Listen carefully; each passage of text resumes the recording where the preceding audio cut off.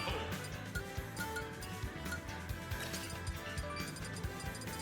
Mr. Game & Watch! Piranha Plant!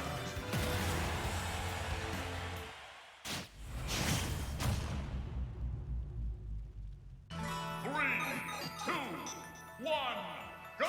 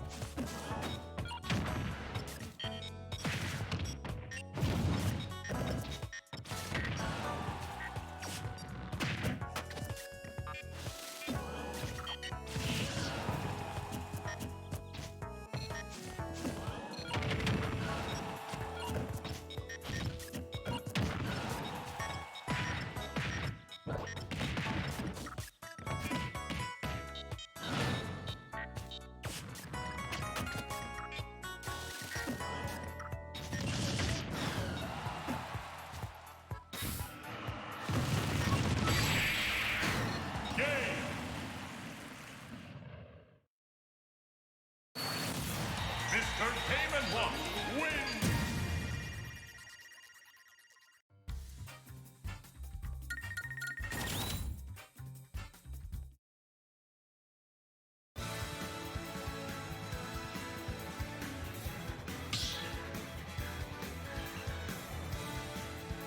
Stop battle!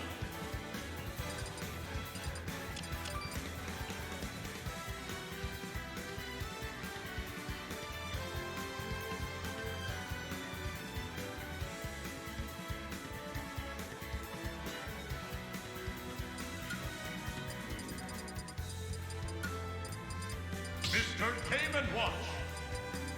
Pikachu!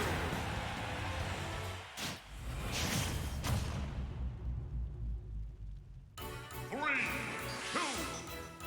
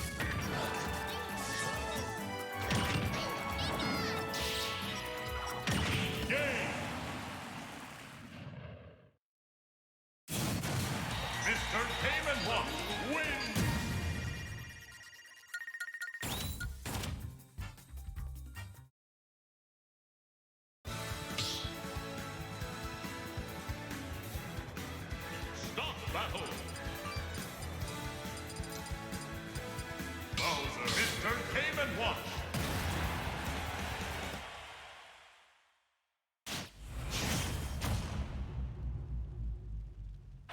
Three, two, one, go!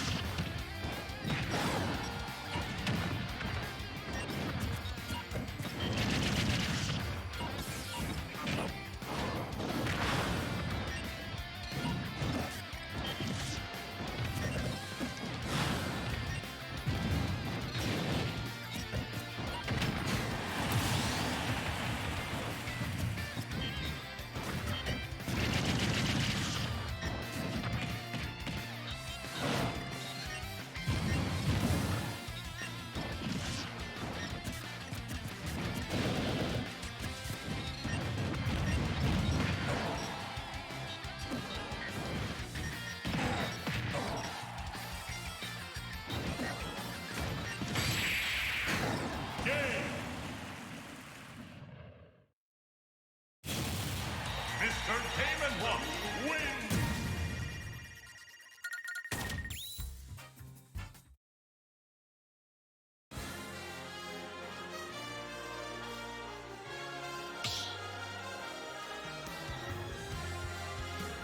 Stop battle!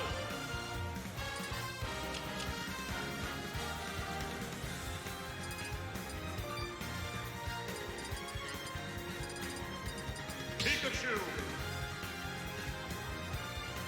Pikachu! Mr. Game & Watch!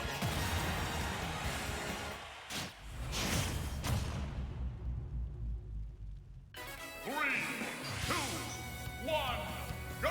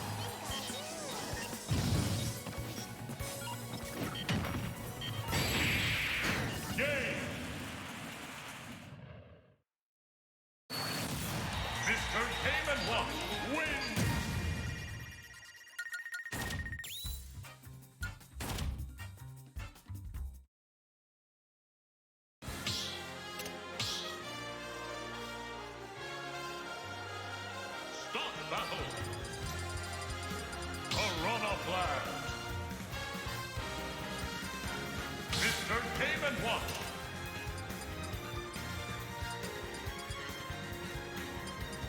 Meta Knight.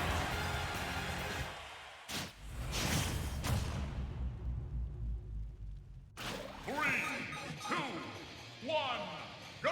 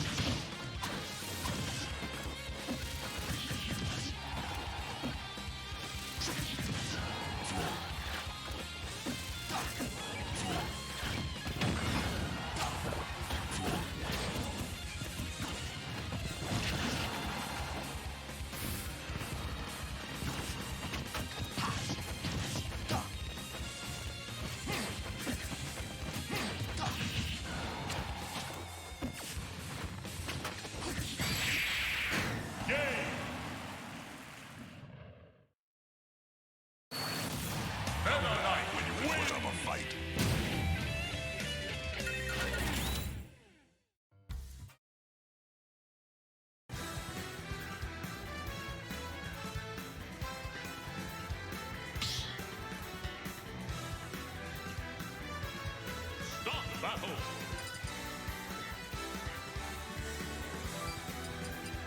Mr. Game & Watch. Pikachu.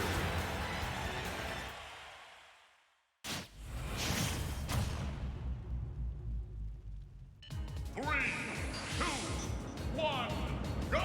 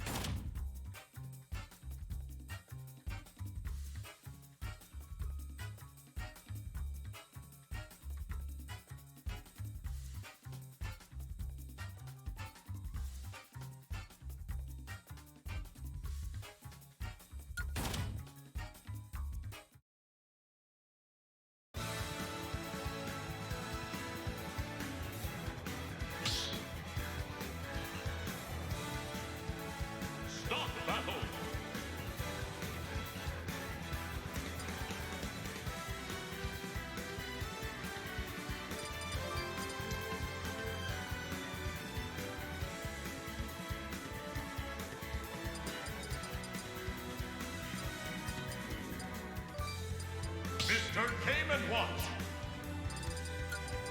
Pikachu.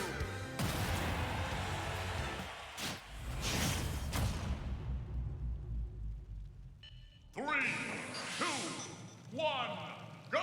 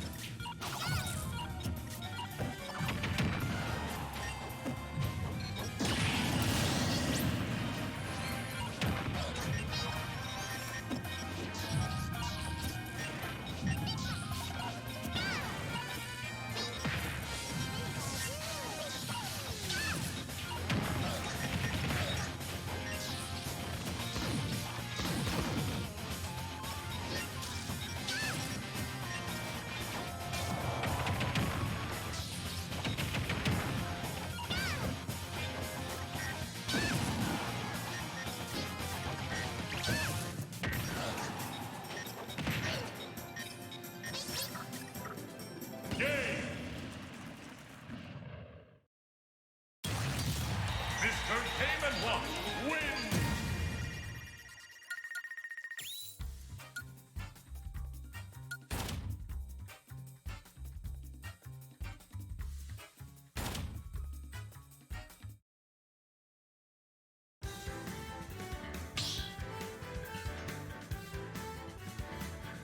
Stop battle! Corona Flash!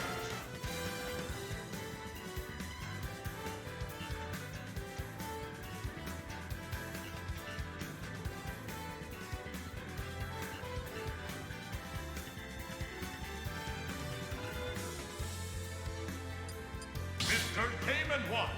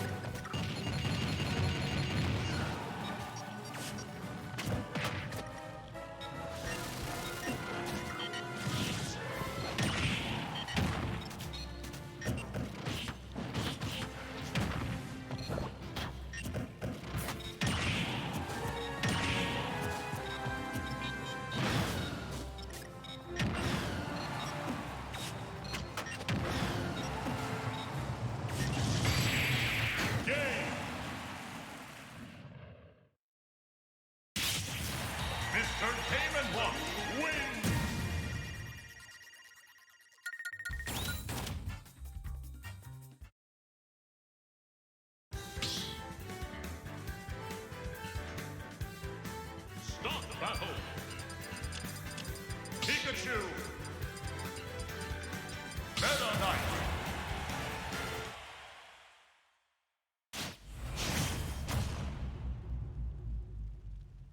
3, 2, 1, go!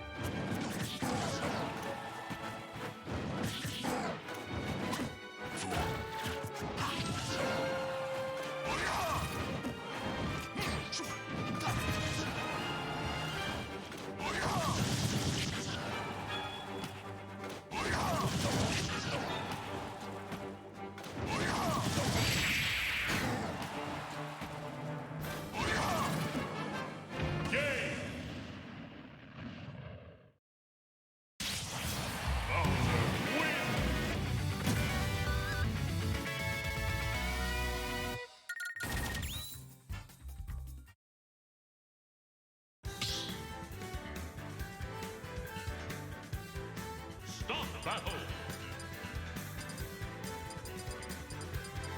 Bowser. Meta Knight. Meta Knight.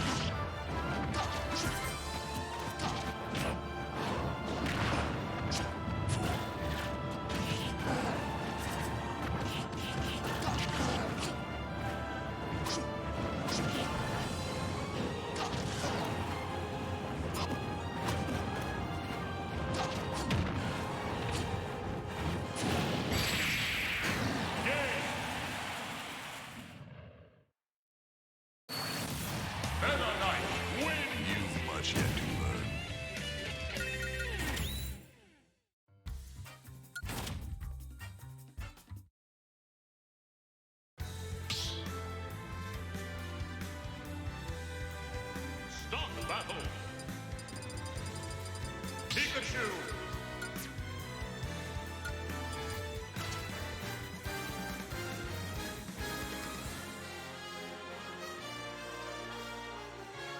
Kong.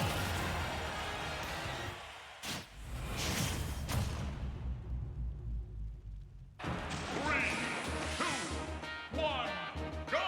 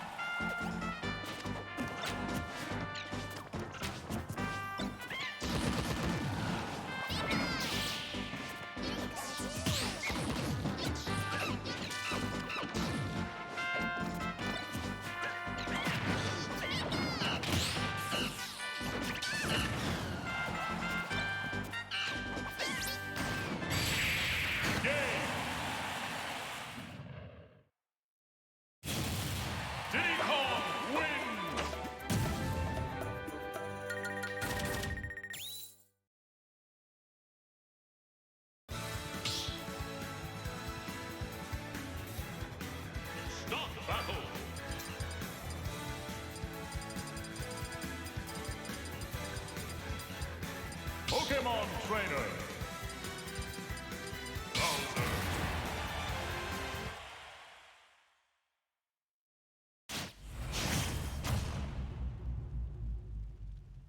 3, 2, 1, go!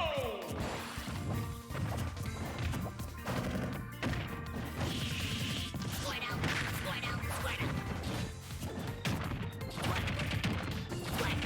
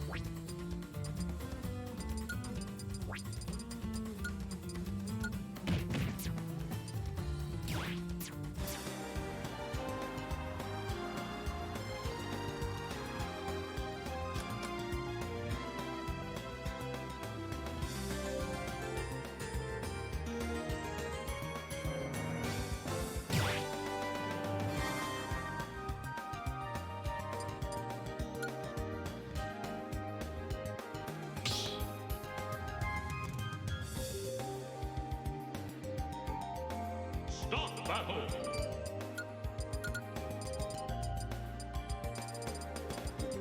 Pikachu. Draw.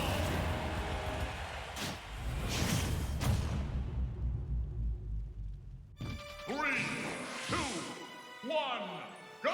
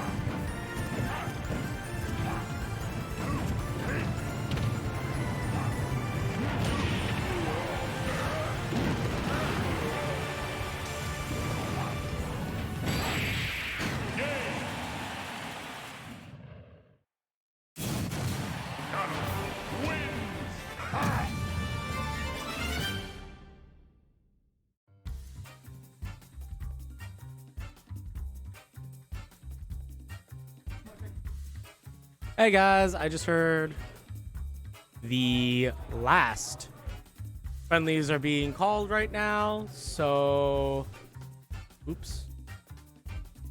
It's me, CL Geek Boy today. Cinder's offline.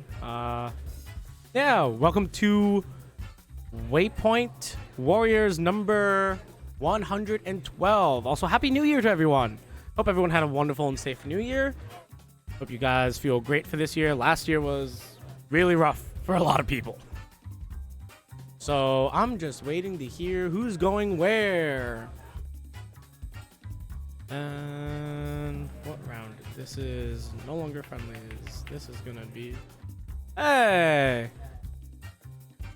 Give me 1 second. Just gotta do friendly. This is gonna be winners round. I still have no idea who's gonna be who. What? Boop. Turn that on as well.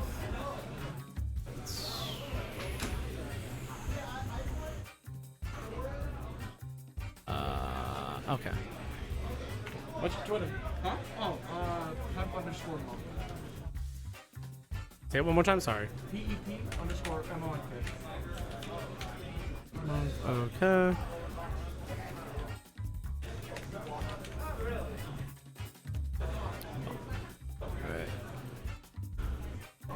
Hello. Oh, I didn't actually turn things on. Whoops. There we go. If anything, remove the underscore from the name itself. Not the Oh, whoops. Sorry, no, my you're good, bad. you're good. Thank you. Just do that. Oh, wait, it's one word. Yeah, I know. Oh, okay. Yeah. Thank you. It just takes it a minute to fix. There we go. Oh. Okay. Remember to eat them. You can choose a mic. Where's the headphones at? Oh. Oh, okay. Right here. There you go. My bad. You're good. Yeah. So I'm just waiting to hear. We're just waiting to hear. What's it called? Correct? Yeah. Who's gonna go where? It's a stacked waypoint today. What do you have a total of? 43? Yeah. Let's Make Big Moves is this weekend, so it's gonna... It's 45. 45 now? It's 45. Do you think it's gonna reach like 50 today? Or no, you No, have, we like, a cap limit? at 48. At 48, okay. We cap at 48. Okay. Once we start hitting like 50 and plus, you have to kind of run pools, so it just makes Okay. sense for everyone. Yeah, okay. And it's just I don't want to run pools. No, that's fair. Okay. Well, Alright. it's what? Waypoint 112, right? 112. 112. We got 112 of these. The new year, same old faces. Which is great. For the most part. For the most part. yeah.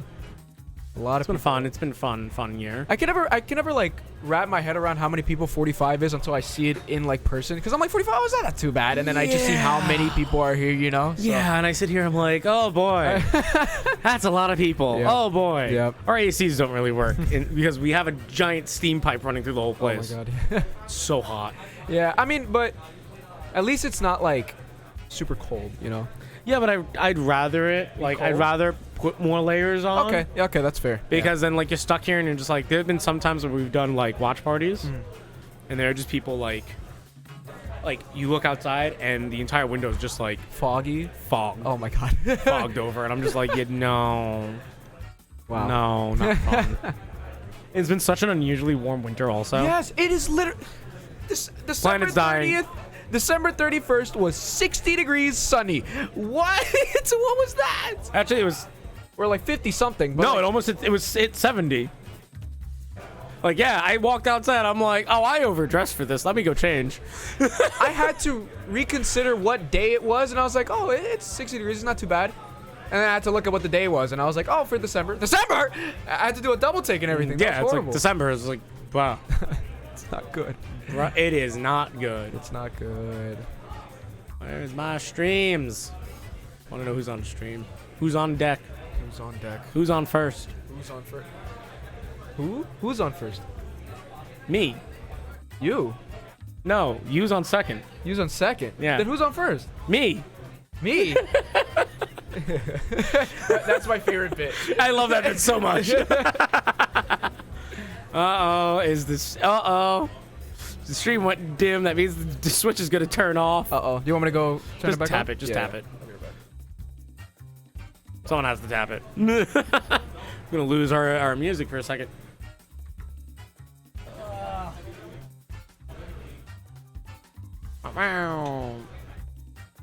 As we wait for everything.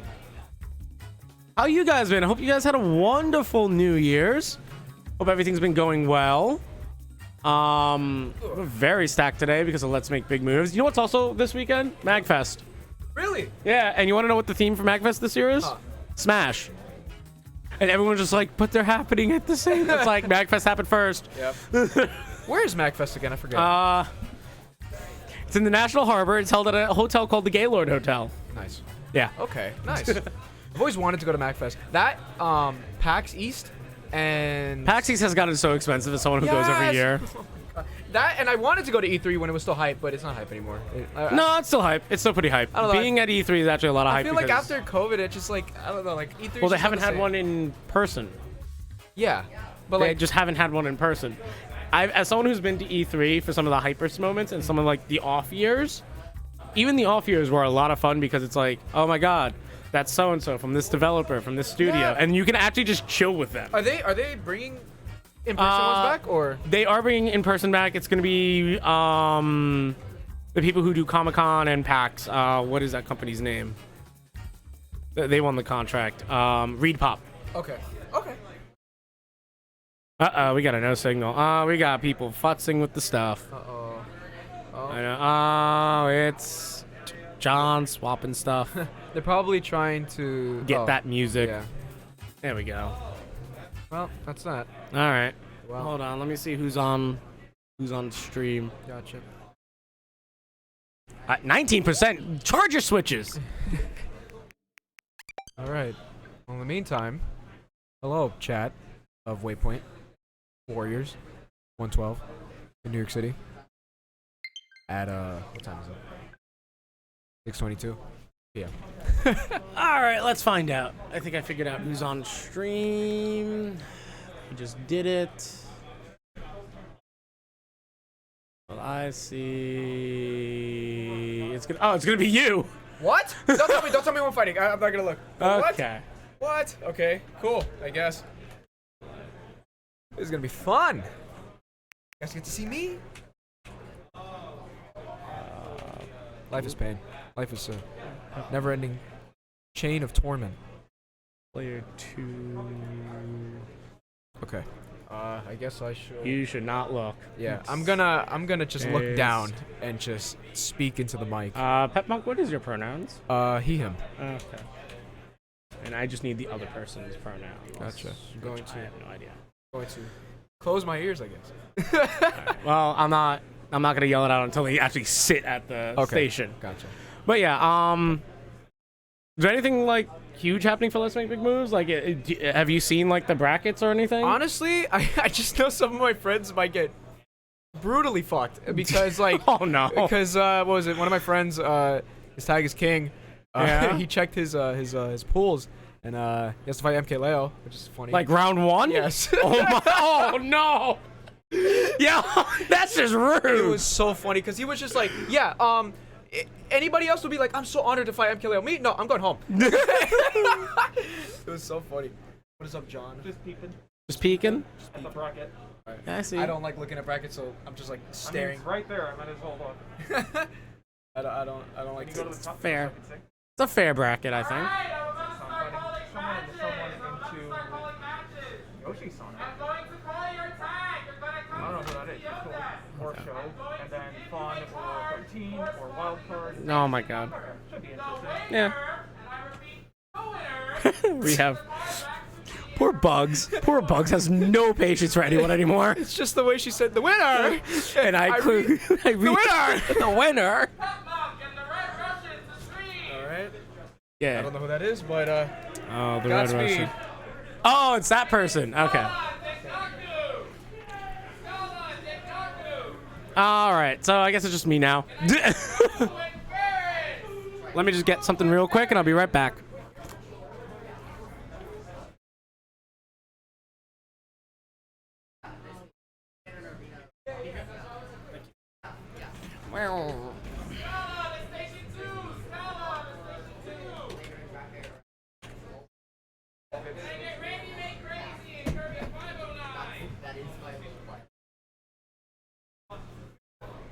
So yeah, it's just me. And I gotta swap these two.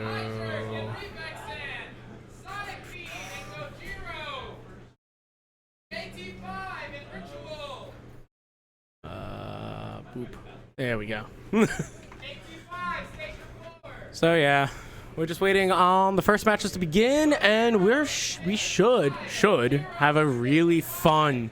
There's a lot of new people I haven't seen here. I've also been kind of away for a bit. I've been dealing with a lot of stuff, so running the cafe. We got a lot of upgrades coming up this year. So yeah, it's gonna be a lot of fun.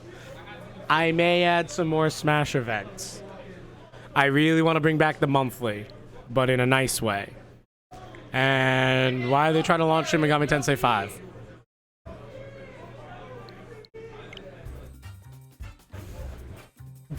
Oh, I missed the Ganondorf ditto earlier. It's hilarious. So yeah, yo, it's your boy. Let's take a look at the players. Boom. Alright. They just stood up right. Oh, I guess they're just doing some checks.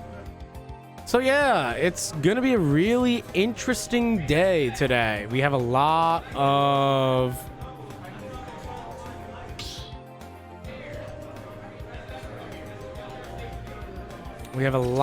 people today. It's been really interesting. So I think they're just deciding who goes first. Tournament rule set. You all know the deal. Yo, welcome.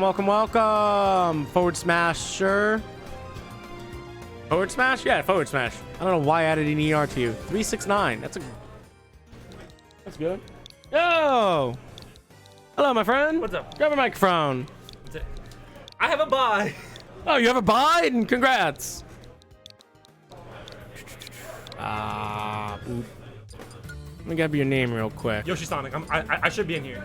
Oh, yeah, I know. It's the same Twitter, right? Yes, sir. It's just Yoshi Sonic? No. Yoshi Sonic CD. Thank you. CD. I'm just going to do it like that. And then Yoshi Sonic. One word, right? Yeah. All right. Boom. Hello, Yoshi. Anyway, we have the two players just chatting. I know Pep Monk. I do not know the Red Russian. I'm friends with him. He plays Richter and Donkey Kong. Oh my god. If there was a Zangief, I have a feeling that he'd also play with Zangief, wouldn't he? Hi? Oh, just dropping stuff off. Anyway. It's his first time here. Yeah. He's part of my crew. Oh, nice. I don't know why he needs to change his name to We Outside. His prefix, rather. Yeah, I think once you put that in, then you kind of it takes a minute for it to populate. So it just takes like 24 hours, I think. So Richter and Donkey Kong, that's a fun combo. Yeah, it is. Battle of No Tears. It's not that bad for Donkey Kong. Not that bad for DK. The tier. I say after Donkey Kong's performance, yeah, I think now as the game has kind of matured enough, I feel like the game is just, keep going.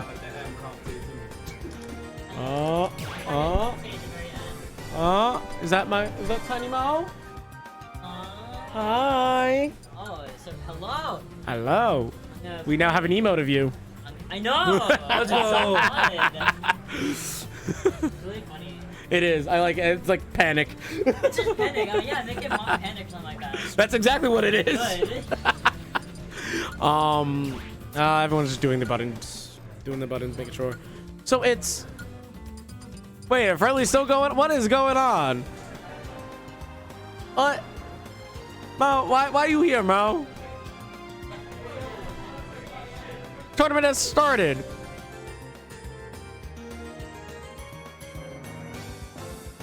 That's crazy. Plugs in anyway. No cares whatsoever. Those of you who don't know, Mo just kind of came in and popped in. So, DK and Rick, why the Richter? Just out of curiosity. I don't Projectile spam just to cover for what DK to deal with stuff that DK can't deal with. I don't know. All I know is that my friends play these characters and that's it. yeah. Yeah. Okay, that's fair. I mean, Listen, I play Luigi, I play Ike, and I play Plant. So I'm literally over here just suffering. Oh, you got Luigi. You got Ike. Ike deserves his Ike-a-side back. It is not fair that Marth has it. Marth has it? Marth kind of has it still. What do you mean, Crom? Crom still. Crom. Yeah, Chromicide. Crom. Damn it, Marth! Like, come on! Damn, I thought it fit in. No! Tournament's already started. Wait, you're not the Red Russian? You're not Zangief. You're not Sergey. What is? One really fast. But yeah, so Richter and DK, I can see the DK point, especially if this is someone who's played since 64 and evolved with the character. That's kind of like how I've been with Luigi. I've evolved with that character. My weakest point was actually melee with Luigi. Did not enjoy melee at all. I played Yoshi. Oh, so you're just straight the devil. Yeah. I played Sonic in 4. What? Okay, no, that makes sense. Sonic was kind of busted in 4. Yeah. At least, as long as you didn't play Bayo. Yeah, no. I could not bring myself to play that character. I actually enjoyed playing Bayonetta. I didn't realize that Bayonetta was broken, though, because I was terrible with the character. Oh my god. Genuinely terrible with the character. Yo, we got Undertale Deltarune music. Let's go. Shouts to Shay. Yes. Did. First commentator.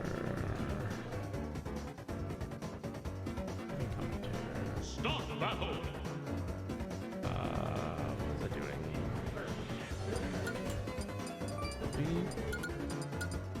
Richter. Starting off right with the Richter. Diddy Kong. Oh, All right, and here we go. boom. 3, 2, 1, go. Right off the bat, we're starting off with the Richter, which is actually interesting, especially going into Diddy Kong. Because I feel like Diddy Kong has enough with the banana to just deal with these projectiles that Richter throws out. The banana and pop gun, right? Yes. Diddy Kong also has Monkey Flip. Yeah. But Richter also has ways of spacing Diddy Kong out. True. Like with his tilts, his aerials, projectiles. But I feel like if you're super aggressive against a character, like especially a character like one of the Belmonts, it's kind of difficult to create that space because it's like you have to sacrifice a hit for a hit almost. Yeah, and since Richter's sweet spots are at the end of the chain, it makes like killing less consistent. Yeah. It's just really. Ooh, Oh, nice that was a follow-up. good catch though. That was a great catch. I feel like that was bad timing, but it's 123 to 13, 138. It doesn't really at this point that you're in kill percentage for Diddy at this point. Just one good monkey flip, right? Yeah. Yeah. It's just how long Belmont can actually last. Again. Yeah. Ooh. And playing against Sergey, he has really good spacing. Also, Yeah. you have their names flipped. On Oh, the, I do have their names flipped. They flopped on me again. Yeah. Yeah. Sergey has really good spacing with Richter. I've played him multiple times. He's one of the pace heads. Let me.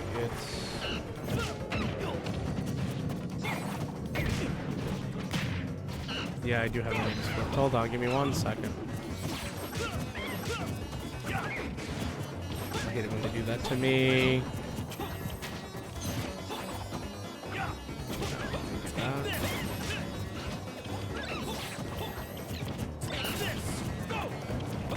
Diddy's struggling to find a way to get in. Oh, well, actually, never mind. Oh, never mind again. Yeah, there we go. Yeah, that's the problem. If Diddy can't get in, it's really difficult. Like, ooh.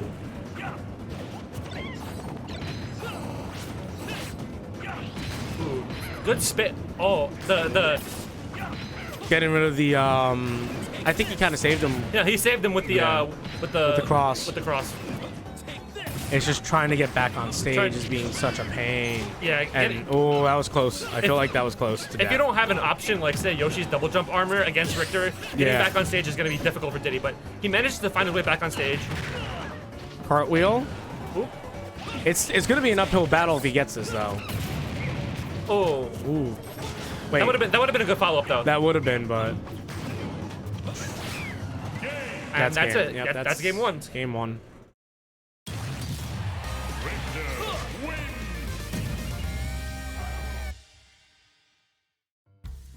Go back to that. Game overlay. Okay. Go. Let's go, puppies. So, where do you think Pep Monk's gonna go from here? Do you think gonna stay with the? I think Pep Monk. I think Does Pep Monk have another character? I'm not sure, but I think remember. I think that Diddy would benefit more from a bigger stage like Kalos or Yeah. Kalos Town. Well, they're going back PS2. to they're going back to small battlefield. Oh, small battlefield. Small battlefield's. I mean, for this matchup, that's fine. 'Cause taking Simon or Richter to whatchamacallit. Smart water. Taps the head. He's smart. Big brain moves. No, big brain moves. Taking Simon or Richter to like Smashville or Hollow Bastion, I do not recommend because it is a small stage and it's easier for them to zone. Is it because small battlefield just is big enough and level enough that Yeah. you can't really get through stuff?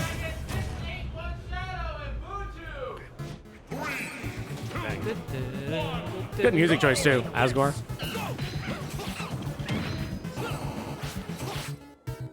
And right off the bat, 42 damage, not even 10 seconds. Goodness. Yeah, Pep Monk. 54. Oh my god. I think All right, good rolling, go rolling. Ooh, that would have been a great that would have been spike. an early kill. Since That would have been a great spike actually, because they don't have any aerial movement. on top of Diddy's Spike Lily being one of the best in the game. Isn't it the best in the game? Yeah, I'm pretty sure it is. I don't wanna say things without like. I think it's one of the best, or no, I think it is the best. Either that or it's that and someone else's spike. I don't remember who else's Captain spike. Falcon. Yes, Falcon spike. But I feel like Diddy spike beats it up because I think it has a bigger hitbox. Yeah, it does. Yeah, so I don't know. Diddy finding his way in? Up, there he goes. yeah. Good grab, good throw, Yo, what's up? and trying just to keep it going. Yo. What's up? Ooh, walling him out. Oh. Trying to control the. That, I would have laughed though if the jetpack actually No, he confirmed can, the kill. he can control the Yeah, I know. rockets. Yeah, I know. All right. Hey. Hey, I have no audio. No, I can hear you. Not my head. Oh, You think crunchy? it's crunchy. Yeah. It's okay. We'll make it work. We'll make it work. Sorry. Is this game 2? Yes, this is game 2. Okay. Pep Monk's back at locals, huh? Yeah, and also this is the first time I think the Red Russian has been Has been to Waypoint. has been to Yes. Waypoint. Yeah. I know that there's lore. A Victor DK player like that's thoroughly impressive to me. Yeah. Especially making the that was a good recovery. I think Pep Monk's a little scared now. He's definitely a little scared. Pep Monk has some tendencies to like. Well, If you show him that like you can call out what he's doing, sometimes he'll actually just stop doing it. I don't think it's that. It's just even getting in. It's just confirming the kill. No, It's exactly. closing out the And stock that's been. I the think issue. something that Pep Monk should be considering here is when you're Diddy Kong, or if you play a character that can like skip the ledge entirely, you generally whatever you want to avoid going to the ledge as much as possible against Belmont, and Diddy Kong Yeah. has the ability to do that. Yeah, the problem is, Belmont last Well, game, yeah. Belmont did not let Diddy get back on stage. Okay, well And he was on fine. Hollow. Of all places, yeah. Okay, well then maybe the Red Russian's just Red Russianing this guy. Shit. Like, this is just Zangief. That's all I see. All I need is just a green cyclone. No, for sure. It's really impressive to see a Richter player do this well in the Diddy matchup, though. And Yeah. maybe show it. I mean, we don't have too many out here, so maybe only Pep two. Monk. Okay, show there's his the first stock experience. call. He has the down. Skunkle Diddy Kong experience. Oh, that's also true. Okay, so Shout yeah. out to. Shout out to Gabe. There we go. Ooh. Shout out to Gabe. Unfortunately, couldn't make it today. It's my Yeah, send him your love goal. Send him your love. if you know him. Here we go. All right, landing Nair here, but see that, yeah, like that's a really good, this is really good as monkey flip around the stage. Once the Belmont swings the holy water, then you get the chance to do what you want to do. Really good read. Like I always say, it's not over till it's over. Yeah, basically. And this... We've seen... Is that the side? No, not yet. We're gonna see, I mean, now, okay. Wait, that hits from under the stage? Yeah, and now Diddy Kong smash attack, now Diddy Kong can just... The problem is, it just takes one forward smash from Belmont. And I mean, it takes a forward tilt, Yeah, too. forward Let's tilt, be real. sweet spot. And also, forward throw will kill in the corner. The axe will kill here. Yeah, the axe will kill here. Like, even the sour spots will kill. But, okay. Like that, like that. No! Oh, good DI! I'm spreading misinformation on the internet. Good DI! Purposely spread misinformation. Well, it was from middle of the stage. It was from center stage, like... That is true. Okay, hold on. He's inside. He's inside. This is the opening Pet Monk needed. Be inside. We inside. Go. We're still inside. Oh my god, this whiff punishing. He's just waiting for the Red Russian to do something, and Pet Monk seems to be feeling himself once again. All of a sudden... Oh, he still lives! Richter's such a bad character. No, that's it. Yeah, that's good. Though. Really good Oh, catch. that's a... Shout out to Pet Monk for bringing that back, though. Shout out to Pet. That was a solid performance. Yeah, and sorry, And piecing out the camera. Yeah, piecing out the camera and everything. Yeah. Let me get... Oh. All right. Oh, do you need my stuff? Do you need my stuff? I will need your stuff in a second. Make the S in Sonic uppercase. Oh, my bad. I'll fix that in a Yeah. second. Thank you. Okay. First, let me get your Welcome. stuff. Hey, you can put JDC. Wait, hold on. It is hidden. Why is it hidden? Just JDC. Yeah, and then JDC. my @ is JDC NAWY. JDC. NAWY. AWY. NAWY. Oh, wait, what? JDC NAWY. It's okay. also all lowercase because I'm edgy. And Yeah, Jeremiah got the bye today too. I got the bye last week as well. Oh, you did? Yeah. Damn, they be putting respect on your name. Dude, I looked at bracket today. I'm so glad I didn't enter. Casterman and Nintendo to stream. Is that what I heard? yeah, I'll fix yours in a second. No problem. Call Sergey Gatsby shit. I'm supposed to be fighting Moo. You have to play Moo? Yeah. You both Team have kill. You both have we outside. Why did they? Team kill. Yo, Dengaku. Dengaku. Ooh, I'm angry. Why? This name. Oh, is this Lunchy Poo. Human didn't ready? Lunchable changed his name again. Human Lunchable. Oh, I must go. Yeah. It is my time. It is my time. Our new stream guy is having a fit over your tag. I don't know why.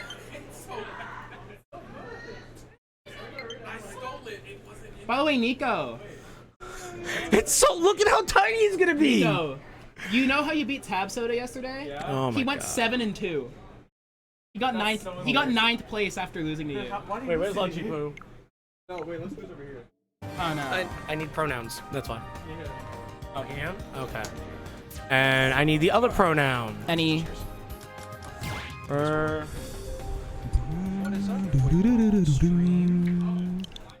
Is this JDC? I'm a commentator now. I went 0-2 at Bears. Oh no. It's over for me. I lost to Riften and then a Shulk player who got 17th place in my losers round 1. You know that Are they reaction right image on that camera? Cola has like that? Yeah, that one. Oh my god. What's up? They right on camera? Yeah. I think so. Yeah. Okay. Wait, what set do we have? This is not Moxort Lunchable on wait, stream. is it? No, it's not. It's they called it a different set. Yeah, it's Nintendo Casterman. Oh, it's Ninja. What the Yeah. heck am I doing? Casterman is on your left, and Nintendo is on your right. No, Casterman's on your left. You got it. We're gonna see. We're probably gonna be seeing Pichu Wolf here, unless these guys have pulled anything new out of their pockets I don't recently. think so. I think it is going to be Pichu. Yeah, me too. Yeah. And this actually feels like a pretty even Nintendo also matchup. is he, him, right? Yeah, Okay. they're both he him. Both he, him. Got it. Okay. Yeah, Nintendo. I mean, Nintendo's had some decent results recently, but Casterman, a bit more up and down in terms of his performances at these locals. Like consistency-wise, right? Yeah, like Casterman, sometimes he just loses to players that like you wouldn't expect a player with his resume to lose to, but Okay. part of that's also definitely like his character dies at 40, and you can't really do anything about it. Yeah, that's true. So there's that. I feel so drained, and it's only been my round 1. That's Waypoint. Dude. I'm sorry. No, it's okay. Honestly, I'm gonna rewatch it when I get home. Yeah, that's a good idea. I gotta figure that out. Have you ever? Was that your first time playing against like Richter or? Yeah. Oh, okay. Well, let me rephrase that. It's my first time playing against somebody who's good. I was gonna say if you hadn't played against this guy, maybe you would have known. I've never played against Wildcard. I have. Played against somebody who played Belmont before, but they don't come here anymore. Yeah. Did you play Melee or something? No, or? Marshall? I think? Oh, I don't know. Oh, Marshall. Yeah, the old TM Marshall. Oh, the old. Okay. Marshall was Belmont Bowser. Yeah, he only went Belmont against me, but I haven't played that matchup in so long. But honestly, it was fun. I just felt like I could have done better, but it's okay. I think you did. happens. Yeah. It happens. Next time. Hopefully they're in the right positions. If not, I'm gonna have to swap names. They are. You have the names right. Yeah, but it's the the players. when they I have mean, to pick their you can let them know. Casterman player 1. Yeah, hold on. Yeah. Is there a way to change? Oh, what the? Yeah, like you can disconnect. The person who connects the controller first is player 1. Okay. No. I was saying, is there a way to like raise the volume on Oh stream yeah, setup? he can do it. No. Oh, on the here, stream like setup. on the stream setup, yeah. There is a way. There's like a volume knob on like either the headphones or like the audio deck. I think. Okay. Yeah. Because Was it quiet? I wanted to like raise it, but I didn't know where it was. Yeah, I was you like, can. You can usually just ask. Okay. It's on the monitor itself. Oh, okay. Yeah. Gotcha. So the monitor might have been Little quiet. Yeah, because I was like, midway through I said I heard somebody say, "This is a hot set." I was like, No, That your opponent might have been me actually. Your opponent, he's friends with like a few people who showed up today. So like, they're, No, but it was fun though. It felt like good vibes. Yeah, it was good vibes. Yeah. you going to big moves? No, unfortunately, no. It's okay. I I'm going to Mag. I didn't have the big bucks. That's you know? fair. I Yeah. want a Magfest. Oh, Magfest looked lit. The theme this year is Smash. Yeah. It's so good. No, I saw. I live so close to the big moves venue, so I just get to commute from home. Nice. Oh, that's nice. I will definitely just like see people there though. It's, it's in the New Yorker hotel, right? Yep. Yeah. Okay. That's a fun venue. Like I know people call it a cursed venue. This is my first major. I'm excited. Ooh. Our rotation for maps is the let's make big. So Yeah. Which I'm very happy with. I'm not going to LMBM, but I am going to Collision. I Definitely. Collision's am fun. looking Yes. at it. I went last year. I didn't compete last year though, but I did spectate. Okay. And it was so fun. We're getting into the Here set. we are. Agenda versus Castar, We man. have Wolf, Pichu,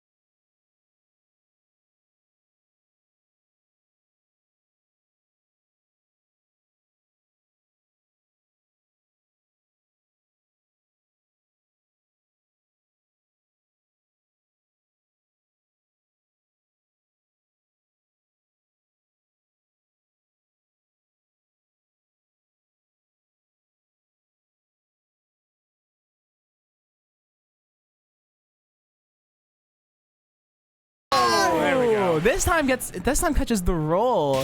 2 forward smash kills for Nintendo.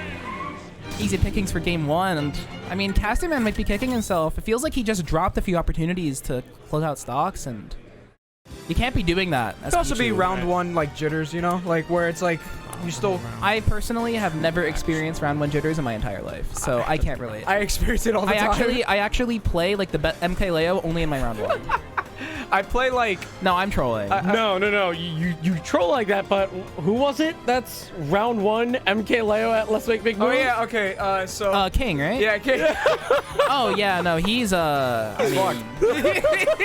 hope that he gets someone to record those replays. Oh, that you know how much that must suck. It's like, yeah, I'm ready to go. Hey, your first round. No, in pool. and I'm in Tweak's pool, and I know someone I know is seated to play Tweak, so.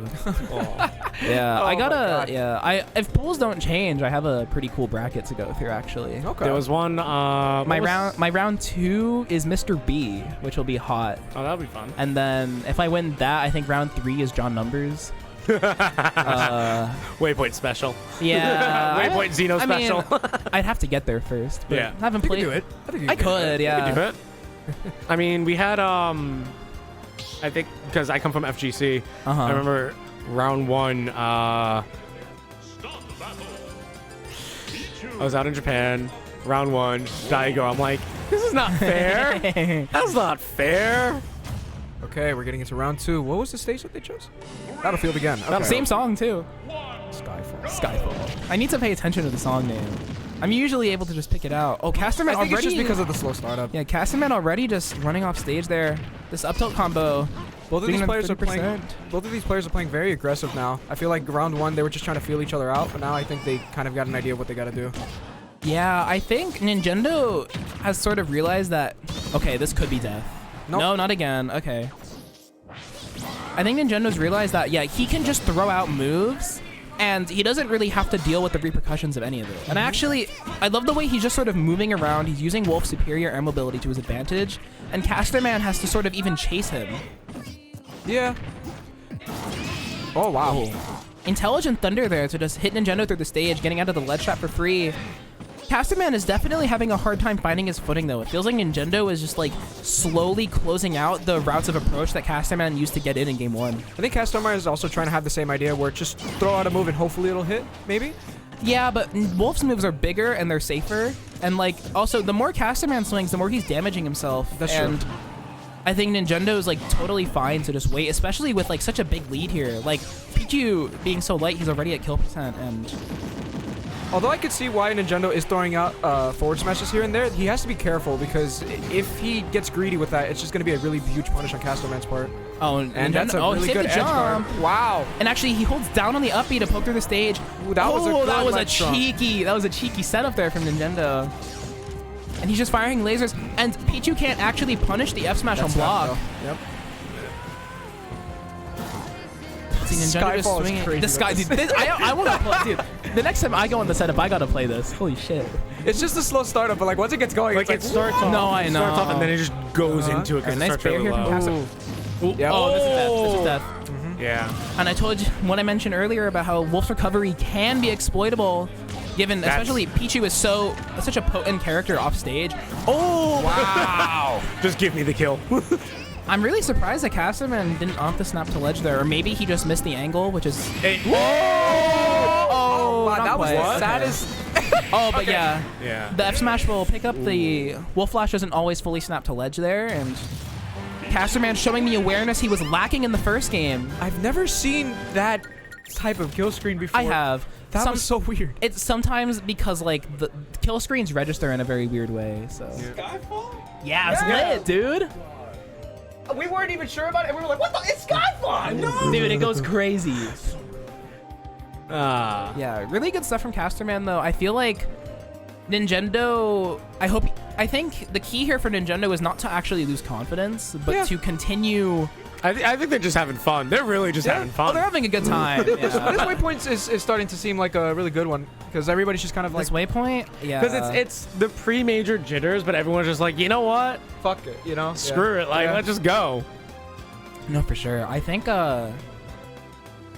this is just such like a weird volatile matchup, and I feel like sometimes it feels like both the characters can struggle to close out the stock in a very odd manner, despite how potent both characters' kill options are. Hi, chat. You were hidden. I'm sorry. Hi, chat. Can you drag chat to the left? Yes. So I can see it. Yeah, we can both speak on it. Pichu. Hi, AB. Hi, Justin JPEG. Hi, Koyers. Usual suspects in the chat. Shout out. Now we're getting to game 3. Running it back to Game Battlefield with Skyfall With again. Skyfall. I'm starting to wonder, like, is the Switch busted? No, and if it is, well, I wouldn't have it any other way. Yeah, honestly, I think it's better this way. Yeah, Nintendo changing up his game plan already here, throwing out some more up tilts, but Casterman saying, I also know how to up tilt. Does double the damage off of one combo. Oh, and this landing T-Jolt goes for an up throw there, maybe. Looking for a thunder conversion getaway. early. Casterman has opted to take some weird quick attack angles, and I think Nintendo, like, he's been getting, Nintendo has had an easier time than he probably should, like, dealing with this quick attack. I mean, it's called agility for Pichu, isn't it? My bad. I have no idea. Back throw here. No, doesn't it go through so it's still quick attack? It just doesn't hit. No, but the name of it doesn't hit. Then it's The agility. name of the move is also agility. It's not Yeah, no, yeah. So then it's agility for... Pichu, yeah. Yeah, for Pikachu it's quick attack because it does Yes. damage. Yeah. Okay, let's see. Oh, parry! Good parry! Goodbye. The balls on this man, incredible. And all of a The balls sudden of the music both men, started to be playing honest, right if after we're throwing that. those moves out. Oh yeah, I mean, let's see here. Nintendo just look at him. Now he has the lead. He's doing this thing. Oh, playing yeah, that could have special. been a jab block. He's Yeah, playing- I don't think he believed in the jab block there though, because it can also be hard to commit to the jab block. That's there. true. And I think if he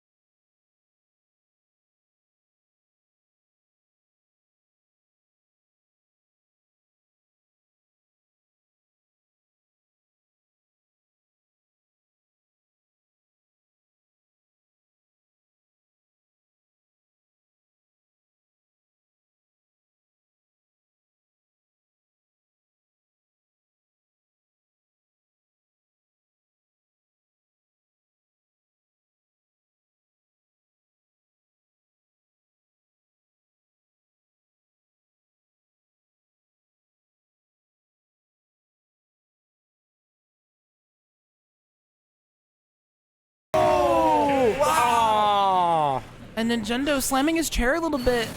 I think he realized that he let it get away from himself a little bit. I think what he wanted was a better what's it called?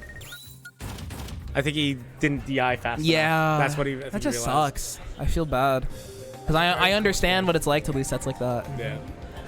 Good stuff from Casterman though, bringing it back after what looked like a pretty rough game one with some questionable decision making. Am I doing 13 in ritual? You'll listen for Fawn's call. I think it's 13 ritual though. Yeah. So 13 ritual should be Snake Marth. I know Ritual plays Snake and Game & Watch, and I know 13's obviously a Marth main until his dying breath. Until his dying breath. 13, Meanwhile, I'm over here with Luigi Ike Plant. yeah, I don't know what you're doing out there, man. Stay safe. Safety though. Stay safe. Stay safe. It's not fair that Chrom still has Chromicide. Give Ike back the Icocide. You know, man. Sakurai doesn't love us. Yeah. Sakurai just hates He Ike. literally threw in like 2 characters and he's like, you know what, you deal with it. I'm out. Yeah. Let's see. Show is here. Human lungeable Mox or DQ'd. Okay. Yeah. Actually, DQ'd, I guess. Veets beat 681 Shadow. Not surprising. I think it's gonna be this. Yeah, I agree. Yeah, we're just waiting on the next set to happen. Yeah, 13 and Ritual have sat down at the okay. setup, so I'm expecting Marth Snake. 13. 13 is he, him, and Ritual is she, it, I think. I'm like pretty sure. Oop. Let me just make sure. You can, yeah, you can just ask. Ritual. Oh. I always forget that. Oh, we're underwater. We lost the audio. My bad. My bad. Give me 1 second. I'll fix it in a second. Visual.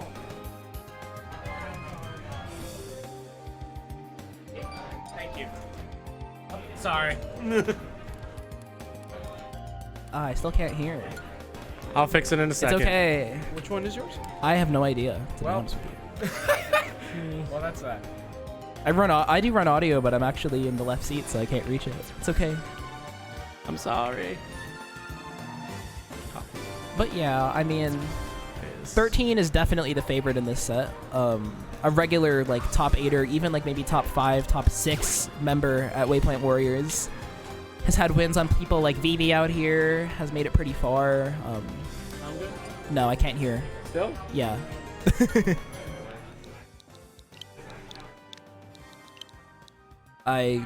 We might have the wrong cable plugged in. No, that's the only cable that's there. Oh wait.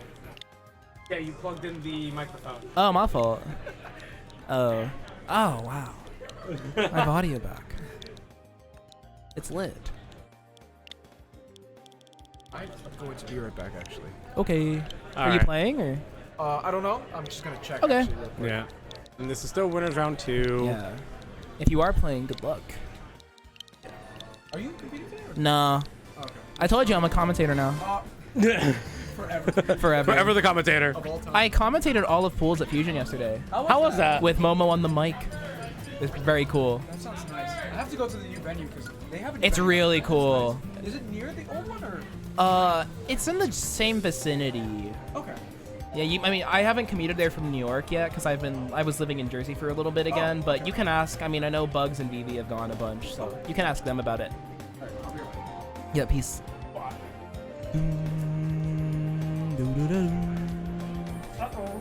Yo, how was the set with We Outside's very own Moo? Team kill. Yoshi Sonic is a top player. Maybe. I'm convinced.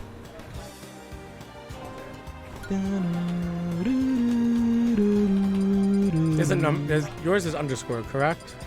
No. What? Not for Yoshi Sonic? Yoshi Sonic. It's Yoshi. It's Yoshi Sonic CD, right? Right. And the Yoshi and the Y in Yoshi and the S in Sonic is uppercase. Gotcha. Personally, I would just be aware of internet micro celebrity. CD is uppercase.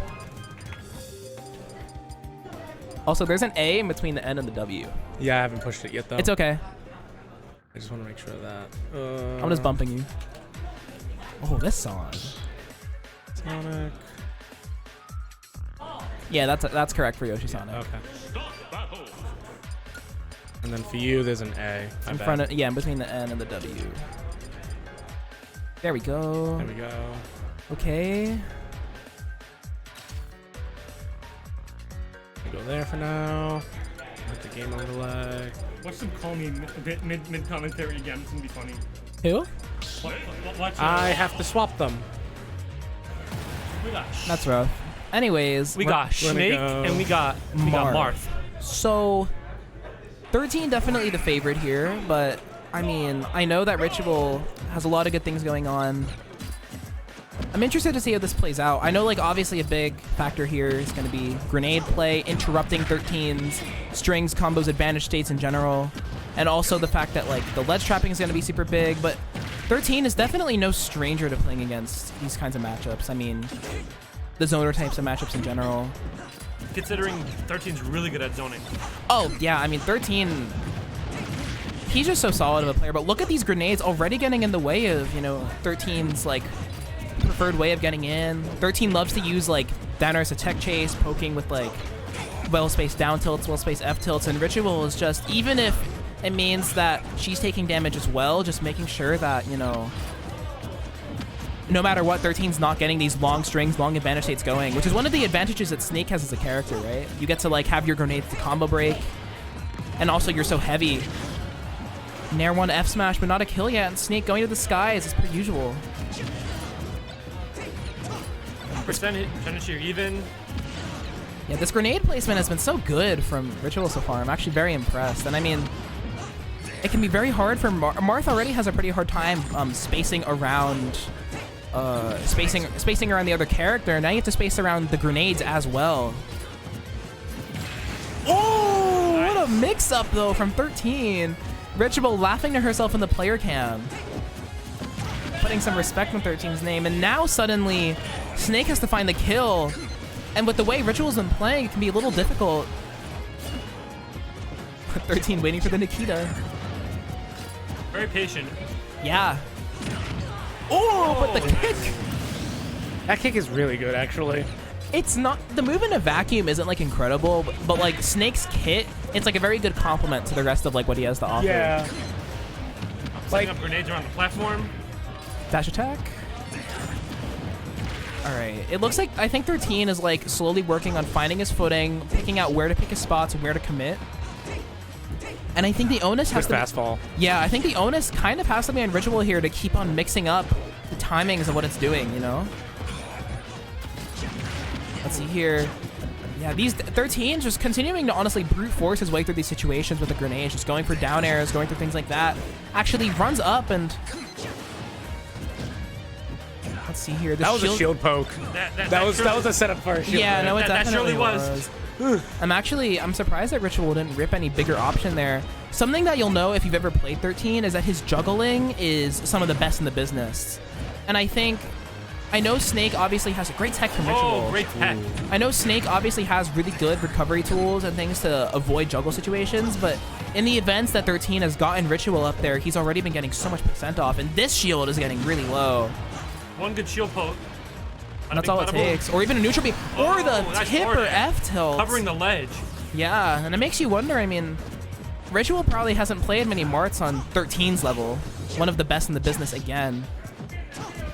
And let's see, they're jostling for position. These up airs are already doing 40% of extra credit here. Using up B for super armor. Good. Yeah. Very good awareness. Let's see here. Avoids the Nikita. Oh, never mind. Doesn't avoid the Nikita. I'm a filthy liar, apparently. I think Ritual tried to do that before. Yeah, but they actually managed to get it off this time. Let's see. Dash attack in here. Ritual is playing so slowly, so methodically, and I mean, 13. I love it. To 13's credit, he's made like some good adaptations he's made is like he's like jumped around Ritual's bubble and like actually not swung sometimes to make sure he doesn't blow the grenades upon himself. But it feels so hard to avoid. Ooh, went for the shield break. Does not work. Yeah, but it's still good damage to the tipper up air up into the blast zone, and very slow, very methodical game from both players, but good on 13, just not letting Ritual's slow, grindy out game plan get to him. Patience gets you far. Yeah. Shout out to Yoshi Sonic with the gem of wisdom here on commentary. Sir. I don't really play against much snakes. We have I'm the new head of NYU Smash, and one of our ultimate, and the Wii Fit yoga music counter pick. This is the what John you need. numbers. No. It's the John numbers. Well, no, this is, I think. No, I mean, I wouldn't be. I mean, to be fair, I wouldn't be surprised if I wouldn't be surprised if Ritual just wants to, you know, play some slow music, really get into that like slow mindset. Even on Kalos here, big blast zone ceiling with a lot of flat space means it's going to be really hard for 13 to maneuver around. Yeah, and I know one of the hallmarks of 13's gameplay is, I mean, I've watched this guy and played against him. His platform play and his platform pressure and like the way he uses them for movement is so good. I will say though, juggle situations for 13 are going to be way better here. Ooh. Oh, I love the weight. But at the same With time, risk versus reward situation. yeah. Yeah. At the, Ooh. what was that interaction? I think the back air hit the Cypher. but it like slowed the game down. Yeah, I think, I don't know. Oh, okay. That good. shield poked. Yeah, I think Ritual dropped shield. But I mean, It's, regardless. it's literally like the size of a tangerine now. Yeah. Oh, but Oh, the good parry this parry. time. I love this play from Ritual, and honestly, I think this music, like, getting Sets in, it. really, Sets the mood. it really sets the mood. Like, Oh, and welcome back to ASMR. it kind of reminds me of like Fawn. Like whenever Fawn plays, she has a specific like slower tempo, like more relaxing song she Yeah. listens to whenever she wants to play really slowly and like really take her time. Oh my god. So close to poking that shield. But the and tipper- finally getting the kill. Yeah, the tipper up airs here, I mean, the up airs here in general from 13 have been so good, but the tipper up airs have just been the way they find the kills here. And now the grenade trades are actually going to go in 13's favor to build up extra credit. And now, Not quite gonna kill from center Yeah. stage. But Great. Nikita finishes the stock. very good. Nikita's here from Ritual. Okay, I don't know. Pulled it out right in front of his face. Point blank. Pulled the blicky out. Yeah, brought a missile launcher to a sword fight, but all right, let's see here. More grenades pulled from Ritual, and I feel like 13 isn't even doing anything bad. I just feel like part of the nature of playing against Snake as like a character like Marth is that you're going to be taking this grenade damage. I love just running through the grenades. Oh, jab lock with the side B. So smart. Better set something there. Oh, gets hit by the Cypher. I forget that the Cypher actually does damage sometimes. No, the Cypher actually is. Bro, the Cypher is stupid, man. I always get hit by that. Oh, C4. Yeah, 13's definitely a little, you know, lost in the Wii Fit Trainer sauce here. What is C4 for? Breaching. No comment. I like. No, I'll give it up. All right. F tilt here from 13. Ooh, F tilt. Just and- enough to kill. Just enough. Break Yeah. to the subtractive armor. Yeah, and I think, I mean, Ritual definitely getting a little comfortable, and 13, you know, letting Ritual know that he's here to fight, even in a domain that's typically reserved for Snake. Yeah. All right, tipper down till here. This is even, and the percent has racked up so quickly on this third stock for both players. But I mean, What is the actual matchup between these two characters? probably evenish, but like, Really? well, I don't even know. I mean, I'm pretty sure Lucina is Snake. Either. Oh. Okay, that kind of makes sense. I feel like it's like Snake has a lot of play, but like Marth and Lucina are like such solid characters. Like it's really hard for them to sort of like nair one F And to the the confirm. bread and butter here. Bread and butter. I mean, Saw the dream and went for it, and it paid off. exactly. I mean, really good showing from Ritual, honestly, against one of the higher seeds here at Waypoint today. But in the end, 13 just showing he's the better player, and I don't know. That's that. It's just a weird set, I feel like. Kind of didn't feel like I was watching Smash. It just felt like I was watching a JRPG. Don't update the system. It felt like it felt like I was watching like a JRPG protagonist like navigating through a minefield. Basically, that's what it felt like. Yeah. What is my next match? There are some good sets here we could watch. There are some great You sets watch here. me. Steelix Maniac. Gojira, I saw Helper. Softboiled. I saw Helper Veets is a set we could see. Crimson again, another pretty good run. Sonic Fiend Zap. I love That's your gonna be hat. fun. Oh, Sonic Fiend Zap and Losers. Yeah, I mean, we could even see Pink Cheat Fawn at some point, or even Yoshi Sonic versus Kirby 509. I mean, Somebody's wearing a Sonic CD hat. I have the same exact one. bro, you should go tell them. You're I Yoshi did that Sonic already. Oh, You can only use Joy-Cons. spreading your influence. All right, we're waiting. As we wait for the next round. Wait, the where's next chat? match. Above chat. Let's see what the people are saying. Yeah. Let's see. What is chat saying? Who is Kirby 509 and how do they beat Show? I have no idea. We don't know. Well, Maybe. time to go on. Time to go on Peach. I mean, people are just in town. Definition of a close 2-0. No, for sure. Yeah. The Yeah. Wii Fit music was a raw choice. That was a great Oh, it's my choice. favorite. People It's so because good. everyone gets so fucking No, I know. Everyone's so stressed fighting Snake, And I'm just like, nah, chill out. Yeah, chill out, man. Chill out, like, I'm gonna just... Oh, I gotta fight Olimar. That's an Olimar player. Oh, Kirby 509 play. Oh. Oh. Suddenly, I'm not very surprised. I mean, Suddenly, I'm excited for that match. we have no Olimars, like ever. Actually, DeBuzz doesn't live in New York anymore, so we actually have no Olimars Was DeBuzz the only Olimar player? that I know feel of. so. I mean, I've only really been in the scene since like post-COVID. Ah, okay. I don't know of any Olimars that were here pre, and I don't think. Minimize the screen and put chat. We can see it. That's how it. Yeah. There Yeah, that's how Yeah. Cinder would usually. Problem is, Yeah. And there we go. when I go to bracket here. Oh no, it shows. No, yeah, Okay. it just goes to the window. It's very good. Okay, there we go. Yeah. Wow. I mean, To the wall. Yoteen Teapot is a pretty hot set for round 2. Yo, team pot. Yeah. Rooting for my boy Yoteen. I wonder what the holdup is here on. Yeah, let me go find out. I'll find out what the holdup is. Hey, Luigi, what's the holdup?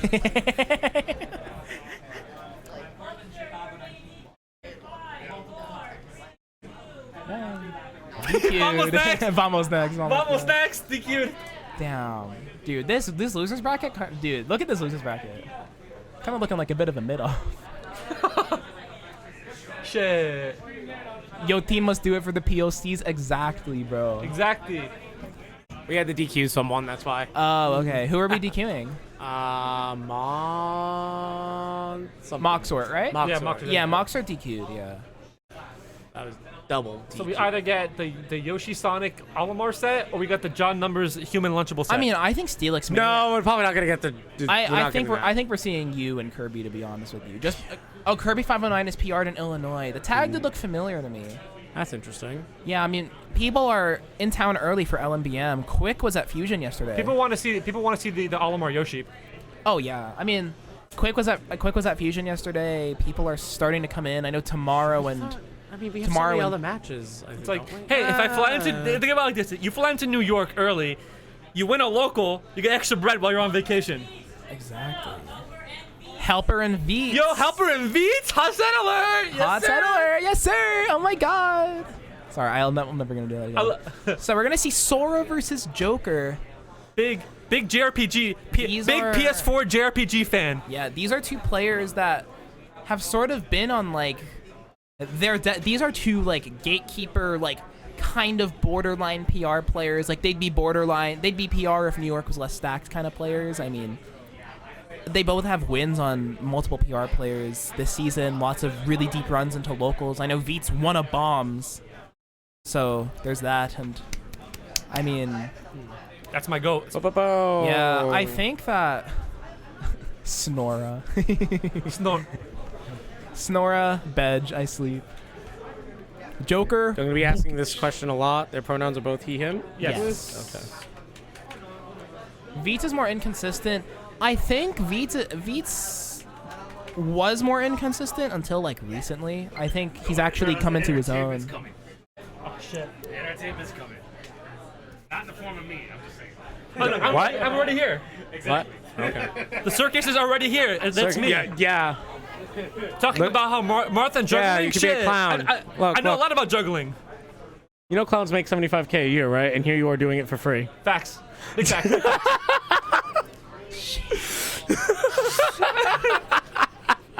Get a load of these guys. What happened? Like, can I at least have some background music, please? Because the game is closed. I know. Yo, SMT5? Shin Megami Tensei. Nickelodeon Kart Racers.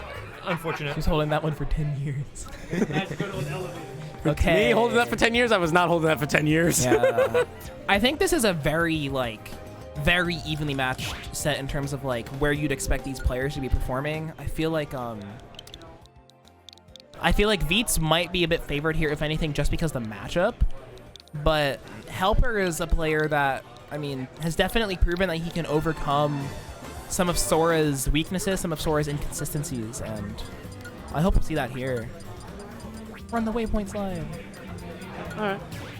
Those of you who are wondering where we're at, we are at Waypoint Warriors. we're at every Tuesday at 65 Ludlow Street here at Waypointcafe NYC. Yeah, and you know, Waypoint's a great venue. Lots of people doing it out here. And if you can't come on Tuesdays, you can go to our sister local on Wednesdays. Xeno Weeklies, also the bombs on Mondays. Really good stuff. Stacked locals. Come get your grind on. The usual. The usual. And speaking of, you know, the Xeno Weeklies, obviously, House of 3000 doing great work. Helper, part of the team. And, you know, House of 3K. I love House of 3K. Me too. I hope they get their Twitter back soon. House of 3K when House of 4K walks in.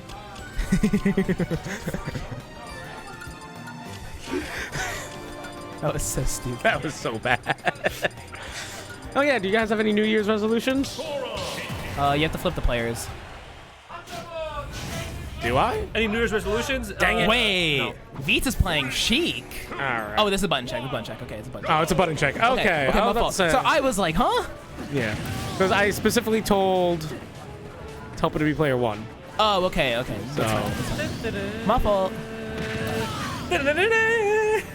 Not gonna lie, I love this. I love this map. I'm a big fan of the Legend of Snelda.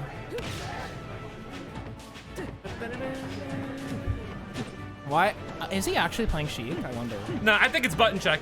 Sheik and Sora have very similar, you know, Movements. Oh no, but I wonder if Veets is actually gonna play Sheik. Probably not. I mean, he's a player of many characters. Have you seen Veets' Sephiroth? Yes, actually. It's pretty good. Thunder. Helper did the thunder as the clouds, the dark clouds Yeah, came in the dark clouds, background. yeah. It's very funny. So if they're gonna Okay, keep nice this- 50-second button check. Why not? Both Why not? player- And I mean- Beats takes game 0. Yeah, I mean, that was a very convincing game from Beats. Somehow managed to mind control Helper into. Oh, they're going back. Maybe some issue with the control scheme for one Yeah. of these players. I think it looked like one of them. It looked like Helper actually went back into. Oh no, they're just going into music. It looks like More treble. Oh, normal. They're going to normal. Normal. Before it was on more bass. Interesting. Maybe that was the sound issue from before. From then. Headmonk, yeah. Maybe. Yeah. People be fucking with the rules, man. Nobody wants to hear bass boosted music. Let me just make sure. Yeah, just go remind me. Crawling in my skin, crawling in my skin. Okay, now I'll flip that. Don't worry. Don't worry. Yeah, flip Helper player 2. Yeah, we're gonna see Joker Sora here. No surprises. Justin JPEG, Justin said Harry lost my first mates and me stay woke. Damn, calling him out. Well, did you know that Justin JPEG is a bad player? Justin Slaypeg. If Justin was a good player, he would have come today. That's what I'm saying. Let them know. Where's Cinder? The world may never know. Cinder is away right now. Don't worry about it. I'm worried. Just like Blues. It's just like Blues Clues. He had to go to college, probably. No. Justin, don't mention that the fact that you're 3-0 on me. Shut up. All right. Getting in the city on small battlefield with the battlefield theme. I don't get to hear this that much. It's pretty hype. It's good. Yeah, Sora, really potent punish game here. Really good projectiles for zoning, but Joker definitely has the advantage in mobility, advantage in frame data, advantage in, honestly, most places. Very slippery character, slip sliding everywhere. Yeah. I just be quite honest with you about Sora. I think the counter is one of the worst in the game. Really? And here's what I mean by one of the worst. The way that how it calculates damage Oh. is really dumb in my Oh, opinion. speaking of a good counter, though. Yeah. All right, V's just looking a little shook here. Maybe just, like, not ready for Helper's. Honestly, been pretty aggressive. Oh, that shield poked. Yeah, Sora up tilt's one of the most... It's very good anti-air, so active. It's kind of like Joker up tilt, but better, to be honest with you. Joker up tilt if it's slayed. Yeah, and you know, we're already at kill throw % here for Helper, as well as a few other things. This freeze could lead to death. Oh! That was such a good, smart option from Beats. Such awareness, but the dash attack is just going to take the stock, and I mean... Beats doesn't really look like he knows what to do against Sora. I'm going to be honest. There's not many Sora players. Okay, but like... Also, it's not a fun character to play against. Okay. Again, like I said, like it's that counter that you I also have enjoy to worry playing about against Sora. because I think it calculates damage based off of momentum. Oh, I mean, I still think it's good. No, like it's a good move. It's just I don't like the fact that it calculates damage over momentum. To me, the biggest weakness of Sora's counter is that sometimes, because it usually only registers if it hits the front of your model, sometimes it just doesn't work. Yeah. That's the biggest issue with it for me. But let's get back to the match here, because Veets has this Arsene, and he's slowly working his way to a first stock. Oh, that was a you that was saved a him. cute attempt from Helper there, but I mean, no dice and Trying to stage spike him. yeah. Oh, he's actually gonna go to the other side. Oh no! No, the bait. The mix. The John, the Jukes, the Jimmy Johns, whatever the. Oh, and almost a little Link-esque uppy there, getting the reversal. This just looks Helper, with the exception of this Arsene from Veets, Helper's just had total control of what's going on, even though he's not even killing off of every stray he's not even killing off of like every stray aerial conversion, but it doesn't really matter, I feel like. And with how light of a character Sora is, one good hit will do it. Yeah, I mean, back air in the corner will kill here, but I mean, Veets is just having such a hard time finding these back airs, which is rare to say, because Also trying to land the card, having a hard time. yeah, all right, There we great down go. air, Finally though. found an option. There we go. I mean, Helper re-grabbed the ledge there, so the down air covered pretty much every option that Sora had available, being such a floaty, slow character in the air. And this could be some damage getting started, but Veets actually whiffed the bread and butter. Gets the down gun, though, and some percent's going to start stacking here. Pulling out the blicky, said go back Mickey Mouse ass character. Yes. Square Very eloquently character. said. The square character. Well, technically it's owned by Disney now. We're actually at the point now where Sora can only do the kill confirm, the 1-2 into up air. And it can be a little hard to land sometimes. So, I mean, Veets has a chance here with this Arsene to just... He's already... Just so much damage. Yeah, he's backing So up. much and it, Oh it looks my like God. he finally found his footing against Sora. There we go. Yeah. Oh, nice that was a tag good from tag. That was a Helper. great Good tag. good But tag. the down air Wow. here. Oh, but the down air kills off the top for Helper. I think Veets was a little shaken by the fact that off of his own down air, there wasn't actually a follow-up, which is rare to say for Arsene Joker, but, I mean, this, as long as Helper doesn't get too much extra credit here, this is basically an even game. Like, don't get it twisted. Let's see here, nice F-tilt. Helper's living at 190. And this is full rage, right? Yeah, nice back there we air, go. though. I'm actually interested, like, maybe Veets could, like, do, like, jump Rebel's Guard to pick up some extra Arsene when Helper swings the Thunder under the stage. Just as, like, as a funny idea he could go for. Or a Rebel's Guard there. Rebels. This, Pull out the Arsene sauce. yeah, this early Arsene could totally change the tide. Great platform If he can technique. land damage. I mean, he's already landed a decent Yeah. amount. Even gun is, like, so much damage, like, that stacks up. Oh, mashes the counter out of the freeze, but Helper doesn't actually hit it this time. Nice dash attack here, though. Arsene's already gone, but because Arsene came so early, Veets could get another one. Let's see, Helper going for the... Good parry. Yeah, Helper went for the extension with down tilt there, though. Oh, get over here. But gets it with the grappling. Oh. That was... I think that tether cancel back air might have actually killed Sora. Oh, no kill that would've confirm here been from it. Helper. Oh, and reads the air dodge in, but misses. And now Veets has a chance once again. Second leases on life here. Using gun to stall in the air. Good option against Sora.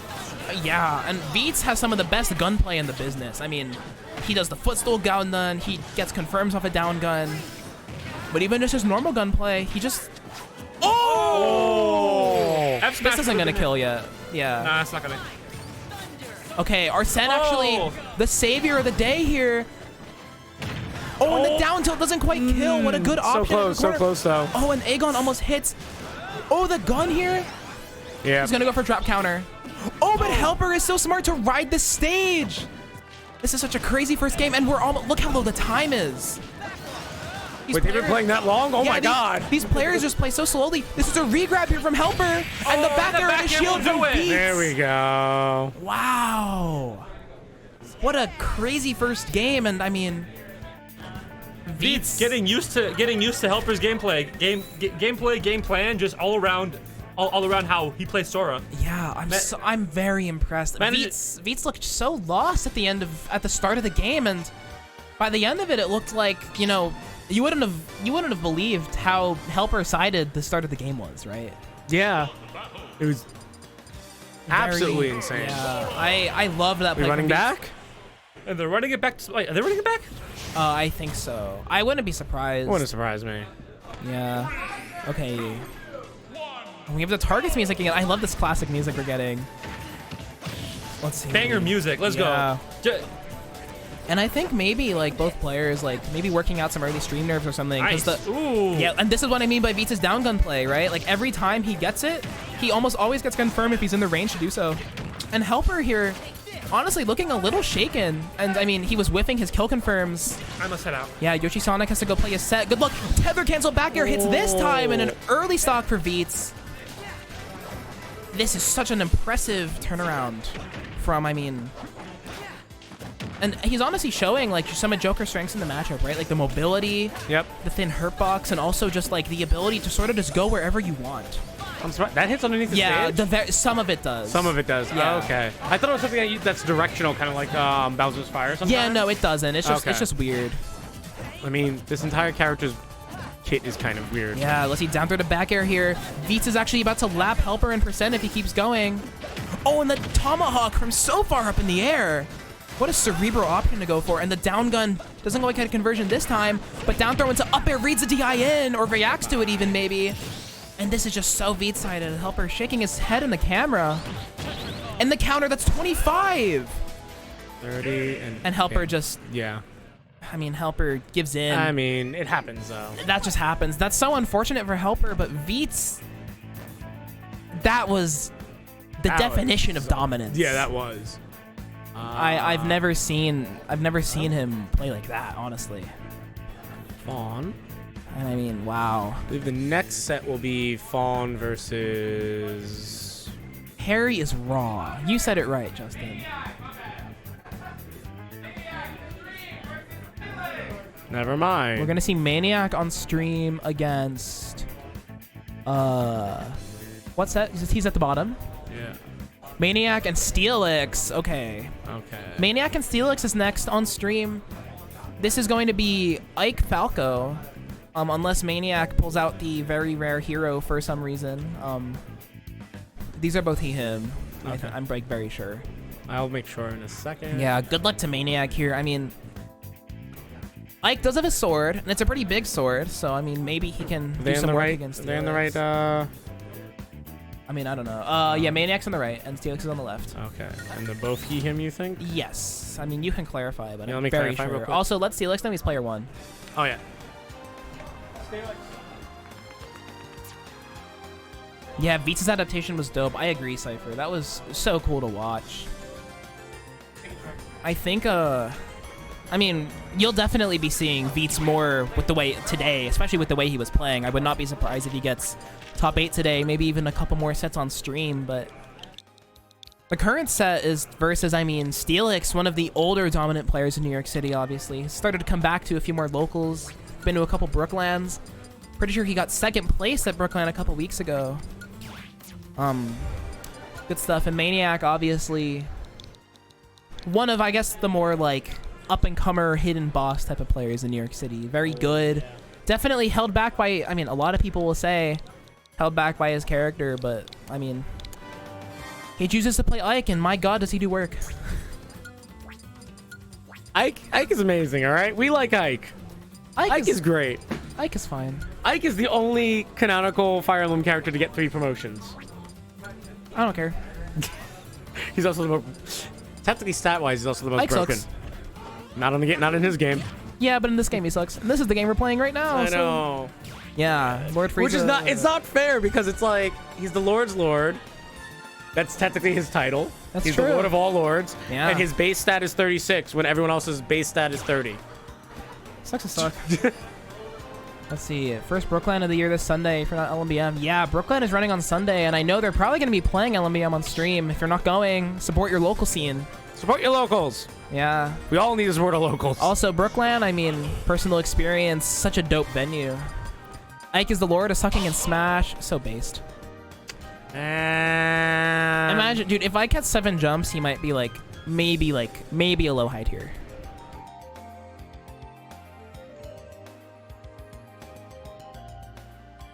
Brookland best local. I mean, Zay, I can't say that. I'm at Waypoint.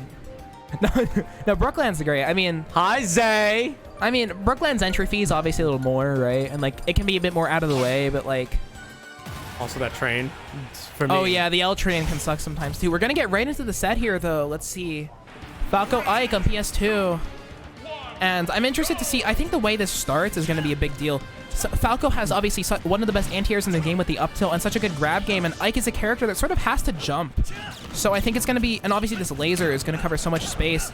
I would be surprised if and already that's a misinput. looked like an early misinput from Maniac there to start it off, and quick 0 to death from Steelix, and this up tilt is going to cause so many problems for Ike. And I'm just hopping on here because I've been waiting a long time for my Who are next you? game. Who are you? Hey, waiting, who are you waiting on? I'm waiting just to be cold. I have to face 13. Oh, good luck.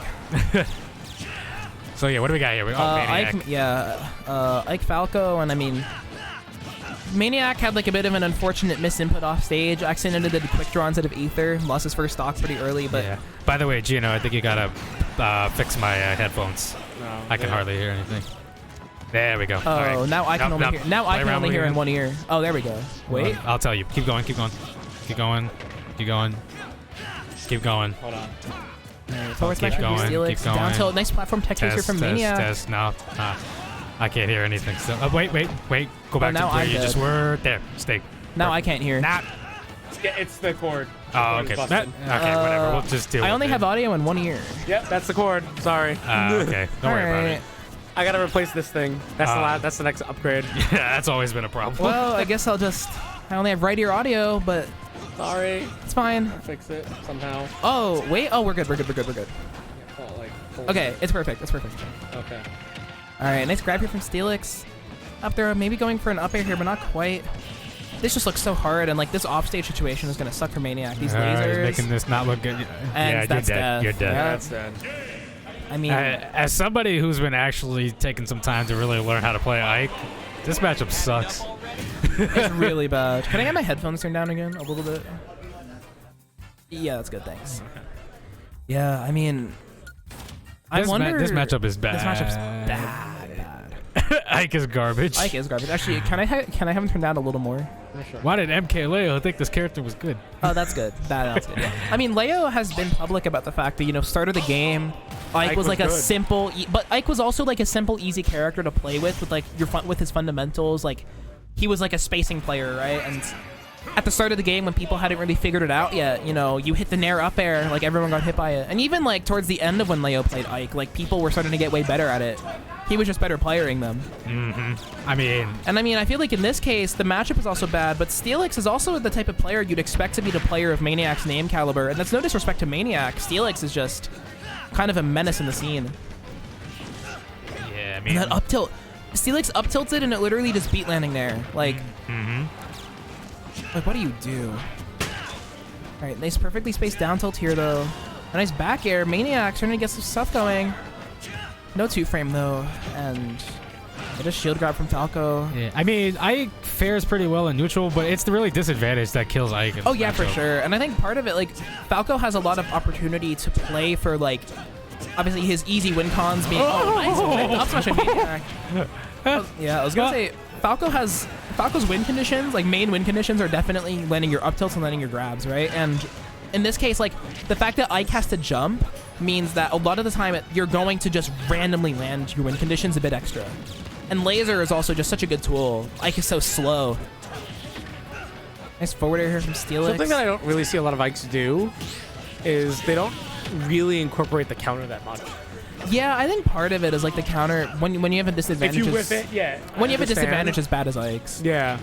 I think in this is the type of matchup where I could see counter being pretty useful actually though, because it's just a tool that no one seems to use. I mean, I think counters in general are just like a lot of players will write off the counter even though like it could be a viable option because counters are like generally looked down upon. The up smash from Steelix just Yeah, like roll onto stage, counter right there or something. Yeah, I mean, Ike's counter might be strong, but yeah, Ike, what Freezer is pointing out in chat, it is slow. I love that attempt to go for like the reverse uppy edge guard there from Maniac, but being creative only gets you so far against this blue bird. And I mean, Falco is notoriously a pain for slow characters, right? Because one of Falco's, if not his biggest weakness, is his stats. But if you don't have better stats than Falco to match, that's no longer a weakness for him on the table.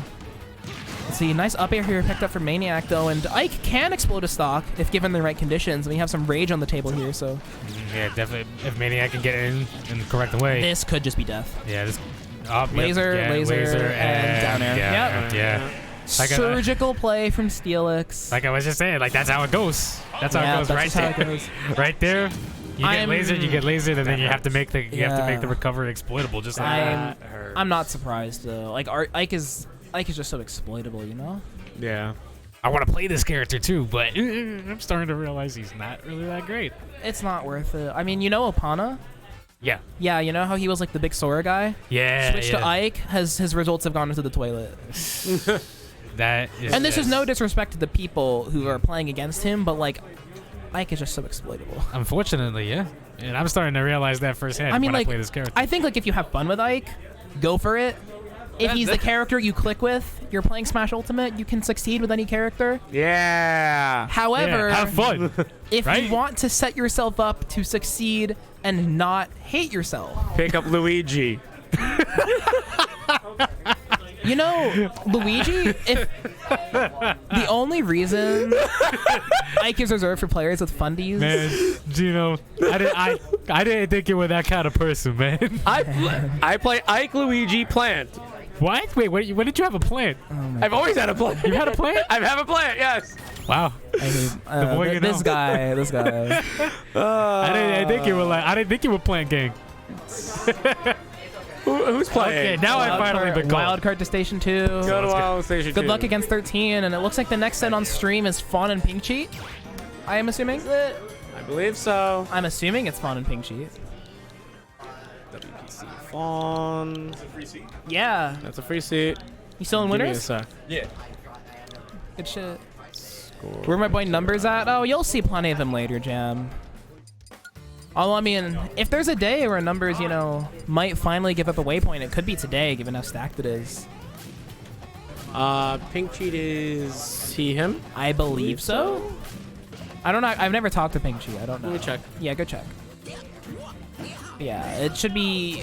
I mean, Pink Cheat, pretty good Yoshi player. Doesn't I think? Pink Cheat? Yeah, Pink Cheat. Oh! Boy. Yeah, I mean, I know Pink Cheat not always in the city, but everyone's back for break, you included. So. I think he's going to 3 locals back to back for big moves. Yeah, I went to a local yesterday, and I'm here today, and I'm going to Xeno tomorrow, but I don't know if I'm entering any of those brackets. I might just be commentating. So. I forgot to leave that up. I don't think it's plugged in all the way. Yeah, the cable's been having The issues. cables are shot. Like this thing's shot. It's been dropped so many times. Oh, is this one all the way up? No, it's not. Shit, okay. The cable's like a little shot. Yeah. That's the issue. Technical difficulty. I can plug in my own, like. No, it's It's the box. It's the box. It's the DI box. Yeah. That's bad. Okay. Yeah, that's the issue. It's been 444. been not a fun time with this thing. Yeah. I also lost mine. Where's my emote? Ooh, battle against the true hero. I'm not seeing enough of my emote. I forgot they made you one of those. Yeah. All right, we're seeing. Is JHU Johns Hopkins University? I would assume so. I'd assume so. I think so. I'd actually, assume so. Yeah. Yoshi Duck Hunt. I mean, And I gotta swap everything now. I will say, I watched Yoshi Sonic play against Fawn a couple weeks ago, and he did very well. And it seems like this is the type of matchup that Duck Hunt definitely can have a hard time in. Obviously, double jump armor lets Yoshi negate a lot of Duck Hunt's strengths, the mobility, the fact that he's so heavy. But Fawn, you know, no stranger to playing against Yoshi's, obviously, living in New York. And I mean, How many do we have? We have Suarez, Suarez, Pharaoh. Miles, Raptor, Pharaoh. Oh yeah, that is a lot. Yeah, now I that mean, you say it. and then we have a couple. Yeah, and then I mean, we have a couple other like gatekeeper level Yoshis. Fawn though, I mean, has been popping off recently. Wins on, I mean, literally got a win on Quick yesterday at Fusion. Damn. Yeah, really good stuff. I know other players, such as like other notable players like Justin Bioth as well, just like doing such good work out here. Definitely on the grind for big moves, and I mean, Ping Chi is sort of showing why, like, Oh, what a read. Oh, not gonna make it. Yeah, but that's so Did much. the can saved? Yeah, I think it was the can, but so much percent here. Nice back air there from Fawn though, and I mean, Cheat, not happy. yeah. The names. It's Fawn versus Fawn? Yeah, no, Oh, we're no. working on the overlay. We're working on the overlay. Don't worry about it. Bad. But in the meantime, I mean, Pinchy definitely showing like, oh, no tech, rare miss tech from Fawn actually. A double miss tech. He could've hit the Yeah, second one, too. she's normally the type to hit those, but I mean, I guess sometimes everyone misses some, right? And Pre-major jitters, Yeah. maybe? oh, maybe. I mean, obviously, I don't even think she. I don't know if she's played much yet today at all, too. So, like, I think she played one round, but probably like a 2-0, knowing her. So, That down B is so good. Yoshi down B. Yeah. Yeah, and it kills so early too. Oh, actually, up smash is the can. What a weird decision to make. Pinchy definitely showing. Getting rid of the like- can is actually a smart move. Yeah, It's but very smart, yeah. I was surprised that the can didn't blow up on contact. Especially it if just- you have something really disjointed. and Yeah, I think fast. Yoshi's up smash might have a bit of a disjoint on the end. It's great to knock it away. I guess yeah. I guess it's the shoes, right? True. He's got the Tims. Are they swords? I mean, Swords for feet? maybe the up smash might be a little bit of a disjoint. Also, important to note here, Pinchy. I was gonna say Pinchy had previously hit the can to the right. It's important to note that the last direction you hit the can is the way that the can will go the next time you hit B, right? So Pinchy, like, Yeah. going out of his way to hit the can, like, definitely showing he knows what his stuff. And Fawn actually, importantly, dropping her shield there. Because Yoshi down B can just pop your shield like that sometimes if you're not careful. And this up air ladder on Battlefield. 2, 3. Oh my god, and the gunman already 64%. This damage. Yeah, I mean, Yoshi heavy and, like, has the armor to boot. Nice egg lay here in the down air, so much damage right back. With that How heavy is can. Yoshi? I have no idea. Yoshi's one of the heaviest-ish. No like, way. he's not a super heavy, but he's, like, one of the heavier characters. More or less than Samus? I think they're similar. 'Cause I think it's less. we were gonna do originally a for one of the waypoints we wanted to do like a heavies only match, Uh-huh. which Yoshi was not That was nice. in that. Yeah, Yoshi's not, like, super heavy or anything. Was Samus I in think there, they're though? under. No, right? Yes, I think. Oh, really? Okay, so Yoshi not quite as heavy as Samus. I Still think pretty Yoshi's heavy, though. beneath because we cut off at Terry. Oh, okay. Terry and Samus are Samus the is the same. same, yeah. Yeah, Yoshi's a little bit lighter, but he's still, like, pretty heavy. Like, heavier than the midweights for sure. Yeah. 160. Yeah, but I mean, this is the thing. Like, Yoshi can just not die sometimes, and Duck Hunt can struggle to kill. Using the egg layer actually to get her the gunman. What an interesting option. Like these mix-ups. Yeah, the shield is getting pretty low, but Yoshi having an unpokable shield definitely coming to Pinchy's advantage. Oh my god. Yeah, the One can hit is and he's dead. the can has not been doing Fawn any favors this game though. I stand corrected. 2 hits and he's dead. Yeah, the can. There's some center stage. Yeah, That's also the problem. and also the DIing the can correctly matters a lot. Right, but coming from center 180, are you stage. serious? Yeah, Battlefield also has like a decently high ceiling. Oh, falls out of the up air. Excuse my That's cough. dead. That's got to be dead. Nope. No, not quite. Duck Hunt doesn't have any kill throws. You have to throw into the can. That's true. Okay, now. there's the can. Yeah. Okay. I mean, good showing from Pinchy in game 1 though. Like, definitely showing he has a pretty decent handle knowing what he's doing. Yoshi is 104 and Samus and Terry are 108. Yeah, so they're very close. I will say, it's been very, very close. Yeah, I mean, I love the fact that Fawn is back on Duck Oh, we're Hunt. just running it back again. The P is a capital on the top. Oh, is it? I got you in a second. Yeah. Can you turn it lowercase? Thank you. I'm a big fan of the fact that Fawn is like finally back to sticking on Duck Hunt. Never mind. I need to stop talking. What the dog doing, Zay? What the dog doing? Shit. Okay. Let me get a mid. Let me get 1 too. Yeah, I mean, Fawn obviously very potent Diddy Kong as well. Actually looked to switch to Diddy at a point. Wait, I just realized that's Diddy. Yeah, yeah. Oh, Diddy and Duck Hunt do have like similar color schemes, so sometimes you can just like, if you don't pay too close attention. I think Fawn, He's missing she it had the entire a hard time. time kill confirming as Duck Hunt, so Yeah, I mean, honestly, this is easy. if Fawn doesn't get what fourth that one fusion, who knows? But maybe she loses faith. But Fawn is, just because she's a Duck Hunt specialist doesn't mean that she doesn't have many other characters. Like If the you're in New York Bayo. City, Fawn is probably better with your character than you are. Not true. I was actually having this conversation probably. before. New York City is basically a giant pond filled with just big fish at all times. Oh yeah, it's crazy. So yeah, you could struggle in your region, but the second you leave this region, you're PR. No, it's crazy. no matter where you I mean, are. Yeah. And that has always been Well, a I New mean, York thing. mostly. Even for FGC. Yeah, there are obviously some other strong regions, right? That is a crazy option. Huge. The tri-state area is one of the strongest FGC Oh, areas, 100%. Yeah, no, I know that. including Smash and that. Yeah, for sure. I'll say up throw to up air here, maybe down throw to up air. Not quite though. And the down B reversal. Oh, the down. Oh, Gets sat on. that was smart. Barely grazed, but that's enough. Yeah, for sure. Let's see egg lay here, but no option. That mash is crazy. Oh, and the double jump armor out of the up smash. Fawn is so good at mashing. Yeah, I mean Vivi too. They're both so good at mashing. Watching them practice against each other is so much fun. It's really cool. All right, the trade here. Pingshi just chilling on the top. Lands on the top platform with the down B this time, using Battlefield's third platform to his advantage really well. And I think Diddy can have a hard time killing already. But if your smash attack doesn't work, if your up smash doesn't work, you have to kill with like a down tilt to forward air or something like that, or just like a random stray back air. And it's so hard to find those against Yoshi. What is the actual matchup between Yoshi and Diddy? I don't play Yoshi. I or don't Diddy. know. I wouldn't. Does anyone know, chat? I'm gonna be honest. I wouldn't be surprised if it was slightly Yoshi favored.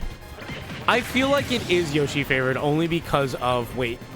Not just weight. You can jump out of up smash, and also like the mobility. Like Yoshi's one of the characters that can actually like be even more aerially mobile than Diddy, and it can be hard to land your banana stuff. Right? Yeah, I feel like Yoshi flies under the radar for most people. Like, Yoshi has- considering yeah. like top tiers or like No, especially almost top tiers. Yoshi Unless you is go out to Long Island, because that's Yeah. all you'll run into. Yeah, out true. there. Yoshi is definitely one of those like. Ooh, what a call out. Yoshi's one of those like sleeper like top 30 kind of characters, right? Where like Right. he definitely has some weaknesses and some hard matchups. But that, like if Yoshi is in a good position, he is one of the scariest characters in this game. Yeah, if you really think about it, and if you run into a good Yoshi, start to rethink. Playing a your good life, Yoshi is one of the craziest experiences. I mean, I finally got to play some friendlies with a pretty good Yoshi recently. Shout out to Tap Soda. But like, the more like the Yoshi mains will tell you about their character, like the more you realize it's like actually so I didn't crazy. know that Yoshi was faster in the air than Diddy. Yeah, Yoshi's faster in the air than Diddy. Yoshi's one of the fastest characters in the air, actually.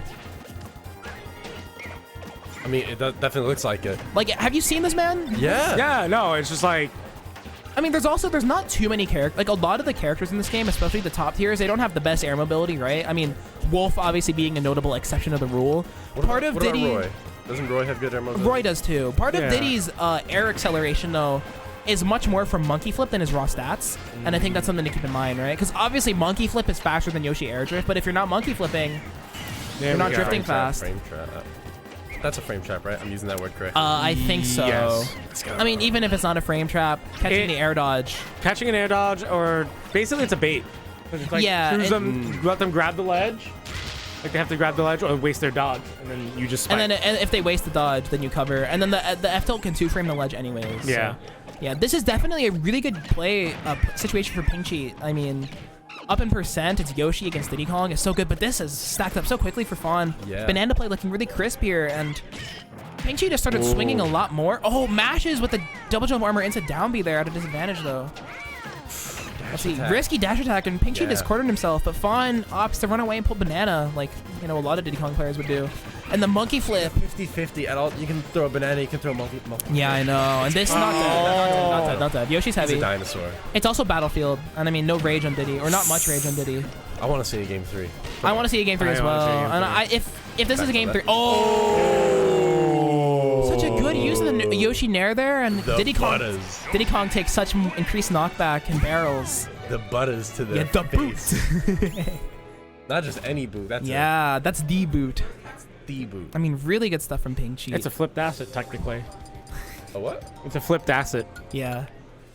That's the specific name of the shoe? No, like the asset of the shoe is reused. Yeah, it's in another- reused. as an actual Mario power up. Yeah.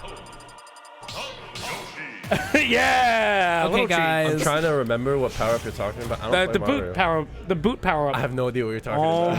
my god. Pause. I play one game, man. Okay, pause. It's Mobin time. Oh, going to small battlefield. Yeah, Against I the think top platforms. I think Fawn.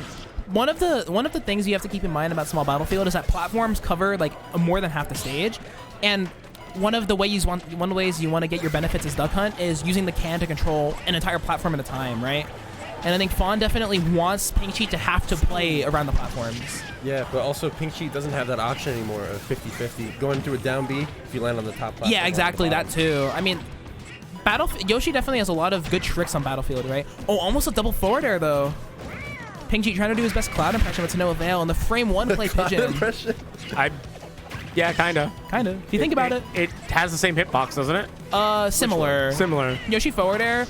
The spike is a little different because, like, yeah, they both have like a non-spike and a spike. Yeah. Oh, what an egg there! But what a gunman. yeah, I mean, these players are just jostling back and forth with each other. Fawn is really smart with the way that they like to. She likes to use the clay pigeon because it comes out frame 1, but it doesn't actually trigger on frame 1, so it can be like a delayed combo breaker. But does that break the double jump armor?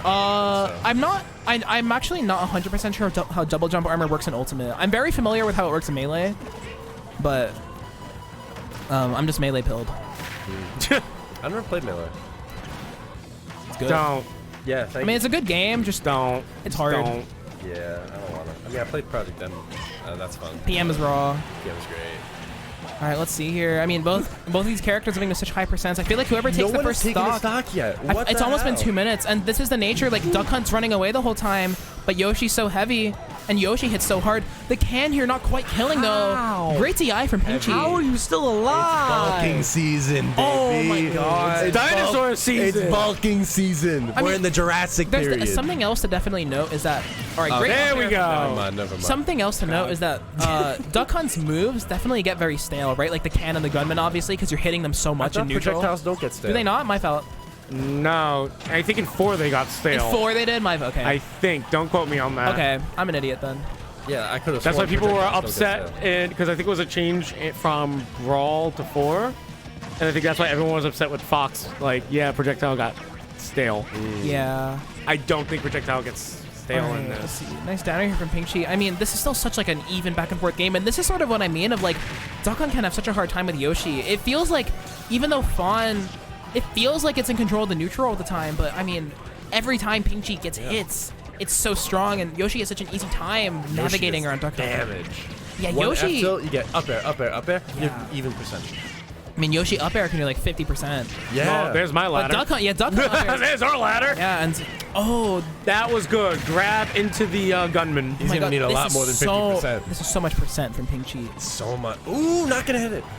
All right, let's see. I mean, falling out of the Duck Hunt up air again. Second lease on life, but not this one. Doesn't kill yet, though. This is the same spot every stock. Yeah. Gets to kill eventually, but every stock, Pink Sheet gets to at least 150. Every stock. I mean, you kind of have to. Right. You kind of have to. Like, Yoshi isn't really killable unless you're playing like a super heavy. Yeah, and Right. like, I mean, Like, Dwarf can probably kill at 80. the thing you need to remember is like one of the best setups you have as Duck Hunt is like clay pigeon, up air, or down air. But I think there's not enough time in between the clay pigeon and the aerial to actually for it to be true against Yoshi. So Yeah. you can't do the setup. I like that trap. Whiff on the grab. Totally on purpose. Yeah, Cover with the forward air can. here. No spike goes for another one It's against. basically learning. Right. Fonzie. Oh, there's no, jump here. There's no jump. Air dodge. Not quite Gonna make though. it back. Gonna make it back. What's up from Pink Sheet? I really like this gunman into can, so it's like pick your poison. No, exactly. It's And, pick your poison at this point. Oh, and the That's it. tipper. That is the it. tipper. Yeah, I mean, Pink Sheet didn't really have much answer there at the end. And, you know, credit to Fawn's incredible adaptation. Diddy Kong, maybe not working out, but, I mean, this Duck Hunt's so good. MGW. It's a family-friendly Yeah. cafe. Justin, why are you sad about Kirby 509 being seed 4? Oh, 41? 41. Oh. The seeding was probably because we didn't actually know them, most likely. Yeah, I mean, that's fair. It's This also... this is their first time here, so when anyone actually shows up here, it's their first time. That's kind of how we end up seeing. No, that people. makes... I don't blame you. And, like... Darn dang. Because it's kind of hard to keep track of. Literally, we're not a major. No, we're a that's local, fair. so it's hard to keep track just look of. them up. Oh, darn dang. Oop. All right, while we wait, shall we take a look at the bracket real quick? Yeah, I mean... Who? Who's Vitz? Veets? Veets? Vitz. Very good Joker player. Joker. Very good I Joker like player. Let's see. Oh, because you're worrying about your play. Yeah. Wow. Shout out to Casterman taking a game off Vivi. I really want to see. steal it? Yeah, I want to see Vivi steal it. Yeah. What's happened in losers? Still losers. We got. King Cheek has to do. Yeah. Rayluno Yotin so early. Wow. Maniac versus Red Crimson's gonna Russian. go Elijah Casterman. We could see Helper show in losers round 3. Wow. Wow. Wait, who 45 people. sent Crimson to losers? I did. Oh, okay. There we go.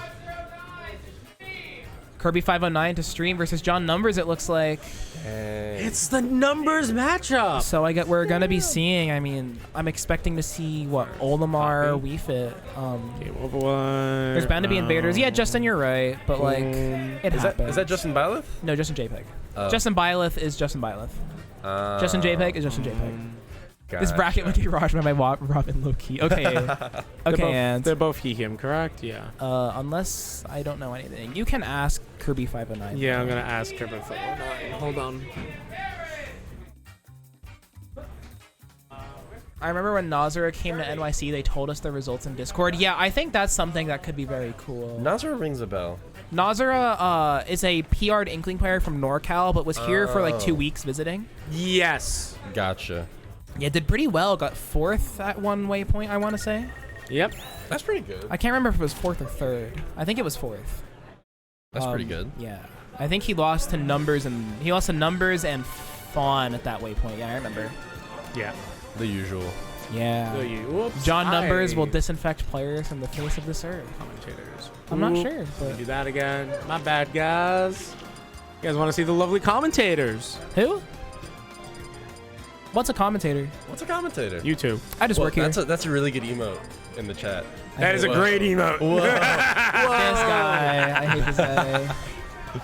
The 4s are mine. That's my channel. No, that's my channel. Oh, Yeah. there's the teapot. Yep. The teapot.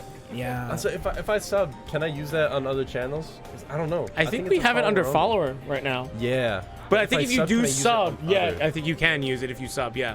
Good to know. I haven't really kept up with the whole follower only emotes and things like that. I I'm had like no very idea it confused. existed until they made that emote. I'm gonna look up Kirby 509 actually. I know he's PR'd in Illinois. MGW, what is that? What are you doing? MGW. MGW.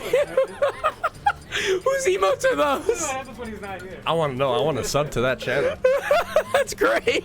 That channel deserves my $5. What or is $6. this? What? Is that Nick C? Yeah. Yeah, that's like, see? You know what? That makes sense. Oh, so Yeah. Kirby. Okay, That's good. So Kirby 509. Okay, anyway. Kirby 509 is formerly number 4 in Chicago. Oh, that's cool. And I don't know if How- people know this. How formerly? Like, how I think not too far ago. Like, still makes it pretty far at Ignitions. I just don't think he attends as much anymore. Like cute. Teapot and Beats on deck for stream. So after this. After this. Okay. Yeah. I mean, I don't know. I could look up the. Actually, I can. We have time. I'll look up the Chicago. Yeah, we got PRs. plenty of time. Yeah. While you guys wait. Whoops. No. Whoops. Where's the slide? Get the slide. Where are we at? We're at Waypoint Warriors. Whoa. Located right here at Waypointcafe NYC. So, you guys want to come play Smash? You're always welcome to. Yeah. But if you can't make it on Tuesdays, there's also Xeno every Wednesday. Wait, are you telling me there's another venue right down the block? Yes, right down the block. Whoa! All right, here we go. Olimar? Yeah, Olimar. That's what I was saying, and we don't have Olimars here, and I mean, No. I will say we The used Buzz. to have Olimars, and I think numbers should know the matchup, but it's definitely been Yeah, but the been a Buzz while played for all. him. Yeah, but the Buzz plays Olimar really differently than most other. well, exactly, and I mean, obviously, Kirby 509 coming from like a different region, definitely bringing a different style of play, right? Yep. Chicago definitely known to be like they Shout like to out. play a little more. They like to fight a little more than we do here in New York, right? Yeah. I mean, Like the tussle. yeah, no, I mean, shout out to like the Chicago scene, These- right? Like Ignition, such a really pop and stacked local. Santi Silver, Ice Knight, Arceus, all those players out there. I've just watched Medicine Ball get Because that is not a soccer ball. That is not a volleyball. That is a medicine ball. That's a medicine ball? Yeah, the ball's Why full of would medicine. you hit that with your head? With your head? Why not? Oh, Because it's a brick. That's With why. your- with Oh your my god, head. and dude, the purple snipe. Numbers could be dead here. Oh no. Nah, numbers. Curb. Hoops are good. Okay, but Curb could have like stood at the ledge there instead. But It's just Alright. watching this medicine ball get met every time with a Pikmin is hilarious. it's also very clean matchup knowledge from Curb, right? Or maybe he just figured it Double out on the purple. fly. Double purple. Yeah, double purple. We have the Myron zone on deck here. Oh, that's see. dope. every single one has been thrown, and it's just that's the first one that's connected. Yeah. All right, Sun Salutation here, though. Wii Fit notably does have pretty good moves to get Pikmin off. Obviously, that Nair is such an active multi-hit hitbox covering Wii Fit. These purple snipes, actually, these Pikmin snipes in general from Curb off stage have been so good, and I mean... Double purple again. This is looking super tough. Oh, and he runs off my and does God. it. Not many people will be brave enough to challenge John Numbers in the drop zone, but Curb, I mean, maybe he doesn't have... Curb doesn't have... Why wouldn't you? Well, Curb doesn't have that fear of being an outsider, right? Look at that. Come all the way around, roll right past. Yeah, and I mean... Chi-Town's This is such good play from Curb already. And look at this percent stacking up with the blue Pikmin latch on. Already 32. And, I mean, Wii Fit has to find this killing blow. It's literally just mule kick. Like, Ooh. Oh, an air dodge. it's just the fact that John hasn't had a good time with these headers, which is what John It's uses his to bread set and butter, everything yeah. up. John... Has he used a single Sun Salutation yet? Yes, he used just one. one. He used one, and it One. actually connected. So he has a 100% success rate so far. But he hasn't even had much of a chance to charge Sun Salutation. You can't Because- thread. Oh, and that could be death. That's death. Wow. The rage multiplier on that purple spike just destroying Numbers of stock and Curb. John Numbers got down in. Yeah, I mean, one of the best ways to eliminate a Wii Fit stock is to hit a powerful 2-frame spike. There we go. There's the mule kick. Yeah, there's a mule click. But it A took. sock deficit. Yeah. It took how much? And the Pikmin just interrupt the Sun Salutation. You There's see, no threat. one of Olimar is known to be the death of charge shot characters, right? One of Samus's worst matchups. Like, definitely does Yeah. really well. And I think Wii Fit Sun Salutation has the same properties where it just gets interrupted by the Pikmin. And Olimar is just such a solid character with such good, like, close-up play. And Numbers loves to use Wii Fit's, like, very, like, not very disjointed, but really big grounded normals. Well- but you know who also has those? It's Olimar. Like, Yeah. The other thing is, it's like Numbers plays Wii Fit completely different. You're not playing Wii Fit, Smash. You're playing John. John. Yeah, You're playing John. You're playing Tetris. No, exactly. Like you have to think differently. And Olimar is kind of the only other character that out of the box isn't really playing Smash. No, exactly. Well, there's a few characters, right? But like, Olimar is one of the like characters like you wouldn't think about it at first being able to do this, but actually gets to do it. Oh, actually hits the sun. Yeah, he's been hitting a lot of the sun. But I This could mean, change so fast. I mean, but we know John. oh yeah, John is. But it's just so Yeah, much. and I mean, Olimar purple down air is it's also one of the more like active down air spike hitboxes in the game. This is down. And Oh no! dude, I actually Go love away. Curb actually left the purple Pikmin so he could be lighter to make sure he made it to the other side. Which is just Curb's done that a few times. yeah, actually. I know, but like it's. I think it's really cool because I don't get to watch much We're doing Olimar. it again. We're doing it again. We're doing it again. No. Oh. And this could be death. No. No, we'll not. No. I mean, I They thought wanted to that- play. They wanted to play safe. That's fair. I mean, you could have ripped the down smash there maybe. Every but time this purple hits. Ah. Ooh, ow. A down smash against John would expect that. that's fair. Even the purple spike, But like look at you'd this have to get it. purple Pikmin. This You'd purple- have to get it like once you start hitting 150, Yeah. then maybe it will confirm. These purple Pikmins are like the hero of the day. Spot dodge is the grab. Down tilt. And now Oh, that that's could just be gone. death. No, not quite. No, John has He's such not good getting DI. back. He's not getting And the back. sun salutation to interrupt the purple, but this down tilt again just interrupting and goes out there. Go. That is the 2 out of It's big! 2 out of the 3 stocks that Curb took were edge guards. Big As boy! Olimar against Wii Fit. Big boy! And both times, the kills were callouts on deep breathing. What? What's Olimar's air movement like? What is Olimar's air movement like? It's like not seriously. great, but I mean, it's good enough to get the job done, I guess. Shit. Oh, we're running it back. He just looks like a floaty little guy, you know? I mean, he is. He's light. Right, but like, But- I mean, well, he's an astronaut. That's true. Have you played Pikmin? He's like this big. He's actually like canonically this big. Yeah. Yeah, I know. Tiny. Yeah. I mean, It's really We go again. Yeah, it's so cool to see invaders come out here and bring this like different style of play and just like they fearlessly engage. Oh my god. Yeah, It's Curb is just showing that like. Okay, now John's angry. It's like, okay, never mind. Seen a little bit of momentum. Yeah, but this is obviously a very hard matchup for Wii Fit, but like it's still so impressive for Curb to be. I don't even think it's a hard matchup for Wii Fit. I do. It looks like it totally is. But is it a hard matchup for John? Different character. Yeah, Different character. That's the thing. That's fair. I don't think this is because I think Wii Fit outweighs Olimar by a lot. Did you just see that? Wii Fit, yeah, but it doesn't really matter. Like, how do you kill Olimar as Wii Fit? Blue Pikmin Mule was latched on Wii Fit. Yeah, but like besides that, like you don't. And like Mule Kick and up. yeah, but like Sun Salutation gets interrupted. The Medicine Ball gets interrupted. True. Yeah. And like if you actually have to box. Yeah, and like which is something John's not used to. Yeah, but the other thing about having to box with Olimar is that Olimar has some of the best boxing in the game. I feel like if we were watching the other Wii Fit play, I just forgot the name. Abuan? Yes. Oh, Abuan would be. boxes. Abuan, well, it's interesting because Abuan does box a little bit, but he also spends a lot of time at the ledge. Yeah, and that's what I was about I mean, to you say, kind of have to. all the time. Yeah, but he loves it. Abuan's a friend of mine, actually. So, we be talking. Yeah, but like, look, like, Oh my god. this is just like, Olimar just racks up damage for free, and the blue up throw and Curb is on pace to I make... don't think I've ever seen John lose to an up throw.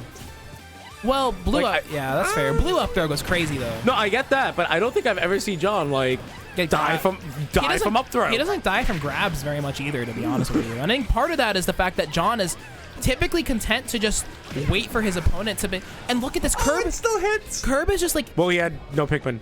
Curb is skipping the edge guarding entirely. Look at this. And John overextended. All right, let's see here. No Pikmin. This is a has great to take position the from stock. John. There's no Pikmin. Dash That's the attack problem. here. Not quite a kill.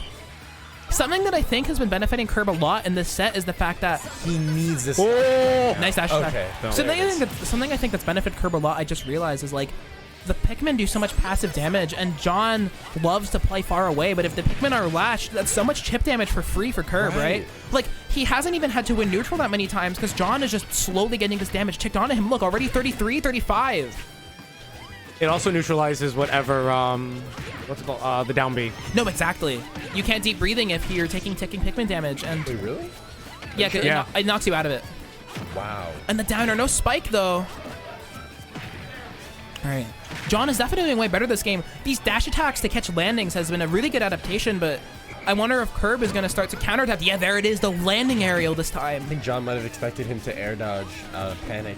Yeah, maybe. Or maybe he just expected him to do the same landing pattern that he had been doing. But Curb, with the white Pikmin and the two purples here, and now the red. How does he always end up with the two purples? Olimar saving players, it. yeah, Olimar players have their ways. They usually always keep one purple on deck, so you only have to get the other purple, and then it's just a matter of rotating through the cycle. Did you get technically 3 purples or no? I've never seen it. I think you can only get 2. Nice tech from of John. each. He has to sacrifice a full charge sun just to get that little Pikmin off. Exactly, and Yeah. like, and look, you can And the medicine ball can't do anything. Yeah, it just does nothing, and like so much of Wii Fit's play in the neutral is neutralized because the Pikmin. Full charge Sun not gonna Salutation. make it. I'm actually really surprised it didn't kill Olimar. I guess And being so balls far out of the balls out of play. Yeah. Once again. Oh, and the up air reversal there from Curb. Woo! I wonder what, dude. This is. He's like dissected the Wii Fit game plan here. It's really, really. Is this someone who sits in our chat all day? Maybe. I don't know. I feel like this is someone who sits in our chat all day. We can bring him into the room after. We'll interview him. T-Body can take your place. Hey. Well, you have to play after this. Swap You have to play anyway, after this. yeah. I don't Nice wanna purple fight this from guy. I mean, Lead. I do, but This is still the second stop. Yeah, they're And they playing got so 2 minutes slow. I left. mean, oh, and the yellow just getting the kill here at 198. God, 198. 198. And Olimar living at 165 is something you just don't see very often, but Wii Fit can't find their kill options here, right? Like, no Sun Salutation, you're not landing your aerials, and it's really hard to get in range for F-Tilt without being in the threat range of the Pikmin. He needs this stock ASAP. As Oh, fast my, as look at possible. that! The yellow Pikmin just bats it. Oh, down air, no spike though. And the Medicine And Ball. you're still alive? Well, Medicine Ball doesn't really kill cross. It's Medicine cross Ball stage. can't, Yeah, no. but cross stage it doesn't really True. kill. With as light as Olimar is, it should. Maybe. At 190? Maybe it's I'll done give it up. already. Maybe Curb deserves it. Even- This is a regrab, but okay. Even if it's what's it called? Even if John wasn't like Super Saiyan, that should have killed. All right, let's see here. I mean, tough. look at how much percent numbers has started to. Oh my That's god! the game. Wow, that's it. 2-0 for Kirby 509, defending his home region or I mean, not defending his home region, but repping his home region here is the Invader. That was crazy. What? What just happened? I right? don't know. Whoa. All right. All right, you go. You Good luck, Teapot. Good luck. Thank you. I'm kind of lost for words. Hi, Zomba. This isn't smeared all over my face. No, you're good. Good. Hi, Zomba. Great. Hi, Zomba. I'm lost for words. I'm at a loss for words. I can't believe what just happened. I mean, I can. Olimar. Who would have guessed? Olimar. It's Olimar. It is Olimar. It's a short character. But like it's John Numbers at It's a short- Waypoint. It's a short character that joins you out horizontally. But he is the Waypoint Warrior. But he doesn't have the player experience. He plays the player. I guess. I don't know. He plays the player. That's true. I'll give it up. Beats is also he, him, correct? Or Yes. no? Beats yeah. is I he. was gonna say he plays the player, and it's a short character that outzones Weef at horizontally. Yeah, Like that seems like an awful matchup for that character. No, I'm it's not really gonna lie. bad. Definitely. Oh, I you're mean, not Teapot. no, you're not Teapot. No, Olimar though. I'm not Teapot. I'm Ritual. Hi. Hi. Twitter. What is your Twitter? Ritual SSB.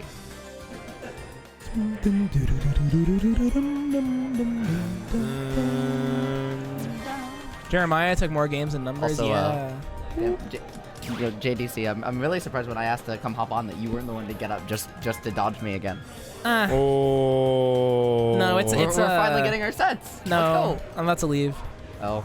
Wow, rude. Not my fault. No, Veets is a good friend of mine, so I'm definitely Yeah. here for this. I was gonna say, well, we get at least one. Yeah, no. We get at least one. I think Veets definitely has. I mean, Teapot has beaten a few players in like our friend circle, so I think Veets might have a small chip on his shoulder here. And I mean, I would say that I wanted to say that Veets is the favorite, but Teapot's results in the past 2 weeks he's been here have been absolutely crazy. Got Really jamming into the game. I mean, literally. yeah. Have you watched Teapot play before? I have not. You're gonna see him bopping his I head. actually don't think I've seen either of these players. Okay, before. so Veets, very good Joker player. Like, very good. Like, super good. Like, super good. And Teapot is kind of just Terry incarnate. He just sort of does what he wants. We're going to get right into the set here. And we're going into PS2. The New York City special. Yeah, I mean, just the Northeast special, really, in general. And It's both, just a special. Yeah, it's just the special. They say Yeah. it makes the best games. So Teapot loves power dunk. I mean, it's one of his, like, he throws it out all the time, even in situations where you wouldn't typically expect it. And Veets is a player that he likes to generally play pretty far back and like only play close when you get close, right? Yeah, and I mean that's also like a huge part, I think, of this. I didn't matchup. realize that was like a 30-second Arsene. Yeah, because he got hit so hard, and I mean, Veets tried to land on Teapot with Nair, but the low profile of the charge of up smash, you can't do that. No, you can't. And I mean, this is one of those matchups too where Joker's ability to play very defensively from range. Oh, it's really completely is that neutralized. Superior movement. Well, yes and no. Like grounded, it is to a degree. I would. Our wave That's because of fair. some Terry's movement, but like you do have the ability to disrupt him with gun, with Aegon, and control space. Plus, you have the movement, especially with these platforms, to run away from Terry. He just has kind of been trying to fight up close, and it really has not been working out so far. For sure. I mean, I think Terry definitely has one of the easier times out of most of the casts against Joker. His moves are so lagless, you can constantly throw them out. Crack shoot can even clank with Joker side B sometimes, and this jab to rising tackle gonna take another stock. Yeah. And Veets definitely looks a bit caught off guard here. Yeah, I mean, have these again? I haven't seen these two have these not played that I know of. Yeah, so it might also be like neither of these characters are the most common. We don't really have Terry's and Yeah, I mean, Vivi. Yeah, but Vivi doesn't play Terry that much.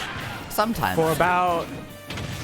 And like Vivi will play Terry if Vivi has a chance to replay through Garo. Yeah, exactly. Because the moveset from here is exactly Garo's moveset. So all the combos are true to Garo. That was a fantastic really good edge guard, edge just guard. going all the way down, but I mean, that is the correct play. yeah, Like, no, that absolutely Too low. Yeah, I mean, Yeah. Too low. and it was just barely too low as well. Yeah. It really was like you were a frame late a frame or two late on pressing that back air. You had the flexibility where you could have maybe hit it a frame or two earlier, still connected the move, and you would have, with that extra lag, you would have been able to get back to stage. So they were so close. No, exactly. I think you know. I don't think happens to Beats. everybody. I don't think Beats has to worry about it too much. I mean, he got run over a bit at the start, but sometimes you just get caught off guard by players being more aggressive than what you're used to. And I mean, Teapot is obvious. Well, I mean, he jams. Just going back to PS2. Yeah, I mean, Teapot is a player who's notably. I mean, he's back in New York on breaks, but he's notably not from New York. So, what region is he from? I want to say he goes to.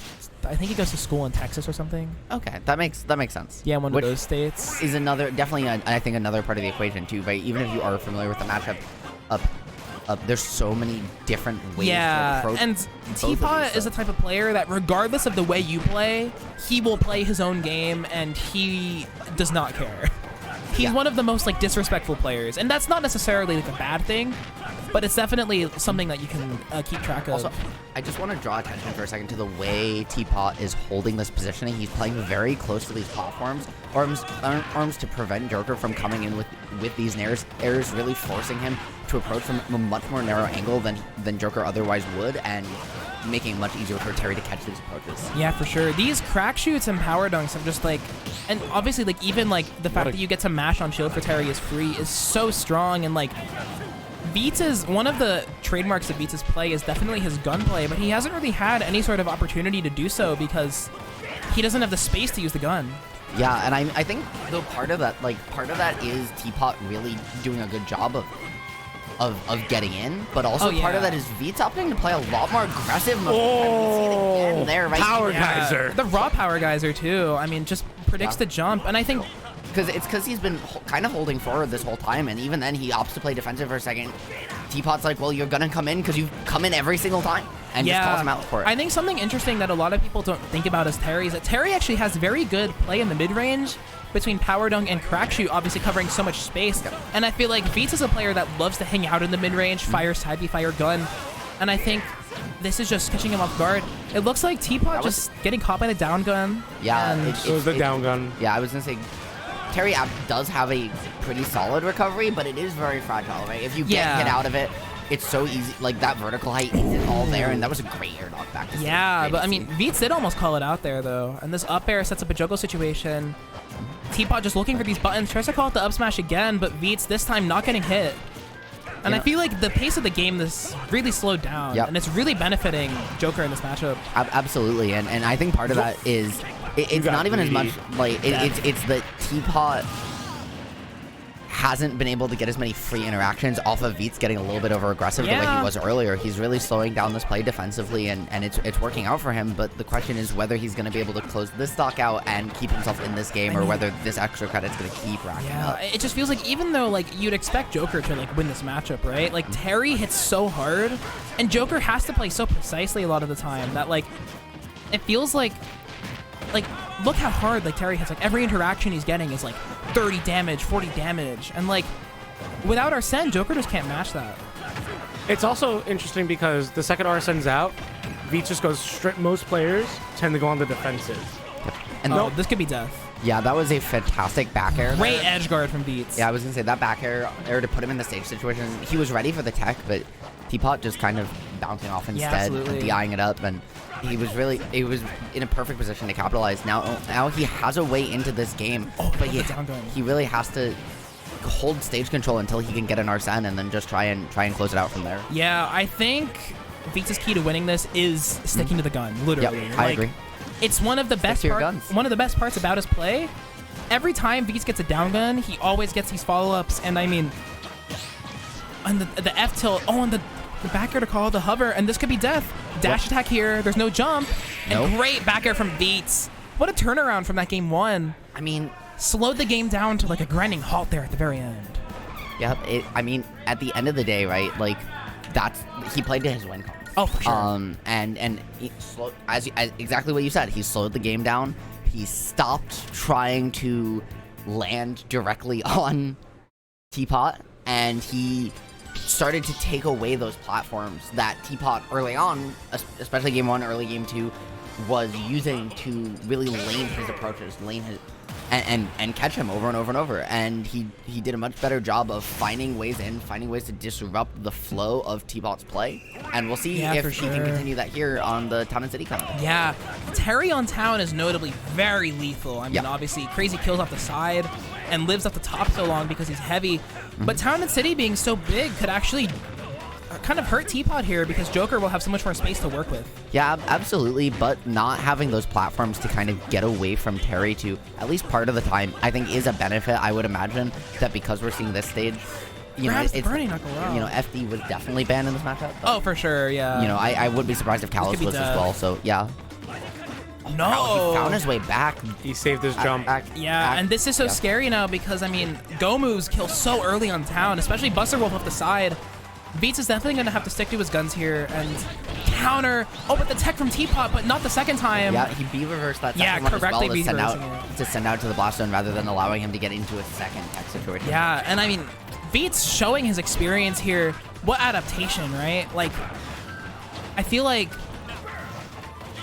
the mentality you have to have as a player to like get so dominated in the first game of a set and like have this big of a turnaround is like you have to really know what you're doing. No, absolutely, and that was a great air dodge to get away from the grapple, but unfortunately that is our frame trap, so he's now just again Teapot trying to find his way in, but calling out the shield drop with the power dunk. Yeah. And so many players in Ultimate have, regardless of their skill level, have very similar shield drop timings, and if you start to pay attention to what they are, it's actually one of the easiest things to read. Yeah, I wouldn't be surprised though if Beats actually tried to parry it and just got hit. Yep. And that's the Teapot special.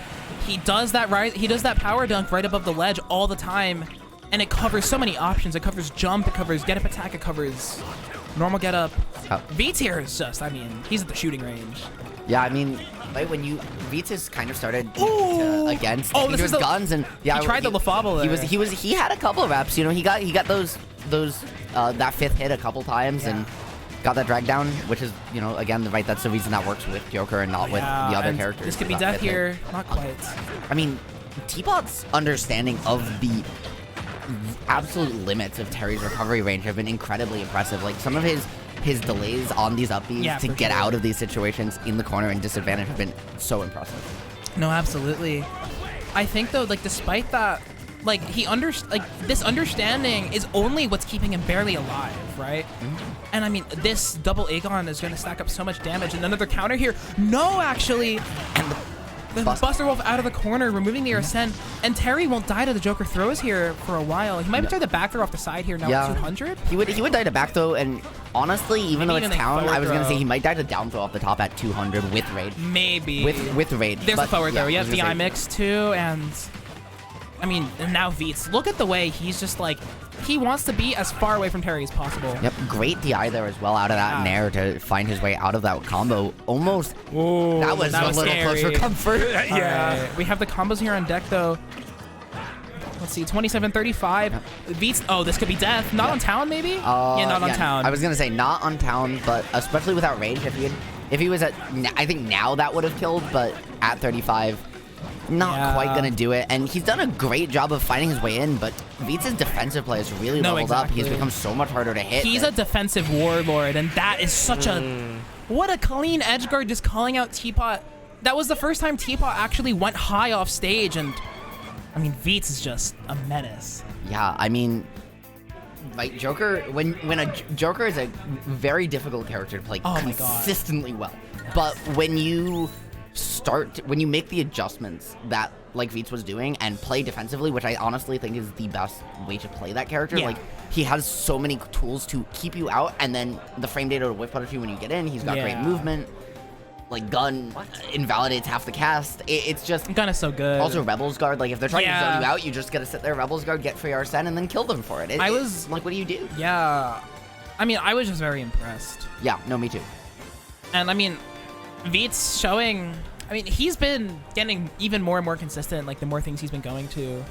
Very high peaks as a player, and today, I mean, he's just looking unstoppable. I think I've seen Veets at he's one of the very few players I've seen. He goes to every local. I was gonna say, I am not a consistent person in New York City, so it's very rare for me to see people at every event I go to. Yeah. No matter where it is in Tri-State, I see Veets. He's everywhere. It doesn't matter if it's a local, a regional, a monthly. whether it's Brooklyn or Fusion, he is there, and it is like that grinding mentality, right? That grinder's mindset is how you improve in this game. No, for Hey, Cinder! Cinder, I miss you. I love you. Hey, Damn, just talk about my hate then. hey JDC, Hey. do you know where we are today? Oh, where are we? We're. Oh, Where? I was trying to get you to say it. Oh, is We got Waypoint Warriors! Hey, there we go. Someone did it. Oh, I mean, I We got there. I tried to pass the baton back to you. Where are we, I'll do one at some point tonight. Okay, I just gotta Okay. work my way up to it. Okay. I mean, yeah, Waypoint Warriors happening every Tuesday. We're going straight into this match. They're But, not giving us straight any into the time. match. Speaking of happening every Tuesday, we've got great matches like this one here starting on Small Battlefield. Vivi and Steelix getting right into it. This is a matchup you don't see every day, at least outside of New York City. I mean, I think generally, I'm surprised that Steelix coming out to a Waypoint. First one in a long time. Yep. And Steelix is one of those players that, I mean, back in the day, really dominant. Got Yeah, second at the last Brooklyn he attended. Yeah, I he think he was- might have even beaten Vivi there. Yes, he did. I believe he beat both Fawn and Vivi. Yeah, at got that second. event. And I mean, he even took a set off numbers to beat everybody. Yeah, I mean, and that's incredibly difficult to do. And he's been doing this for a while. Right? As you said, back in the day, he was very dominant. He was PR'd in Connecticut and Yeah. PR'd in the Savannah, Georgia region when he went to school down there. So a player who's been playing at a high level for a very long time and definitely showcasing the matchup knowledge he has and really abusing some of just Falco's better up close buttons. Yeah, for sure. I mean, Vivi though, I think. Here, yeah, I was gonna say. They actually did it as I was about to mention. Hero side B is not a projectile, so you can't reflect it. And also, Hero, despite having maybe not the best sword, has disjoints and also thank psych you. up. Do be killing. Yeah, so I was gonna say sometimes all you need is that psych up throw. Just give him a hug and send that bird all the way up to the blast zone. Yeah. Falco being floatier too, right? He's gonna die off that top blast Yeah, zone. I mean, I was watching Vivi sets yesterday at Fusion. They get kills with psych up, like honestly, sometimes even more often than not. Ooh, Whether it's that psych was a up very up throw, close psych bang. up up tilt. Yep, and that's the illusion. And in Vivi expecting some, whether it's slingshot back air or drag down nair, something out of it, but Steelix very smartly anticipating that and just waiting for the disadvantage. Oh yeah, and I mean, doing the raw up smash is like, it's like the 5D mix up where you just do the basic They thing. kept making that move better too. Like it's Falco good. and Falcon up smash both got buffed multiple times, and it's like, why do those moves? Falcon when up they do? smash is a racist illegal move. That move is a war crime. Have you seen a 2-frame before? Yes, I have. Yes, I Oh, And- good night. Good night. Wow, I was gonna say for a second that was actually very close to that did not kill Hero, that hard. Hero up smash definitely Oh yeah, kills though. There. no, I agree. But if it was a larger stage, Oh, yeah. it would've- Oh, yeah. Vivi knew, though. I know. All right, let's see. And that was a great laser from Steelix, Yeah. trying to catch that. And the that up smash intercept. again. Steelix is. I mean, Vivi has made so many great adaptations since their last set. And I mean, nice up tilted back air. I was gonna say Steelix is focusing on this anti-air game so much because Hero, a lot of their best options come from being in the air, and Vivi loves to play in the air. Great grounded play, obviously, but And I want to just talk for a second. Like, Falcos have just kind of started in the last year or so to really start using down air more in neutral to find as a combo starter. Or Steelix racking up a whole bunch of damage there off of one, and just getting very creative in the ways he's getting in against Vivi. He's constantly mixing up what generally is a pretty simple neutral game from Falco. yeah, really nice. Vivi has the buffs on deck here, even the bounce, so no lasers on deck. Flame Slash, though, burns the Psych Up, but Psych Up back on deck, and a Psych Up move here could just instantly kill. Oh, I love that from both players. Vivi waiting, trying to call out the approach, but unfortunately still getting caught by the back air and jumping back for a second as well. Right, Steelix trying to call, both players trying to call out each other's approach. Vivi with the Flame Slash, Steelix with the illusion. Neither of them, right, both of them are trying to call out the other ones, so it just kind of was a wash. But really, Yeah, really good stuff there it from feels- both players trying to pre-adjust to it each feels other. so hard for Hero to like have much relevant play against a character like Falco. I mean, you obviously have frame one reflector from Falco, meaning a lot of the projectile spells are off the table. The anti-air game is so strong, and also like every time Falco, like Hero doesn't hit too hard in terms of like per opening. Yeah, I was gonna say it's definitely one of those matchups you want to fish for your buffs, right? You want to, especially Accelerauto, I think is very strong in this matchup because it gives you the movement to it levels up your movement and so that suddenly you're able to keep up with Falco's very good jump out of disadvantage and get those juggles with those nairs, with those fairs, and really keep that stage control, which is where Hero's Sword can prove to be his biggest benefit in this matchup. To be a down air. Okay, not quite. I think, actually, you know what? You can do the analysis. I'll do the play-by-play. What? We can both do both. No. Okay. Vivi was definitely thinking about that kamikaze though. Oh no, you saw it? I saw it. I think, every hero player. You always have to think about it, right? But down 13 to 85 is not the situation you necessarily want to. Yeah, let's. And that was a great DI mix-up from Vivi there to put themselves in a tech situation on the platform, get out of that, and get the reversal. Yeah. Let's see, Vivi here just doing a great job maneuvering around the stage, firing the projectiles, has the bounce on deck, so no lasers. And now we have the oomph on deck, this ledge trap situation going crazy. Nice F-tilt, and that's just going to take the stop and a heal to boot. Yeah, and the oomph and the accelerado at the end there, that was like best case scenario for Vivi. You still get to keep that increased damage for just a minute. Gonna go away now, and the side B gonna just call out as well a little bit extra damage. Vivi making decent use, but probably not as good use as they would have liked off of those stack buffs. But now with bounce, it's just, I mean, it's so hard for Falco to keep you out. Yeah, for sure. And I think an adaptation Vivi's already been making is that every time like Steelix comes in their little bubble, they're already swinging more buttons. Just so even, and there's been a lot of like really fortunate trades. Oh no. Almost a reversal off the Kafriz, the Vivi special, but not quite here. Let's see. Both players back at center stage. Steelix repping this raw smash attack, but not quite getting it. And Vivi now glowing green, super fast, down through the forward air. Yeah, and I was gonna say that F smash, right? That down air. That moved 2 frames? Today I learned. With Accelerado, I think so, yeah. Yeah. Today I learned. That's absolutely absurd. I'm not going to lie. Huge move. Accelerado and Psych Up. Yep. Those are the two. Okay, now we're finally seeing Vivi start to use Hero's Shield. They'll 2-block some of the these shield is just for a minute. Shield's a cute adaptation here by Vivi. No bounce, we have bounce at home.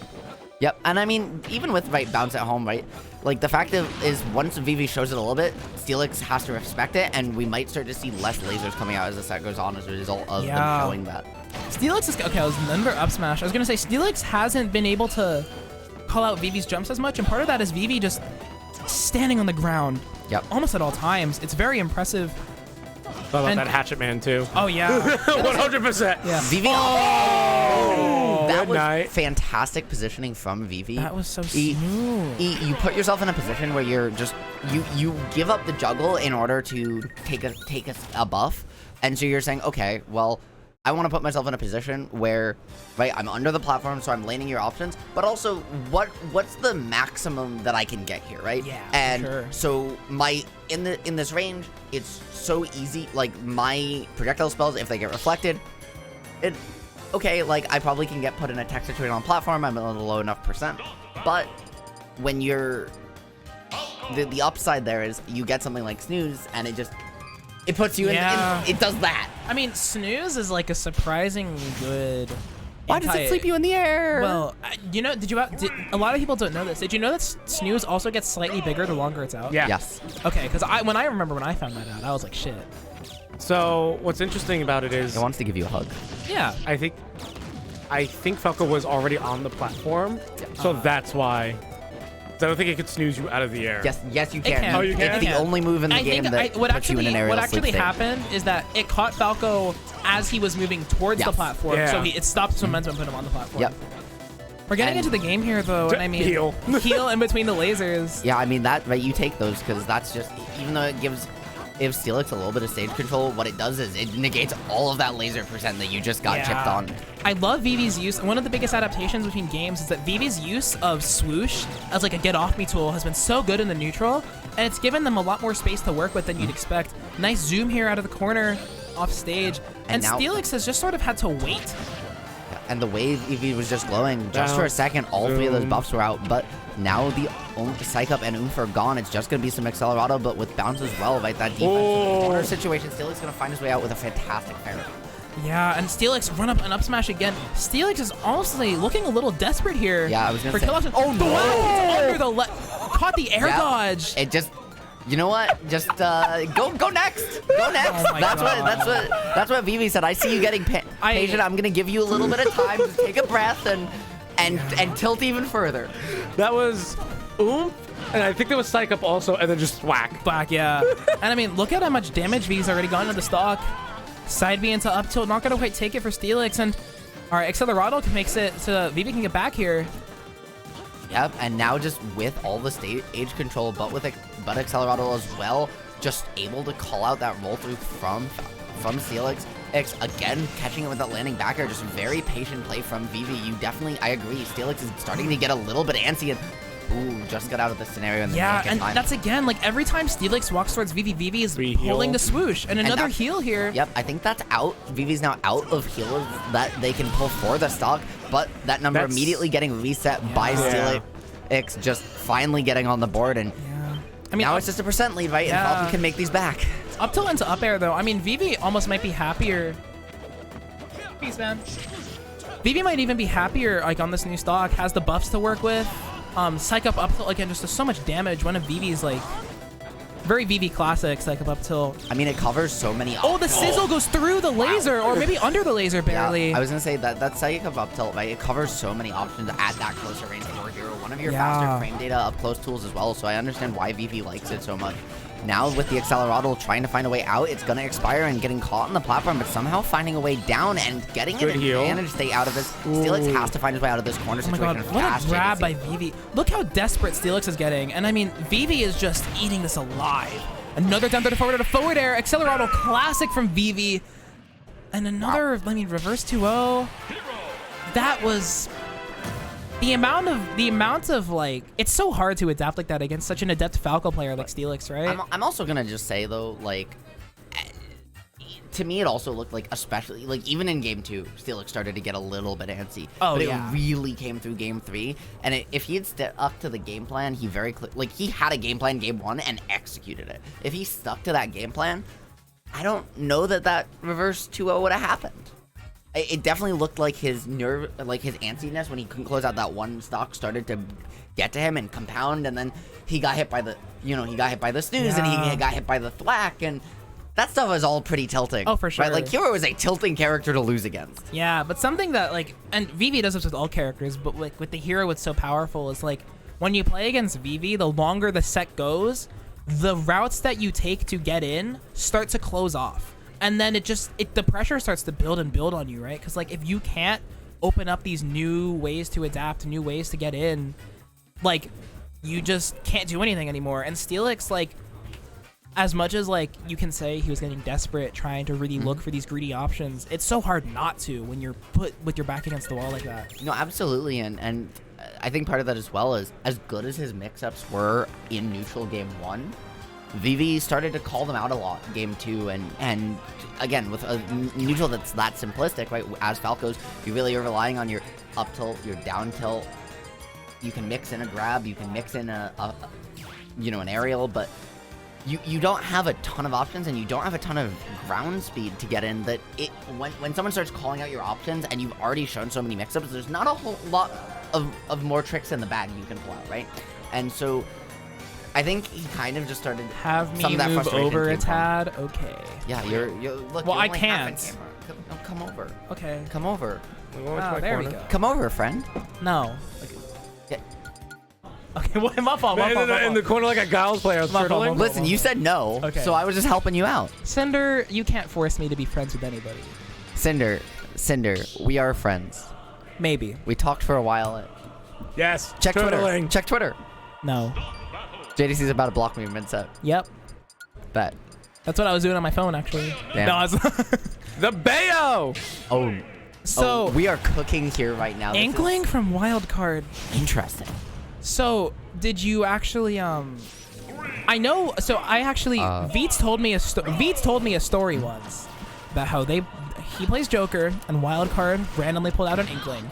I know Fawn as well mentioned, they wanted to try Bayonetta for like maybe a couple more matchups. I know that they tried Bayonetta against Skunkle and did drop the game, but Wildcard's Inkling definitely, I mean, I'd assume it's not on the same level considering he's, a Richter specialist. Yeah, I mean, but one of the things is, like, Richter loses so hard to just about every character that Fawn plays. Especially Duck Hunt, yeah. Yeah, I mean, Duck Hunt, Rob, Diddy, like, those characters just have the tools to put you off stage, edgeguard you, that I understand exactly why you'd want to have a character that gets a little bit more up close and personal, especially with that initial dash like Inkling has.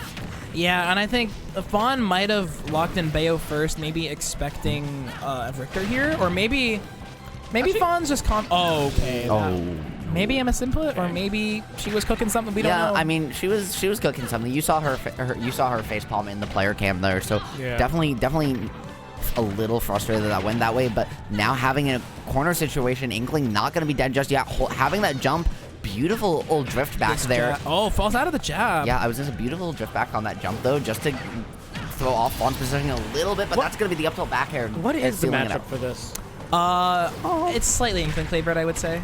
I think it's one of those matchups that like we can theory craft, but we just haven't seen enough to really know. I know Fawn played Skunkle, and Fawn was like, tried Bayo, said she wanted to try Bayo for the matchup, and afterwards said that she probably wouldn't try it again, which leads me to believe that it's at least not winning for Bayo, probably slightly harder for Bayo. Mostly because, like, how it can be really hard to hit Inkling, right? I mean, yes, but at the same time, Inkling is a fast faller, so once you get that hit right, you do get comboed pretty hard. And also, Inkling, as a character, also struggles to kill, so Bayo's sometimes questionable kill power isn't as detrimental in this matchup as in some others. Yeah, and also, I mean, Inkling also has detrimental kill power, but not if you can land a roller. And, I mean, I will say, regardless of the outcome of this game, I would expect Fawn to switch to Duck Hunt game 2. Yeah, I think so. I mean, it's also not impossible that because she's going Bayo game 1, we might see another one of her characters come out. But I would agree with you that the Duck Hunt. She is very experienced playing Duck Hunt against Inkling. Yeah. And she really enjoys playing it. So, getting back into this game, the wildcard has had a pretty good time. This up tilt, no back air yet though. Now the up tilt might confirm. Fawn with a beautiful frame trap there, covering just about every option. And now both players just resetting to neutral. But it's starting to feel like Fawn, at least right now, is controlling the pace of the game. That could have been so dangerous, but she somehow finds her way out of the corner and just right back to stage JDC. Yeah. Ran into it. Run into the. Why does the goat do it? And the ledge jump into the back air. I mean, wildcard not looking too bad on this Inkling. Maybe catching Fawn a bit off guard for sure, but. Yeah, and I mean, there was also the SD that came into effect there too. Yeah, for sure. Like, that is important to remember that one of those stocks, like, yes, it was 70, right? It wasn't that, like, Fawn SD did 0, but it was still, like, it's still an SD. It's still lost interactions that definitely benefit that end scorecard. Yeah, and I mean, giving up the lead for free as Bayonetta is such a big deal because when you're in a position when you're playing Bayo and you're forced to go in, it's just so much worse for you.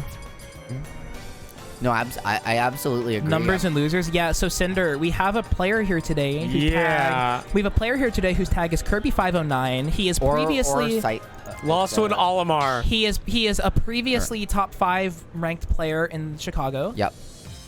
And yeah, I mean, Olimar is an awful matchup for awful, yeah. Okay, we're just running back Bayo Inkling. I mean, I guess. I mean, it makes sense, right? You win the game. There's not really a reason to switch, especially if you're enjoying playing the Bayo. She probably just wants to play Bayo, to be honest. Also, with you. just like you might want to, wildcard's actually having fun. Yeah, I think also if you're enjoying, like if you're planning to pull out Bayo later in bracket, right? You won this game. You want to at least take another game, get some warm up games in with this character. Yeah. Can you imagine? Wildcard was talking about how he was thinking about playing Ike. Yeah, I know. Imagine how hard the Ike would be losing here. That's all I'm saying. Yeah, I mean, you just love throwing me under the bus, don't you? It's not just you. No, it's. I mean, yeah, it's every Ike player. I was gonna say, listen, I've said the same thing to both Ajax and Opana. Like, I'm sorry, Ike is not it. I can't believe Opana switched to Ike. Me neither. But anyways, up throw combo here. Nair checks on the platform. And the splat bomb to cover the platform. Actually, which time's a splat bomb, though? And finds the grab out of it as well. You saw all wildcard definitely got out of that witch time just at the end, but was holding shield, and that kind of allowed that grab to come through regardless. Really good awareness from Fawn. Yeah, for sure. Wildcard here just dashing back and forth. He's landed a lot of rollers this set, which is a move that Fawn is normally really good at avoiding. Oh, this could be a kill to top, though. Yup. Yep. Inkling a little late with some rage on Bayonetta and picking it up off the platform. DI didn't look optimal. You saw how quickly Inkling died off the top there. It looked like Wildcard was actually DIing up, and maybe if he DI'd down and away, he might have been able to survive, but look at the Fawn eye roll. Up smash. And the eye roll is so funny. Oh, and I mean, we know that there's an eye roll power up in Ultimate, it's right? so Like funny. that is a thing that has been documented at every level of this game. When someone rolls eyeballs in the emote. cam, they're gonna call you out. Oh, for sure. That's also an emote for us. Yeah, we have a Fawn eye roll emote. Damn, I got a sub to Waypoint now. I was gifted a sub to Waypoint a while ago. Shout out. All right, see, Wildcard here just maneuvering around the stage. I mean, using those slingshots are so beautiful. Yeah, I mean, he's mixing up out of those initial dashes to just create some really pretty movement. But Fawn's still very good at calling it out getting, and it just like, the way Wildcard has started to catch on and call out some of Fawn's landings, some of these movement options, let her push these buttons, just fade them back, and really just abuse Inkling's movement in this matchup has been just very impressive to me. Yeah, for sure. Let's see, Fawn in the corner here, but I mean, there hasn't really been much ledge trapping from either player. It's just been a lot of this back and forth in the center of the stage. Both players are throwing out their dashes, throwing out their ABKs. Fawn back in the ledge, though, just ABKing from ledge again, and Wildcard throwing out another roller. Wildcard now pressuring the shield. Goes for another roller into the corner. Fawn starting to catch on to this habit, though. Another big Bayo combo, 116 here. Yep, but this is still not quite kill percent. Yes, Inkling's light, but at ledge, Edge gonna find the reversal and the stock. Wildcard bringing it to a last stock situation and a quick advantage state just for a second. Fawn gonna find the heel slide, take this fight to that corner platform, but neither player really able to pin the other one down, and this is just some chip damage. Edge Fawn trying to find a read because you're still a little ways off from some of Bayo's more solid kill options. Yeah, but you don't really need the kill options here. All you need to do here is Bayo is work your opponent. I mean, just don't get hit that much. Damage. Stack the damage. Yep. Stack the damage. And I agree. You'll kill eventually. I think Fawn's biggest worry here should actually just be avoiding Inkling's kill options. Yep. Which is something that Bayo can have a bit of a hard time with. I mean, we're seeing... And not taking too much damage. Yeah, I was gonna say, we're seeing these heel slides, these aerial heel slides come in from Bayo. Oh, because either you're gonna get caught like that, or you're gonna just kind of take stage control for free, force them to fade out, trying to end game 2 the same way she ended game 1. Actually, Wildcard has another stock. Oh, yeah. Oh, yes, he does. Sorry, I totally missed that for some reason. Yeah, that's why I'm saying, like, this, like, Fawn has to do her absolute best to avoid the kill options, and Wildcard, like, to his credit, is playing this matchup, like the character matchup, very well, I feel like. And Fawn maybe not too experienced Bayonetta, that there's a forward throw. We are almost an up throw up air percent, but I know that Bats Within makes it very frame tight, so I wonder if Wildcard's even going to go for it. It's already a very tight window and a very tight combo, even when it is true. Bats Within makes it even tighter, as you said. And Fawn, great SDI out of that combo from Wildcard. Fawn trying to get the second vertical, but not able to find it. Finding her way back to stage, though, and immediately gonna find an advantage state. What can she get here off this juggle, if anything, here, JDC? Absolutely nothing, as it turns out, because neutral is reset, and up throw, no up air out of the window here. And now Wildcard, let's see if he can find yet another roller. Fawn hasn't gotten hit in a long time, though, has been finally waning back a little farther and just reacting with shield. Let's see how she gets out of the corner here. Actually, Wildcard giving up the stage for free and just jumping around, and Fawn is just happy to wait and not even ripping like Witch Twist out of shield, which is very interesting to me. Like, she's just taking this roller on shield. Yeah, I mean, you're trying. I think, like, this is the stage where you're starting to get to some defensive conditioning. I don't think that's going to do it yet. Yes, Wildcard able to find some better DI here from last time, but missing the tag. You gotta be ready in those situations. You know that Bayo, you see your positioning relative to Bayo. You know that that Witch Twist is going to send you inside, and it's just... You know, you just are. He just wasn't ready, unfortunately. Really good stuff to him, though. Great adjustments from Wildcard in that second game, and making it look like we're gonna be headed to game 3 for a pretty long while there. But Fawn made some fantastic defensive adjustments at the very end of that game, and just stopped getting hit. And by fantastic defensive adjustments, we mean she started shielding roller. Yeah, she started shielding roller. She started shielding roller, but she also started playing, like, she just started honestly approaching less too. Like, she started controlling space. She started controlling that short hop space in the center of stage with aerial Witch Twist, which is not necessarily an option you see Bayo use in neutral very often. And so suddenly, right, you saw Wildcard starting to have to play a little bit more grounded. We saw him fish for more of those rollers, because if you're grounded, why not? And Fawn showed you why. Yeah, I'm just making sure. Yeah, well, next set here, Veets versus Vivi. I believe Veets has a Vivi win. I'm like very sure that he does, actually.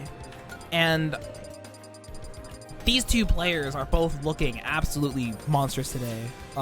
Everyone's been kind of that wild card match was just very everywhere. Yeah, for sure. One of like the... It lasted so much longer than what I'm used to. I'm just like, no, I mean, yeah.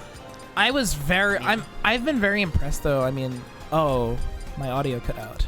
Yeah, I was gonna say I think we've been having. Oh, okay, there we go. Yeah, if you You tugged the cable with your foot. I think. Did I? Yeah, the DI box is having This very box. big issues. So even if you slightly move the cable, Okay. it'll go off. Yeah. So I'm gonna put it over my legs Yeah. so I don't accidentally step on it because I have huge feet, unfortunately. Yeah. We're going into VV Joker. I mean, Hero Joker here. This matchup is It's weird. weird. I mean, Yeah, it's definitely Joker favored. Yep, I would agree. But But also, Hero has a sword and Hero has a can sword. outspace you Hero has playing very good. Accelerado, very notably, which is, I think, the thing that can definitely swing the neutral both ways. Because when Hero has Accelerado for a brief moment, you get the ability to match Joker's mobility. And you also have Bounce, which can reflect Joker's zoning projectiles. Also, the amount of damage that so many of these projectiles do, as well as Oomph, Psych Up, you are very good at very quickly, right, chunking through this Arsene percent. We see already 3/4 of the way gone, and just like that, Beats is going to get absolutely nothing off this first Arsene. He's alive. Okay. Yeah, something that's interesting to note here. Okay, and F-Tilt's going to take the stock from BB. And the bounce is up now, so now Beats can't play back with Gun, although he has an entire stock deficit, so he has to go in. Yes, he can. Gun's not a projectile either. Oh, you're right. This move's just a disjoint. No, Gun's not a projectile. No, it's just a very it's really funny. It's a bullet. It's too fast. You can't bounce it back. It just goes right through everything. It's because I was gonna make some Persona 5 joke, but all right, down throw to back air here.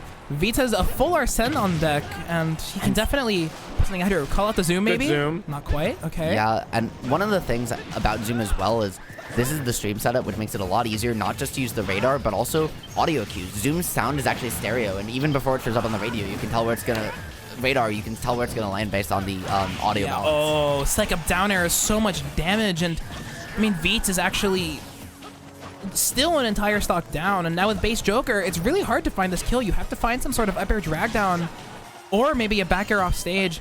Another bounce here means no more chip damage from Aha. Yep, and you just don't get to try and use that gun to disrupt the recovery, right? This is one of the benefits of Hero in this matchup is when you find those zooms, suddenly Joker's incredible edge guarding game is just entirely negated. We're seeing it now 3 times here just in game 1, and pulling out the dash back with a dash attack of their own. Vivi, very smart play there to know that Beats just wanted to be set to neutral. Oh no!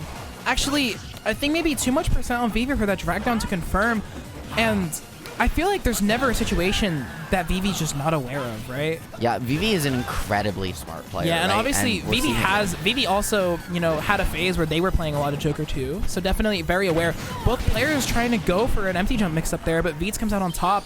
This is such a steep deficit to come from, but as we saw earlier, Beats no stranger to comebacks, right? No, not at all, and I'm really excited to see where these adjustments come so far in this set. This Accelerado. Oh my god, that was such... It was so smart. That trap with the very uncharged, the very late hit of the swoosh. Yeah. That was the crit. That was the crit. That was the rare crit. That was the crit too. Damn. Because it wouldn't, the down smash doesn't kill cross stage without the crit, but Vivi out here rolling nat 20s on these down smashes. yeah, but I mean, no, mostly nat ones. Mostly not one. Yeah, Mostly but nat I mean, ones. This is the first time I saw I a was nat gonna say 20. that was a nat 20 right there. So I don't know what you're talking about. Yeah, Vivi's good RNG. I'm 1 for 1 here. Vivi's good I'm on RNG very much comes in the form of buffs and never missing zoom. Yeah. Vivi doesn't land many crits. I almost never see it, and I come to Waypoint almost every week. So like, Yeah, shit. and I mean, getting here into game 2, we see the town and city counterpick from out here from Beats, and that's a little bit interesting because when Hero has the space to work with in this matchup, I think it actually benefits Hero a little bit more than Joker did. I think Beats is definitely very comfortable on town, and I also think if he feels like he needs the space, then even oh my god, the very end, the forward smash. You just oof. I was gonna say like maybe Beats like believes that he needs the space more, but the space doesn't even matter clearly. Yeah, I mean, when you're getting Accelerado as often as Vivi has been in these 2 games, it doesn't really matter because you can't get away from a Hero moving that fast at you. Yeah, let's see another back air here. Oh, Veets goes for the edge guard, but misses it, and now okay. Yeah, that down and away DI as well from Vivi to just kind of make it a lot more committal for Veets to get that follow-up was very good. Just using the thwack to cover their disadvantage and getting a little lucky to find that zoom was farther away from stage, so it is more likely, but it's not luck. Guaranteed. It's fundies. Side B to the anti-air. You sound like Ling right now. Well, it's just fundies. It's not really luck based. It's more. If you notice, sometimes Vivi will throw out like a spell, and that's just to increase the chance of certain other spells of showing up. Yeah, it's kind of like heal. Yeah. All right, shields like a frizz, and Vivi is losing a lot of MP, but gaining it back so quickly. This is just spiraling so out of control for Veets, and Vivi is such like an evasive, slippery player. It can be hard to find a kill. But there's the forward air off the side though, and maybe this town and city counter pick will help base Joker get some earlier kills with like back air, forward air off the side. Yep, I mean that's certainly possible, but you have to actually win neutral first. And just so far, our Vivi's been very good at fading back, and catching Veets' approaches. Air. We see another one there on a just that wasn't even it wasn't even a crouch ledge slip. That was just a runoff. That was just runoff fair with It was just so fast. I mean, Celerado. Yeah, I guess. You gotta go zoom like sometimes. It was almost like jarring how fast it was. And now we're starting to stack those buffs on just for a second, but just like that, I mean, Vita's going away, and Vita's definitely racked up a lot of damage here, and our Sen is back on deck. The shield from Vivi's also looking pretty low. The kaboom actually got interrupted by the end of Aegon. Yeah, you don't. Very fortunate for Veets, and now Vivi has almost no MP. And that's actually something I would like to see more. I would have liked. Okay, nice anti-air back air. More from Veets if we see a game 3. He's start to mix in more of those Aegons because. Right, Vivi's not even looking for these bounces because you haven't been using it. You're going to find them more force them to respect the option you have instead of just going away from it. We finally see one there, but will it be enough? It's going to rack on some damage, and Veets' defensive play has started to level up. He's found an advantage state.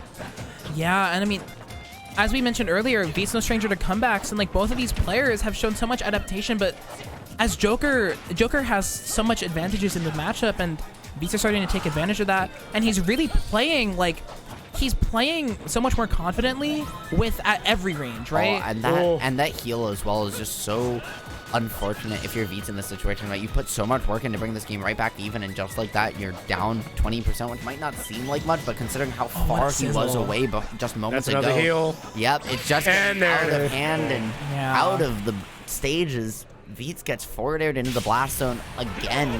Vivi just calling out every single mix-up he did out of disadvantage. Every time he went for a high recovery, every time he tried to mix up his jump timing, Vivi was ready for it and called it out with a forward air. Just very, very good awareness from them. Yeah, I mean, really good stuff from Vivi. Veets showing a lot of life, but I mean, Vivi playing this well is just a scary player for any player, right? Yeah, and ooh, that's a fantastic winners final set that we have. We've got Kirby 509 versus Fawn for winners semis, and that's gonna be probably Olimar Duck Hunt, I would imagine. I'd imagine Olimar Duck Hunt. I mean, I can't imagine Fawn going another character. Diddy Kong loses to Olimar. Yep. I know Bayonetta can have a hard time with Olimar, and I know Rob is. You could go Rob. Yeah, I was gonna say you could go Rob, but I don't think. I think Fawn. Something that Fawn does is every time she plays against an invader, she always pulls out Duck Hunt. Yeah, well, because you're matchup checking, right? Like, it's both matchup check and also maybe a bit of regional pride. I will say, Kirby as well I was actually talking to him earlier, and he was talking about how he really wanted to play Fawn because, quote, where else are you going to play Duck Hunt? And Fawn's the best Duck Hunt in the world. Well, where else are you playing a Duck Hunt like this? Right? I mean, right? Like, and even Quick last night, right? Quick, at Fusion, Quick, lost 2-0 to Fawn. And Quick does have Quick plays Squirrels and Paint.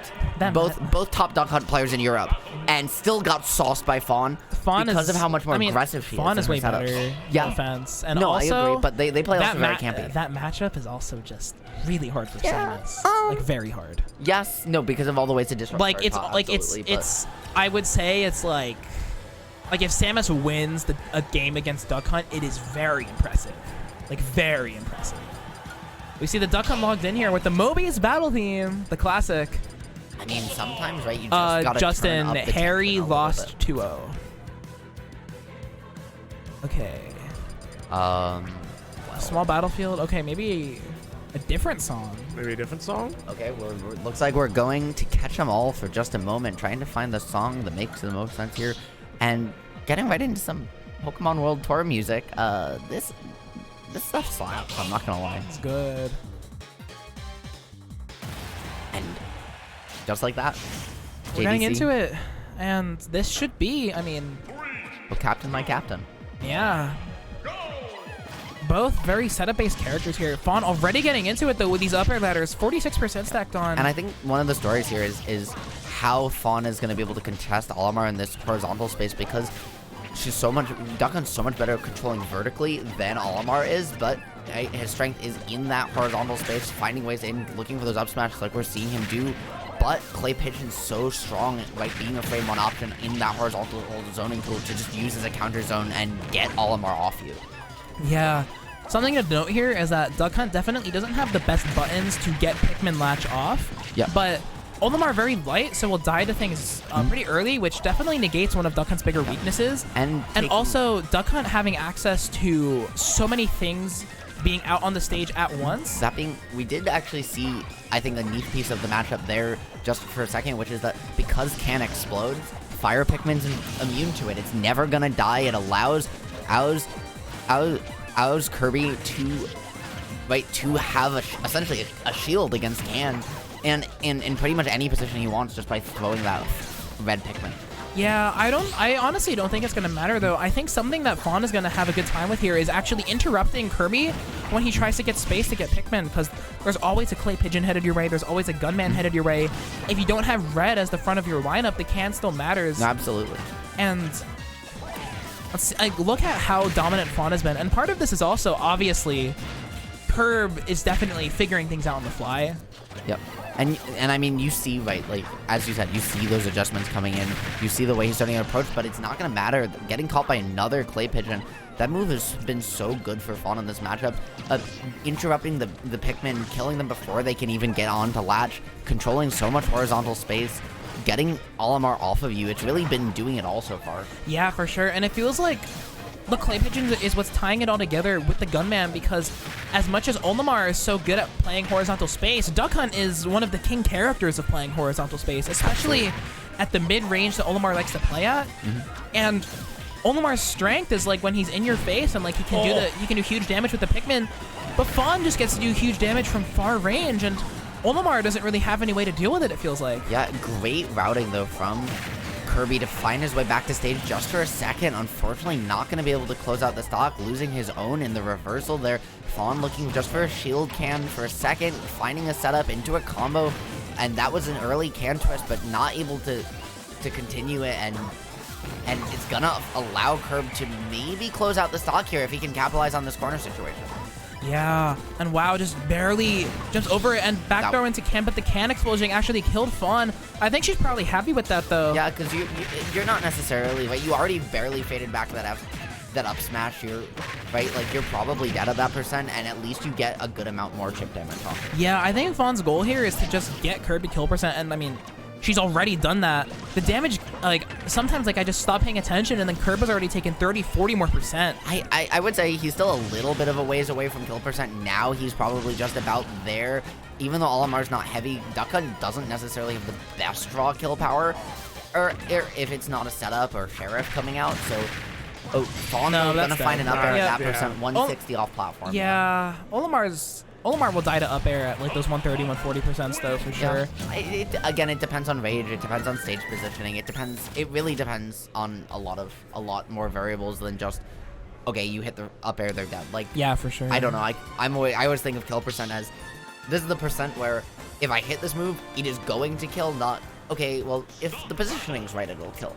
Like, that's fair. I mean, I think it depends. No, that's fair. If it's like if it's an up air, like how high is the up air, whatever. Yeah, no, absolutely. Let's see, we're gonna see Xenoblade music. And up air as well, right? Like the fact that unless it's used out of up B, the fact that it stalls your aerial momentum, it rises you up just a little bit, also is very strong, because players, when they're not aware of the matchup, might think, okay, I'm spacing this just right, and then it pulls you up and catches you anyways just at the end. And we're not going to be seeing any skin swaps from these two players. There's Kirby locked in here on the other side of winner's semis. Or is this no? This is winners. This is winners semis. Fine. This is winners winners semis. semis. This is Okay. winners semis, yeah. VV's in winners finals. Okay. And so we are still in best of 3 territory here, correct? Yeah. So this is. What do you think of the battlefield counterpart? Curb might be looking for more places to land, and I mean Duck Hunt is really good play on the biplat stages because you get to eliminate one platform almost completely with your tools. I also think Curb Battlefield might let you live a little longer, slightly higher ceilings while Battlefield. But also, right, that center platform allows Duck Hunt to run away from the horizontal zoning. Olimar has a lot better, forces a lot more of these commitments out on some of the in some of these situations with Pikmin, and can still allowing Fawn to control that vertical space, cut off those platform landing angles that Curb is looking for. So it's a very interesting stage counter pick here, and Fawn's making very good use of it early. Yeah, I mean, Fawn's been landing so much can here. Let's see. Olimar in the corner tries to get through, but just gets hit, and now... she used the gunman there to extend the can hit box there to catch Olimar. It was really smart stuff. Yeah, I mean, it feels like Curb is doing his best to just try to get as close to Fawn as possible, but getting close to Duck Hunt, if you're not a character with a lot of mobility and flexible options, is so hard, right? Yeah, and also, one of the things I've noticed is we haven't seen any whistle coming out from Curb, right? A mixture of those multi-hits and Fawn's ability to mix up the timing on Can Explosion with those pings make it much harder to use that move in this matchup, which is one of Olimar's best ways to deal with setups like we're seeing out of Duck Hunt. Yeah, up tilt to up here, doing another 20-ish% for Fawn, and a downer spike. Yeah, but another one, and this is death. Yeah, I was gonna say the first one wasn't gonna kill because it hit the Pikmin, meaning that Olimar was a lot lighter, so his up B takes it farther. The second one did do it though, and now you're stuck on that top plat. It can be so scary to land, but the extra hit stun from the electric down air gonna allow Curb to get out of dodge for just a minute. Yeah, it feels like every time Curb tries to maybe oh my god, what a setup from Fawn! Oh no, I thought that was gonna kill for a second. No, not quite, and but Curb almost. ready with a DI. If he had missed DI that, I think it would have killed. But for sure. He was very ready. Very good stuff from him. And nice kill here from Curb. Yeah. Finally taking a stock. It's just so hard. It feels kind of hopeless. Yeah, because he's found his way in. But one of the things is Fawn has at pretty much every point prioritized stage control so that even when Curb gets in, she has spaces to back up to, right? Curb hasn't really once. Well, okay, as I say that, he finally finds her. Oh, and no finds tag. Right, Curb got her in the corner once, and that was it. Yeah, but another tipper forward air, and JV2 from Fawn. Oof. Curb looking. Oh, maybe Curb not aware. Best of 3. Yeah, because it's semis. Yeah. That's fine. Yeah. Oh, yeah. He was looking to go into that next one for a second, but Fawn busting out the TO knowledge, showing us all why we are here at Waypoint Warriors. Shit, you got me. Yeah, I got you. That was good. So, we're here every Tuesday, 65 Ludlow Street, New York, New York. $6 entry fee, $6 venue fee. Yeah, 10002, 48 player cap, discounts for bringing setup. Think you're a warrior? Come and prove it. I'm reading the slide. Yes. And guess what? You know what other slides we can read? Xeno Weeklies. We're here every Wednesday. Hey. And Monday for bombs. Just down the street, 21 Ludlow, House of 3000, and at all of the links you see down below, except Twitter, #freehouse. Yeah, and also for those of you interested in getting some more sets recorded, maybe for footage review, Xeno now has a quad stream for pools and for bombs, so... That's actually really nice. It's very cool. I really like that. The sauce is real, and the amount of effort House always puts into being on the forefront of whatever's going on in the production world is, I mean, it's the reason they're the top production team in this game. And deservedly so. Yes, absolutely. The work Devin, Dill, Helper, they all put in is absurd. Absolutely. Oh, are we having Kirby play again? I mean, I don't know, think because I'm not sure if they want to do winners finals Steelix? yet. Oh, no, they don't. Steelix was just called to the stream setup, so I guess. Oh, because they're waiting on the other losers. Yeah, I was gonna say they already started it off stream, so they don't really. John numbers versus show should be that. They're down to 2 minutes. Yeah. Wait. What? No. What game is that? Yeah. I was gonna say, can we? No, they started. Okay, they started. I was gonna say if they're down to 2 minutes on the clock, what game is that? Anyway, let me go here. I just come to say Hello. Hi. Oh. because I gotta head out. No, I gotta head out. Okay. Alright. I was gonna say, do you wanna say goodbye to the stream? Yes. That's why I was offering you the mic. Yeah. Hello, everybody. It's Wildcard. Wanted to wish everybody a happy New Year. So, happy New Year, everybody. I'm about to head out now, so have a good night. Goodbye. Wait, I just got confused. Which one is which? Have a good night, everybody. Peace out. Peace. Peace out. Steelix is on the left. Player one. Okay. Yep. I got you. Thank you. Yeah. And this matchup. It's hard for me. Engage the enemy. Falco Olimar is a strange one. I mean, I would assume Falco has access to laser, frame one reflector for Pikmin, but also Nair can get you off. But if you get close to Olimar, those Pikmin hit hard. And especially with up smash, right? The ability to just call out the space Falco wants to play in over and over, and you see when you get those high latches, right? Nair doesn't get it off, and you're kind of forced between, okay, am I gonna Nair or am I gonna up tilt to get off these Pikmin? Mom, and allowing Olimar we to have just the take all Buzz the versus space. Tilde. We have the Buzz versus Tilde at home. Yeah, this is what happens. This is what happens when Dabuz moves to Hoboken. Yeah. Good job hitting the mangle there from Steelix, though, going just above the ledge, and now... That's just an LIRR right away, and like the J here. You know... The Buzz never came to Waypoint anyways. Let's be real. That's his loss. The vibes here are absolutely immaculate. Yeah, but ever since then he hasn't. Great job there calling out that blue Pikmin with the up tilt, just trying to get rid of it, not looking for that extended grab range, but the shield poke on that red back air gonna take it, and now these Pikmin are starting to flower. You already have one red one that's gonna deal so much more damage, and it's just gonna be even scarier for Steelix to deal with here if he can't find his way in. Red up smash at 22 with 37 already, and this is so much damage. That's true. That wasn't Flower. Yeah, Flower died. Yeah, it's still though gonna just rack on the percent, and using that up B, all those brawl up B is actionable out of Yes, it doesn't put you in a special. Thank you. Allowing you to just use it aggressively, find those mix-ups, and speaking of mix-ups, that short up back air from Steelix gonna put him on the board, but down a whole bunch of percent. He's got a ways to go if he wants to bring it back here. Yeah, I mean, Steelix honestly got a little fortunate there that Curb didn't expect the illusion to go over his head. Back throw here. Let's see if Steelix gets out of the corner. This down tilt, the up tilt anti-air, and this can get something started. Already 59 for Steelix the other way. And looking like he wanted maybe a forward air or a back air there. Nair double jump there. Air would have covered that space when he saw Curb was going high, but opting just to reset the situation instead, continue this ledge trap, looking for an up throw, trying to get a juggle up smash, not gonna find it, but the fair is not quite yet either. Some great DI here from Curb. Yeah, and look at the way he throws the purple on stage to be lighter and preserves it. Something he was doing earlier too. Down tilt does kill with this much rage though, and Olimar's so light. Even still though, that DI also, like you saw, it didn't kill Spark, right? That DI wasn't optimal either. Curb not quite expecting that option there. Yeah, but I mean, it's really hard to react to now we're down seeing tilt, right? We're seeing what could have been the start of something big. Some great loops, F tilt down air loops coming out from Steelix, but. Up throw kill here. Yeah, I was gonna say Curb saw out of that up tilt on platform, and Pikmin can be reflected. The reverse.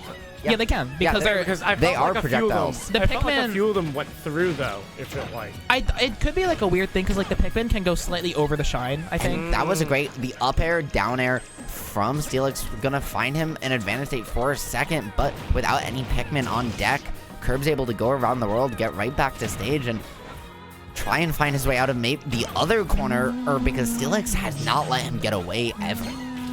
I mean, I think Curb's been doing a really good job of finding his own little pockets of space, and like he's done a really good job making something out of nothing. Like there's a lot of times where it feels like Steelix should be having a choke on the neutral, but Curb like so good at like using his little tricks to just get away from Steelix. Steelix loves that illusion mix-up. I think that's the third set I've seen him do it in tonight, where he'll just illusion, not look for a follow-up, and then just try and fish for the early up smash. It's an option you wouldn't expect to be very good, but it actually turns out to be very good. Oh my god! What a roll. I mean, I think he paused there to think about if his roll would go farther enough, and that was very risky, and the clank, but it works out. And I was gonna say the clank as well into the second clank, but Steelix the one who kind of recovered faster, finding a way to extend this corner situation, but the Pikmin gonna interrupt, allow Curb to get out of the multi-hit and survive, find some stage control, and keep another chance at life on this game. Yeah, both characters are at kill percent here. Let's see, this forward air not quick gonna kill yet from center stage. But you have to throw this Pikmin away just to get back, but you're gonna lose that purple, and without any resources here, it's gonna be so hard for Curb to find this kill, even if he does get back. Nice tag from Curb, but was that up air? No, this is losers quarterfinal. This is losers quarter. He buffered a second up. It's game 1 though. Right off ledge. Yeah. Great stuff from Steelix. I mean, but really good stuff to Curb as well. Both players here really working their way around a very volatile, unorthodox matchup, and I think we're just gonna run it right back. I think the amount of adaptation mid-game from both players, right? It looked like Curb was kind of running away with it, and then Steelix was running away from it, and it ended as a very even game. It has been incredibly impressive. Yeah, for sure. I think Curb needs to have a bit more confidence in these CQC situations. It's where he should be making his money, but I feel like Steelix, I mean, he's playing these situations very well, but Curb isn't really ripping any of these like super strong Olimar options that you're used to seeing in like the boxing situations, right?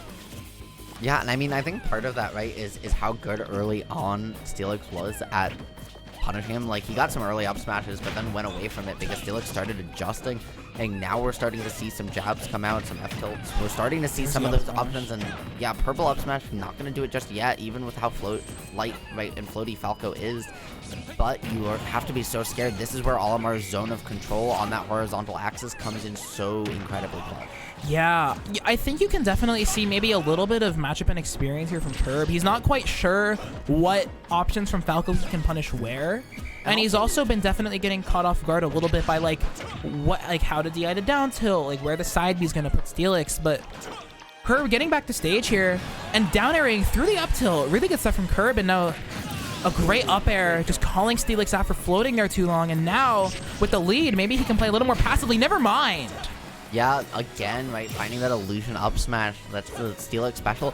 I think part of it isn't even just matchup and experience. And Steelix plays Falco so differently from everyone else, right? He knows what people are expecting out of Falco's combo routes and opts instead just to mix his opponent up over and over. No. Great knowledge of his recovery, finding somehow a route back to stage there, JDC. Yeah, I think purple down air might have hit first there because it's a little bigger and maybe a little stronger, but regardless, this is still definitely like a super... It's not even much of a lead for Steelix, especially against Olimar, who can rack up damage so quickly. Let's see, just chip damage, but up tilt to up air. Olimar almost a kill percent here. Yeah, but Steelix getting back on the platform. This Pikmin did so much damage already, 66. Yeah, you had white and red there, the two Pikmin that deal the most damage when latched, right? Latched on you at the same time, just racking up that percent, allowing Curb to optimize that lineup a little bit, but only ending up now with a yellow, white, and purple. Not the best, but not the worst for this situation. You know, if Steelix had a red Pikmin to throw at the Firebird, it would have worked. And up smash out of shield. This is the type of stuff I wanted to see where, like, every time Steelix landed in front of Curb, he was just sort of nervous and, like, maybe even a little bit of analysis paralysis. But in this game, Curb has just been fearlessly gripping these smash attacks, and Falco doesn't have much of a way to deal with it, but he does have these down tilts, which have done Steelix such a good service. Yeah, they play in that perfect range where you just outrange in Olimar up smash, but you still can get in on him, and because it starts from the bottom, right, there's no risk of Olimar low profiling it from any animations. Yeah, shout out to Chicago in the chat. I see you. Let's see, down here from Steelix. Nair drag down from Olimar, but not getting anything. Yeah. And now Curb. It was a great 8 Pikmin. Wait, didn't Steelix win game 1? Yeah, to allow the hitbox to get delayed. Didn't he? Yeah, okay. I was pretty sure. Overlay's wrong, but it's okay. This is Curb's tournament stock here, or it could be. Let's see what he's doing. Runs away, gets some space. Just making sure he's playing his Pikmin. And now with the latch, right, this is going to put you even closer to that kill percent. Neither of these characters super heavy. And the fire red F smash charged a little bit too. Gonna close it out, and we're on our way to a game number 3 here at JDC. And honestly, the way these two players are playing, I'm really glad we're seeing a final game to this set, because... To be honest with you, these characters feel even now to me. Like, just... They definitely are. Yeah. I mean, I think there's so much play for both characters, right? Obviously... Falco has such good. They're just running counterplay. it back to small battlefield. Yeah, Isahel, we had the overlay wrong. You accidentally put Kirby won the first game. Oh, I did? Yeah, you put the wrong. It's okay. No worries. Going into game 3 here, though, and I mean, Curb definitely showing that right now he's on top of it. And I was paying attention to this, that's why. Yep. And no, you're good. And that's oh, gonna so be much damage already. yeah. 48. Down throw, up smash at being a combo starter for Olimar is really just not okay, JDC. It's We're seeing so strong. Yeah, and then finding the 2 uppers as well, right? That's been 71%, and that's not even with any latch Pikmin. Now there's the purple's gonna come out, and this is where, with that white, right, struggling to get it off, it's gonna just be, like, you're already at kill percent if you're Falco here. Oh, down tilt to up air. And 121 and another purple up air. Yeah. And Steelix doing a little facepalm in the camera. Okay, we have a bracket update for you after this game. A very surprising one, but for now, this is such a tense set. Jab block here to purple. F smash 78. Curb has hugely lapped Steelix now. Down tilt. Doesn't find another pickup. But there's a chance for a spike. Doesn't quite find it, though. And now that purple's flowered. This is a regrab. This is a regrab. Yes. Oh! And It's that a regrab, purple, yeah. I was gonna say, that purple being flowered as well, even if you missed the sweet spot on that spike, it might have been unattackable. Well, that one's gonna be so incredibly strong. Long Steelix has to prioritize getting rid of it, but instead that up smash up air gonna put him all the way up to 60 off just 2 hits. That's Steelix now finally missing one of those illusion up smashes. Curb is starting to finally catch on to that habit.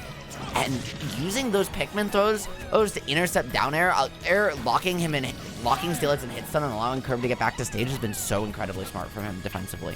Yeah, I think Curb is just... I feel like he has all the momentum on his side. He's really figured out. He's even called out some of Steelix's illusions with Pikmin. And I feel like at this point, like if you're Steelix, you have to start kind of going for broke maybe. Yeah, and I mean... More illusions, just nothing really getting started here for Steelix, and this could be... Okay, no down tilt here. Say, this is on pace to, be a 3-stop. Oh, it definitely is. Going, right? And okay, drag down though. Weak back air, and the whistle actually gets through the sour spot, but a down tilt will pick up the stock. Yep, and get rid of that purple Pikmin as well, which was very close to flowering, but now you spawn in, and the order says that you had white, blue, purple, but... not looking for a grab here. He just throws away that blue, doesn't need the white because he's already at kill percent, just trying to find some higher damaging Pikmin, but having to dump all of the resources just to get back to stage and right back where he started lineup-wise. Yeah, this blue F smash, I mean, it's so hard for Steelix to get more damage here without taking more damage and trading with Olimar, and that purple is just going to take it, and Kirby... 509 looking dominant in this game 3, feeling the energy from his comrades supporting him online and out here doing work. So, do you know you know how to count, right, JDC? Yes. So, you know what the best placing in a tournament is, right? First, yeah, second, third, fourth. Well, I just want to guess where the counting man himself, John Numbers, ended up today. All the way down in winner or losers corners, dropping the show 2-0.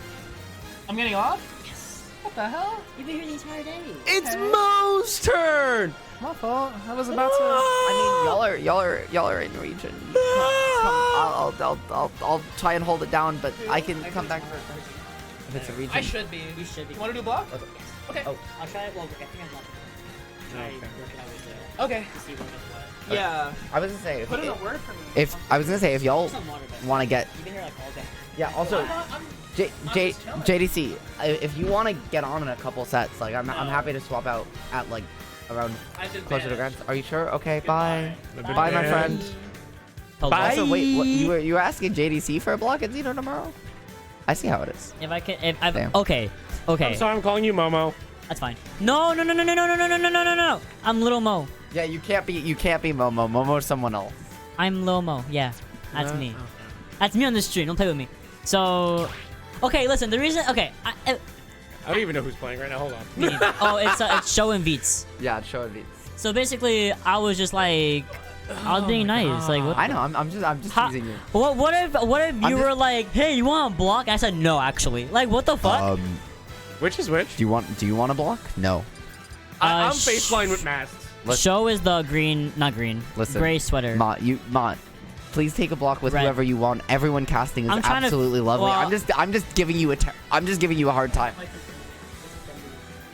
In my bag. Oh. Yeah. And Let me just check with them real quick. no, I'm not. I'm just giving you a hard time. Oh, I'm I know, sorry. I I'm love just it. terrible. You're Listen, so mean to me. What? I'm trying You're to figure mean to out. me? Hold on. Okay, right here. you and all your friends. I'm so mean to everyone. 'Cause I think everyone deserves it. A little I bit. mean, true. But Oh, my for face. tomorrow, I might have to just like help Dill figure out who to put with who. Because if you're also in bracket, it's like Yeah. you've automatically been shunned to block 2, 3, or 4, and block mean- once for like people in wave B. Yeah, I mean, I was gonna say I am in bracket, but if it's easier, if you're helping set up, please let them know. Like, I am happy to DQ if it makes stuff No. easier. We figure it out. Like I know, but I'm offering. I'm saying if it comes down No. to it. No. Hey, No. Devin was here earlier, so Devin, if No. you're still here and it Devin comes doesn't down do to it. Devin doesn't do all that. I know, but he can pass on the message. Devin doesn't do all that. He can pass on the message. If you won't, he will. Devin, don't do that. Was someone calling me? My Dang. mom. If Jose. What What is happening? I won't. But what's going?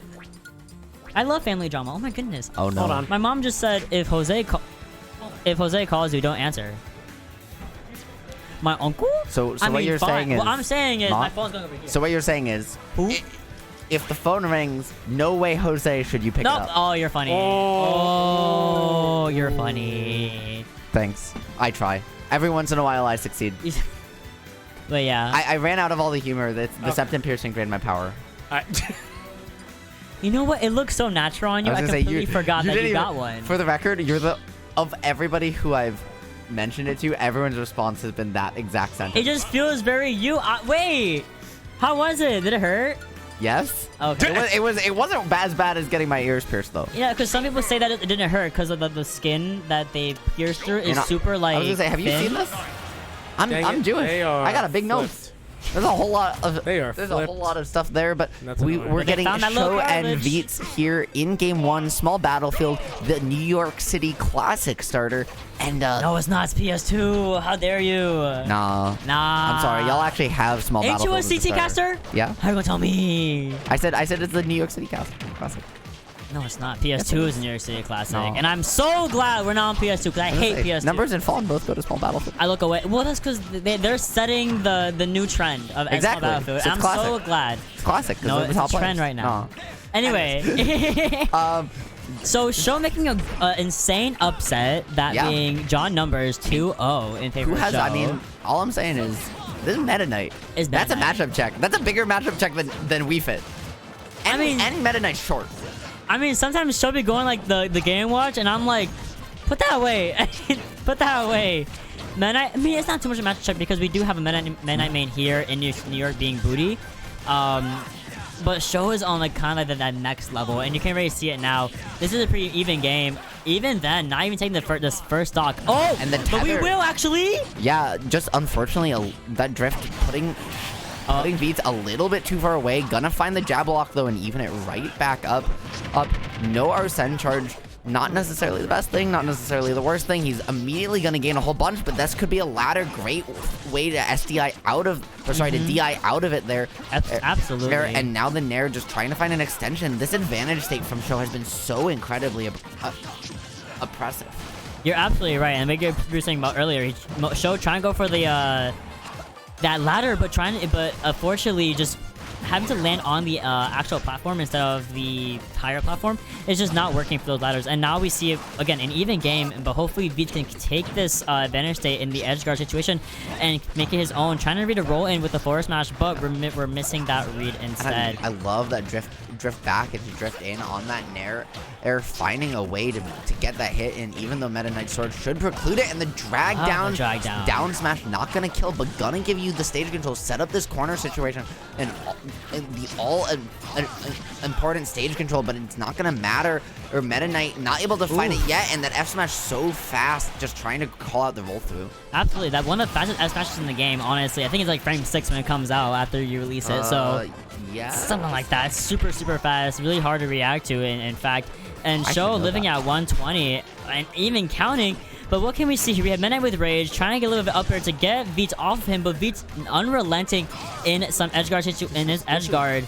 Yeah, and I love the way he's holding this upbeat E4 just to try and find that single hit through stage. Age use it as a get off me tool for some of Vietz's very aggressive ledge trapping here. Right now, both these players are looking for any options. Vietz trying to take use of this gun here, but gonna get put in a disadvantage for it. And they're dodging right through the attempt another ladder combo from Sho.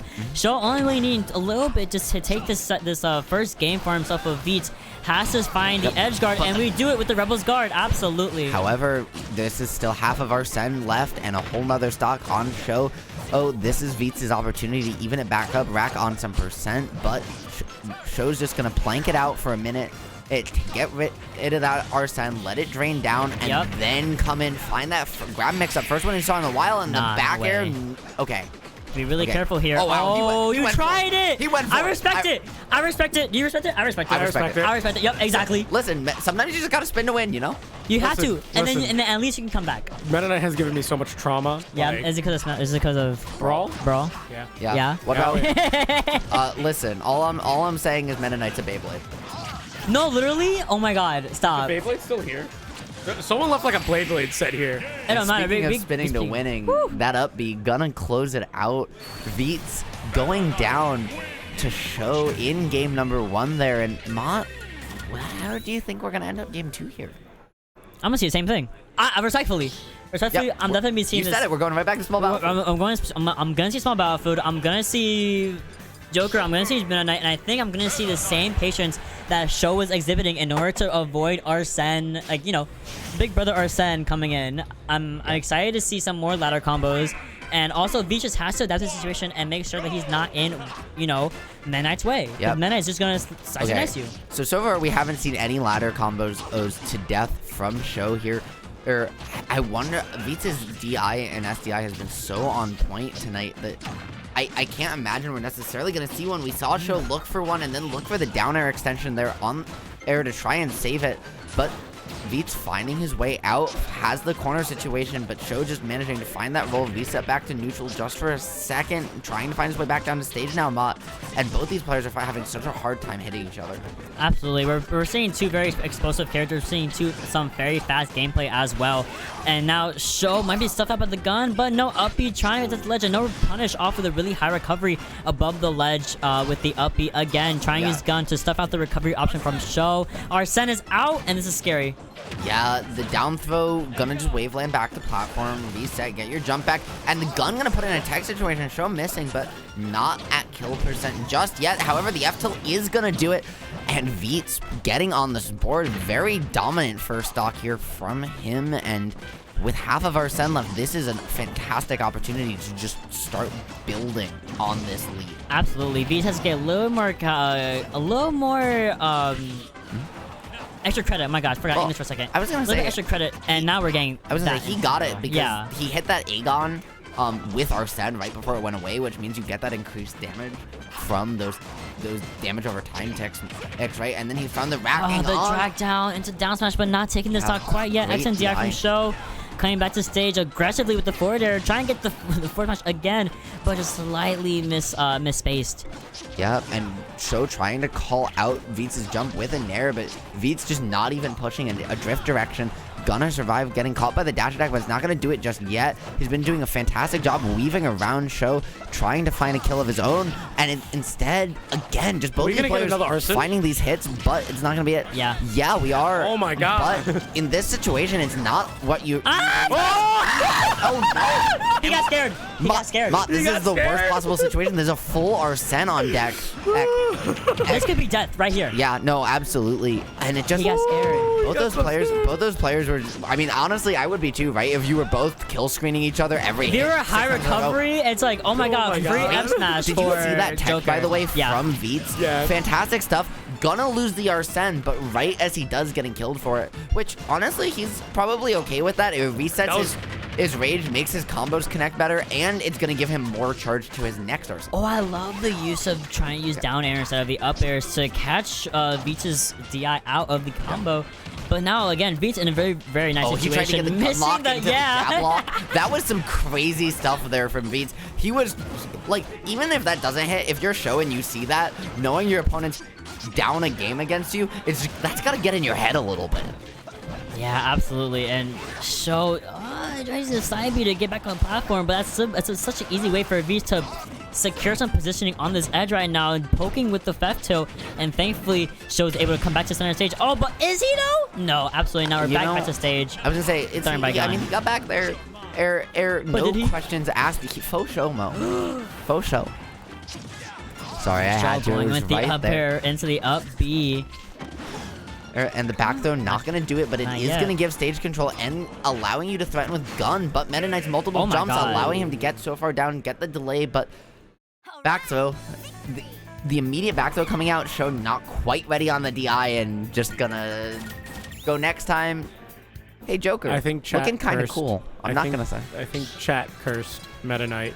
What happened? We got a copy pasta. Meta Knight is everything. He's all you ever wanted. You could win the set now, even if you never won it. Clashes, he always wins. Trades, they ain't never gonna happen. You want him forever. Any counter pick, he's better on it. No. No. You're wrong. I saw that big block of text and I was like, hello? I can't read that. Zoom that in for me. I got small eyes. I'm literally little. I'm literally baby. Listen, Mott, I'm so we little. can always trade if you want. No, I'm good. Okay, you don't want to take my height? I'd be too powerful. Like, if I was that tall, if I was your height, I'm not that tall. You're very tall. I'm 5'10". You're huh? That's very tall. Damn. That's very tall. If I was that tall, I'm just wearing 4-inch shields. It's Dragon Quest music. Shut up, everyone. Shut up. It's Dragon Quest music. Okay. Okay, we're good. So, everyone, shut up. It's Dragon Quest music. It's not gonna work a second time. That's not how it works. Yes, it does. Everyone, shut up. So either way. With the amazing song counter pick. Oh, yeah, shut up. With the amazing song counter pick at hand, I am seeing a boost in momentum, a boost in me specifically. It's a boost in me.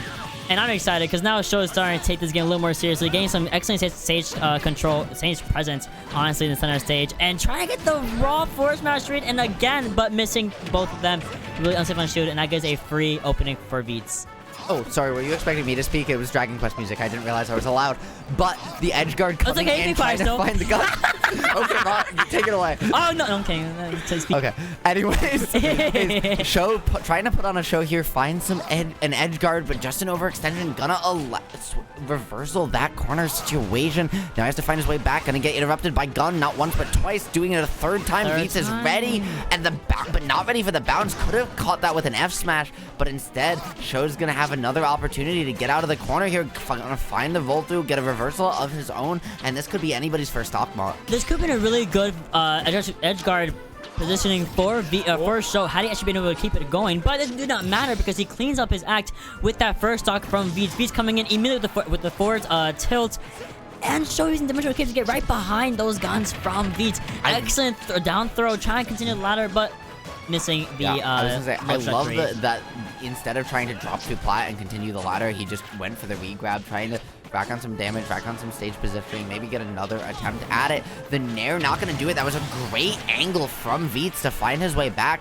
and with only the first hit of Arsene taking that stock, he has so much potential here to rack on some damage. If he can get his way down, drag down gun into... I love that. That was beautiful. Yeah, I don't even know what to say. Like, there's not any other character in Ultimate that can drag you down from above you, but speaking of, not many characters can get back from there unless your name is Byleth, and I don't see any spears on this screen, so...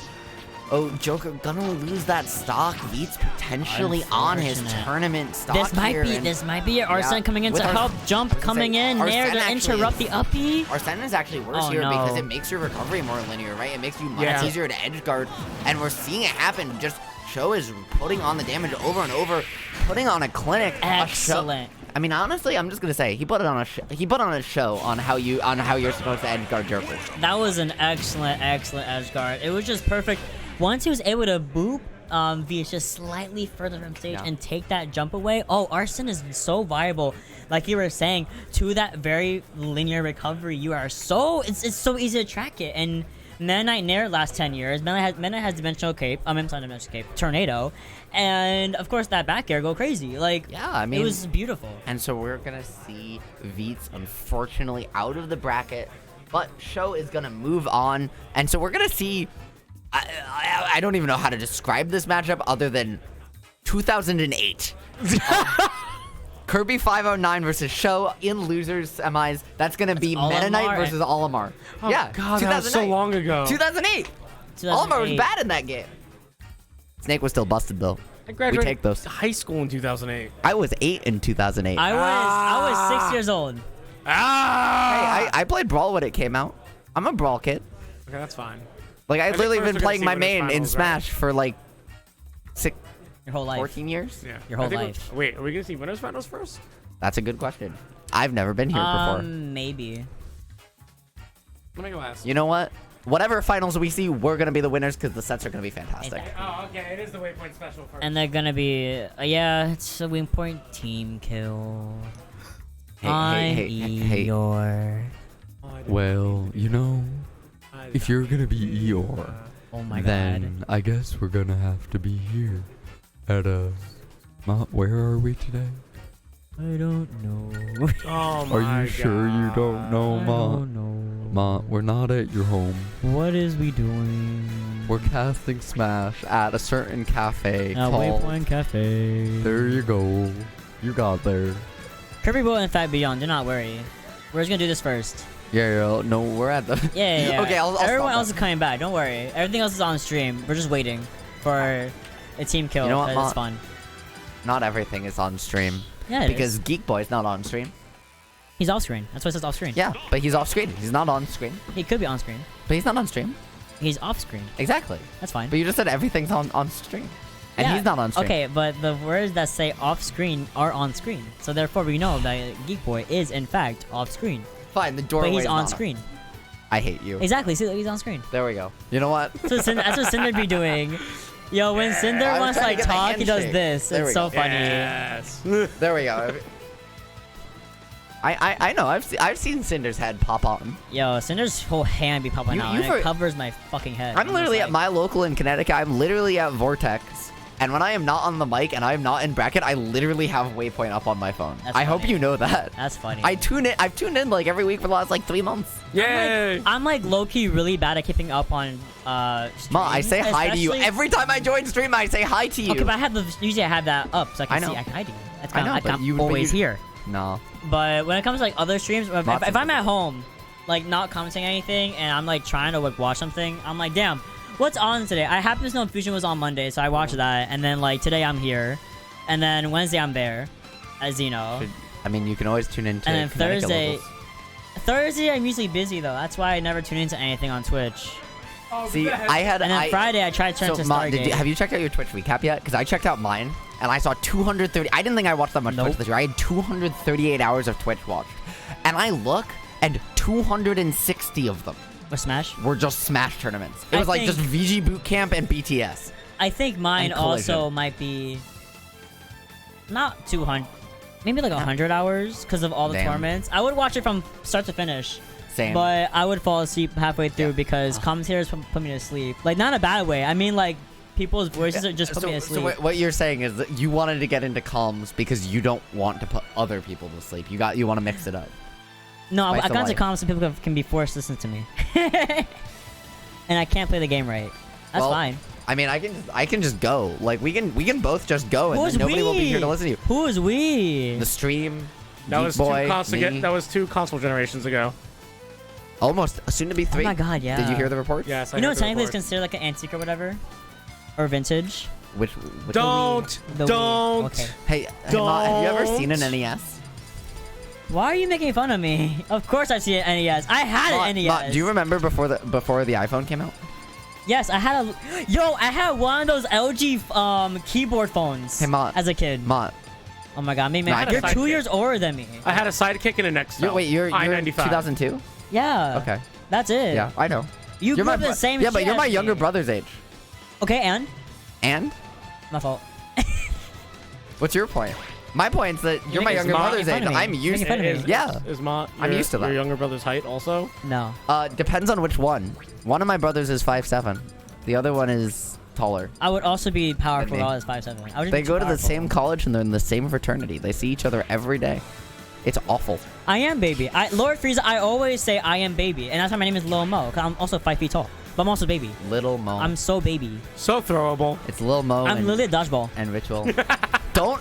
Okay, so you Dodgeball. You dodge, Dodgeball dip, special. dive, duck, dive. You ever seen the movie Dodgeball? Nope. I seen Airbud. Which Airbud? The first one. Oh, you haven't seen them all? No. I've seen them all. I've seen them all.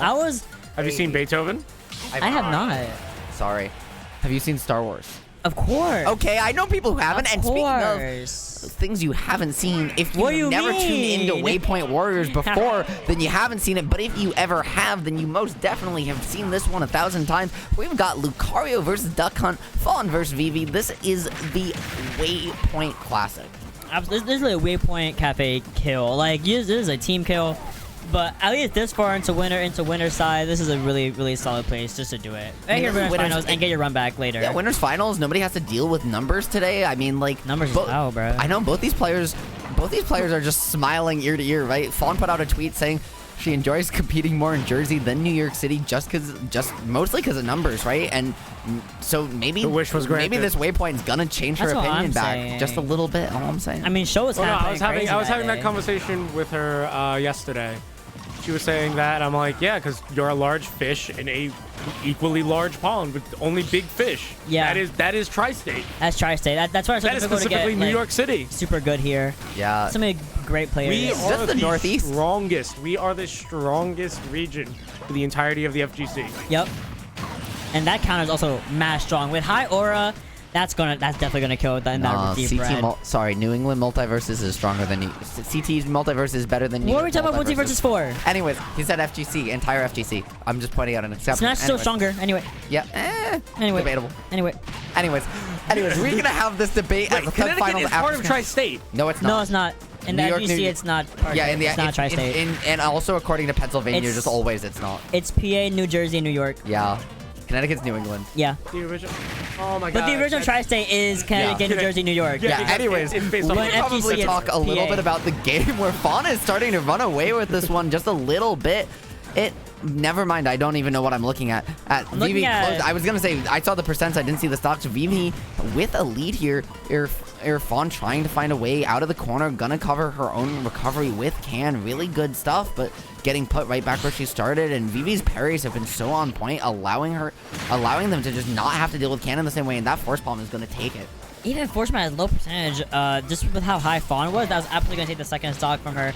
And now it's getting juggled right now, and finally getting the reversal with the back air into double up air, maybe a triple dip. You know the depressing thing is that was like a Sheik moment, right? That was like 5 hits. It dealt 23%. Yeah, because Lucario doesn't do anything at that percentage, unfortunately. That's the Lucario effect. Yeah. Lucario needs an aura. Yeah, a little bit aura. This is Lucario with the lead too, so the amount of rage that you're getting the whole rest of the game is going to be so much lower. But you're going to find that down air, cancel your momentum, find some damage. And into the can we go? That's the unfortunate thing about Duck Hunt is you have to be so observant of where Fawn wants to put those cans and when Clay Pigeon will reasonably come out. Unfortunately, it is frame 1. It's unreactable, but to be aware of the situation is super important. And of course, they are. Fastball. Yep, exactly. and that can there forcing Vivi into shield. Fawn's high positioning as well, forcing the grounded option, which is going to allow that can to come in. Great trap from Fawn. We see another one here. The forward throw gonna just miss the can. You don't see that every day. But the F tilt tipper not gonna quite do it just yet. And Vivi holding all these resources, almost able to hold on, but Fawn knows this matchup so well. These two play all the time and gonna at least make this a last stock situation. I love the way that Vivi just used the can against Fawn like that to get Fawn a little bit off of them as well. And Vivi again has no aura, has no rage at the moment, which means that Lucario is only that much more susceptible to kind of being outplayed if Fawn is able to take it back. Say that up air from Fawn on as a mix-up, change up your aerial momentum twice to find the way back to stage and starting to rack on this percent, right? Fawn is bringing this one back at doing a really good job controlling this base, but that Aura Sphere charging up is gonna be scary. With the Clay Pigeon calling it out. Let's go! Absolutely! Yeah, that was the gunman getting countered too. Yep. Calling out the shield drop. Fawn, Vivi knowing that Fawn likes to run in behind those gunman shots, saying, okay, when gunman gets ready to fire, you're gonna drop shield, so I'm gonna throw a counter, because if you hit me early, counter's gonna deal with it, and if you just run at me, well, I'm gonna deal with it. Yeah, I'm gonna deal with it. Exactly. So, you know what they say to that? Deal with it. That's just the VV difference. Yeah. Vivi kind of built different right now. VV kind of playing out of their mind today. And I don't know if you saw Fawn in this player cam just there, closing its eyes, taking a deep breath, looking up, not in frustration. It wasn't an eye roll, but it was looking up in thought. It was definitely going into the tank, thinking about, hey, how do I make some adjustments? We are in best of 5 territory, or are we not? So, yes. Oh, there are at least a couple more games to work with, but the way that first game went, you have to start making adjustments, and you see how much Fawn is really prioritizing that here early. Yeah, the biggest thing is unfortunately, Lucario does have to get percentage, but once you rack up Lucario's percentage up so much, your job now is to close up the stock as fast as you let it get that high. You know what I mean? Like right now, a game is right here, and that's exactly what we're looking for. A quick stock, boom, bam, bop, no aura for Vivi whatsoever. I mean, it looked like Vivi may have been out of hits on the very end of that, but just unfortunately still gonna lose the stock anyways. The Aura Sphere are gonna allow stage control to come through, not give Fawn space to set up those duck hunt traps that have been catching everyone in the world off guard as of late. 8, and just Vivi is so knowledgeable on this matchup, right? Has done such a good job of playing around Clay Pigeon, playing around Gunman, and holding space and just not giving Duck Hunt the room to set up and play the bait and punish game plan that Fawn has crafted to perfection so far. Trying to go for the counter again, but unfortunately, one, you're not at a high percentage, and that unfortunately was a pitcher that was not able to get Vivi to actually counter towards Fawn. But that's a lot of Aura Sphere pressure. Love the Aura Sphere pressure. Short hop into back air, and that's going to take Fawn's first stock.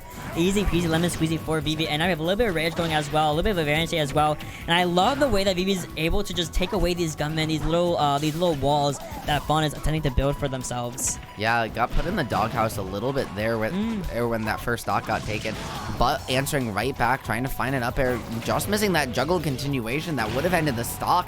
Gonna get Fawn out of dodge, and the early drop out of that up gonna be a fantastic mix-up. Though not gonna do it. Great DI from Vivi. The counter gonna send you all the way off stage, but you have so much rage. Your recovery goes so far that this is an incredibly scary situation. The huge lead Fawn has had all game disappearing just like that. I love this use of Aura Sphere. It's such a big projectile that it covers that ledge that Fawn is trying to keep safe, but there is that can they're looking for. The great equalizer. Not entirely there. It was also high percentage. Yeah, I was gonna say deep red. Yeah, getting just serving as a great get off the option. This is a quick 60%. Down a stock, the Lucario's rage is gonna have rage and aura is starting to rack up.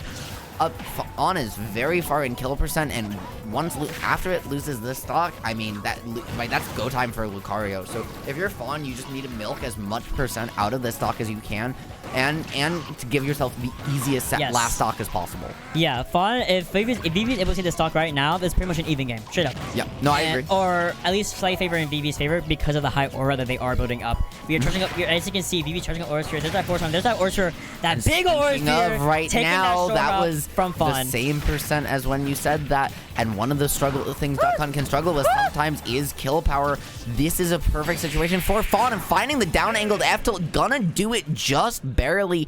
Fawn evening things up at 1 game apiece, and now that we're 2 games in, we've seen each player take a game. Don't ask me this. Who do you think is taking this set? I don't know. It goes back and forth all the time. I have no idea. Geek, who do you think is taking this set? I can't wait.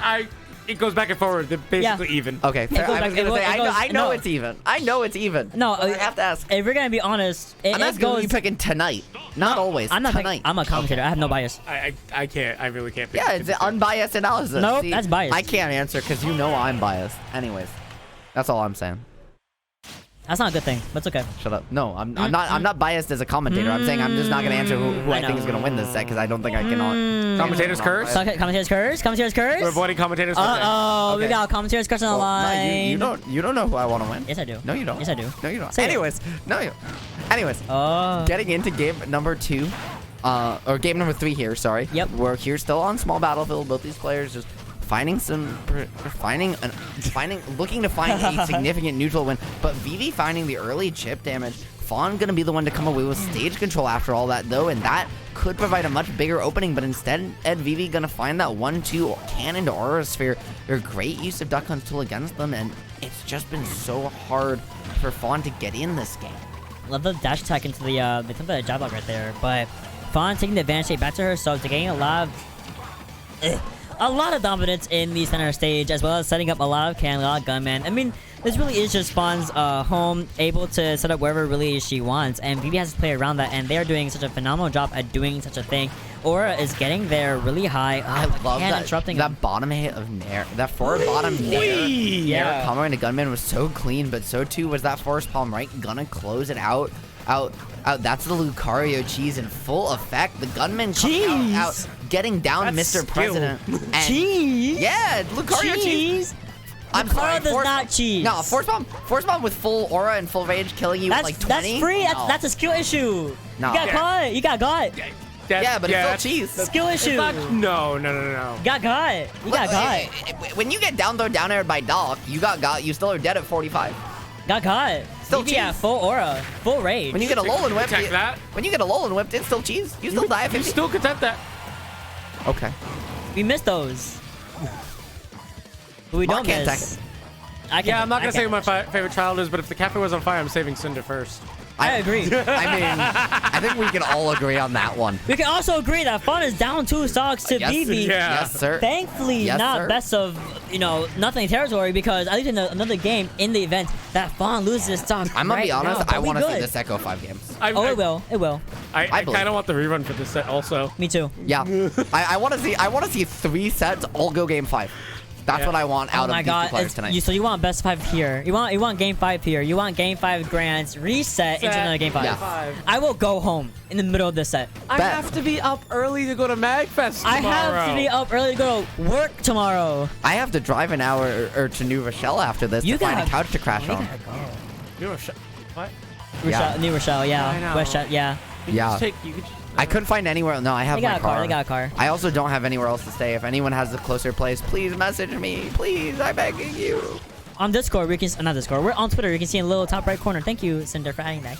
Yep. Fawn though is starting to zone out Vivi a little bit, slow down the pace of this game. Aim racking on percent, but Vivi finding their way past the gunmen uninterrupted. It's gonna take the stage control as well, and just Fawn has not been able to breathe for a second. Vivi has been absolutely smothering so far. You're completely right. Fawn is at 90%. That is, even though Lucario again at low percentage, that's still really good extra credit for Vivi in the event that they lose the second stock now. That's free real estate for extra aura. Trying to get the forward smash, getting the force bomb, but not, connecting for a final stock kill. You have to deal with, high aura Lucario for the rest of the game. Yeah. You're already at kill percent. It's so incredibly scary. No way. Gonna get a landing caught by an up air. It's gonna false kill spark there, but that's dead. Gonna catch the get up off ledge, and Vivi 1 game away. 1 game away from the first grands without numbers in like a month or 2. Listen, I'm excited. It's been more than a month or 2. Really? It's been like since summer. That was the last time we saw. Okay, on the count of 3, everyone just say in unison, "Thank you, show." Ready? 1, 2, 3. Okay. Y'all are happy Numbers is not here, but not happy that Show's the one who put him down. I don't care that Numbers. For me personally, I don't care that Numbers is out bracket. Cause I'm gonna commentate whatsoever. Like same here. For me, it's interesting. I know. I'm just teasing. I'm just teasing. Now. The last time Numbers was not knocked out but lost, I think here was summer when we had that Captain Falcon. Sean! Sean, if you're watching, if someone can tell Sean I miss him, he needs to come back to New York City. Relay the message. He never came to Connecticut. He said he was coming to every region in all 50 states. He never came to CT. I don't know what was up with that. That must really suck, because he came to New York City for like 3 weeks. Yeah. I miss Sean. Sean, the Pink Captain Falcon, I miss you. Cashmere. Come back. If you're going to LMBM, oh my god, I want your signature. I'm a humongous Sean fan. He better be. So let me know. I think that's when Sean said that it would be bad. Yes. I think. Let me know in chat if someone can check for me if Sean's going to be there. But what can we check right now is VV once again, good amount of percentage. But we're getting comboed from that clay pigeon into that back air. Yeah, the adaptation we've seen from Fawn so far is just using this clay pigeon a little bit more, or finding these get off me tools. Now we see a can twist gonna allow that can to catch the aura sphere. Oh man! Or find a way back. Vivi gonna find stage control, but gonna get caught. Fawn trying to find the setup, but Vivi ready for it. Not able to find a ledge trap. Vivi gonna get back to stage for free and with full aura. This is really scary, Mott. I'm sorry, I'm giggling because I just realized you can hear Duck Hunt, the duck being like whack whack when he's doing the dog is doing the freaking down tilt. Yeah, did you never? No, I didn't. It was like whack whack, and there's that whack whack stock. And speaking of whack whack, right? The horn getting honked a little bit on Vivi, losing that first stock. Just trying to charge up this aura sphere, find a little bit of stage control. Oh, but that gunman gonna mean that charge not so effective. Fawn able to get back to stage. Age try and find a juggle situation, but just trying to get away from all this high aura, all of this kill power that is held inside of Lucario. Wait, is this shiny Lucario I just noticed? Yeah. And there's a counter, even though 76% is pretty low for VV for that counter, is still gonna take Fawn's first stock. What is this? I mean, past something. I was gonna say, just like a shiny Lucario is a glimmer of hope for Vivi as they manage to take that stock. No, Sean. But getting put in the corner, Ducks on trying to call out Fawn with a fantastic up smash, but Vivi ready, not getting caught out. And I think that can was twisted, that back hit of Nair causing it to come back the other way, but Fawn still not able to close out this stock. Duck Hunt sometimes can struggle, right, to find those raw kills, and that's so strong, good for Lucario in this matchup. Duck Hunt has to get those hard reads. I mean, both characters, to an extent, are kind of difficult or can struggle to close up the stock, especially at very early percentage. Lucario, it being much easier as the percentages go up, but Duck Hunt has to rely so much. Fawn knew that counter was gonna come through and use the gunman to lock it in hit stun, so that she had time to shield the counter. That was so smart. Duck Hunt having to rely a lot on Clay Pigeon and Can for those kills. But excellent read on the extreme speed from Vivi into the down air. You got it. And Fawn avoiding like a narrow, like literally 20% by just letting Gunman take the hit of that Aura Sphere. Yeah, I mean, fantastic stuff so far from everybody involved. And right now, it's just trying to find your way off ledge. That's not going to happen. And Lucario is so scary at high rage, going to close out the stock. And that's not good, right? This is even percent, but it's actually Lucario who is channeling that inner focus all the way to victory, or so Vivi hopes. This could be Fawn's winner's side game right now. Yeah, Vivi continues this momentum they have for Fawn, gain some extra percentage on Fawn as they themselves gain a percentage. Like right now, with these double uppers from Fawn, this is gonna be a really scary game for both of them. We're keeping it a buck with the percentages though, which I really am glad we're seeing. It's just a close set from our top players. And Vivi finding a way through that clay pigeon, right?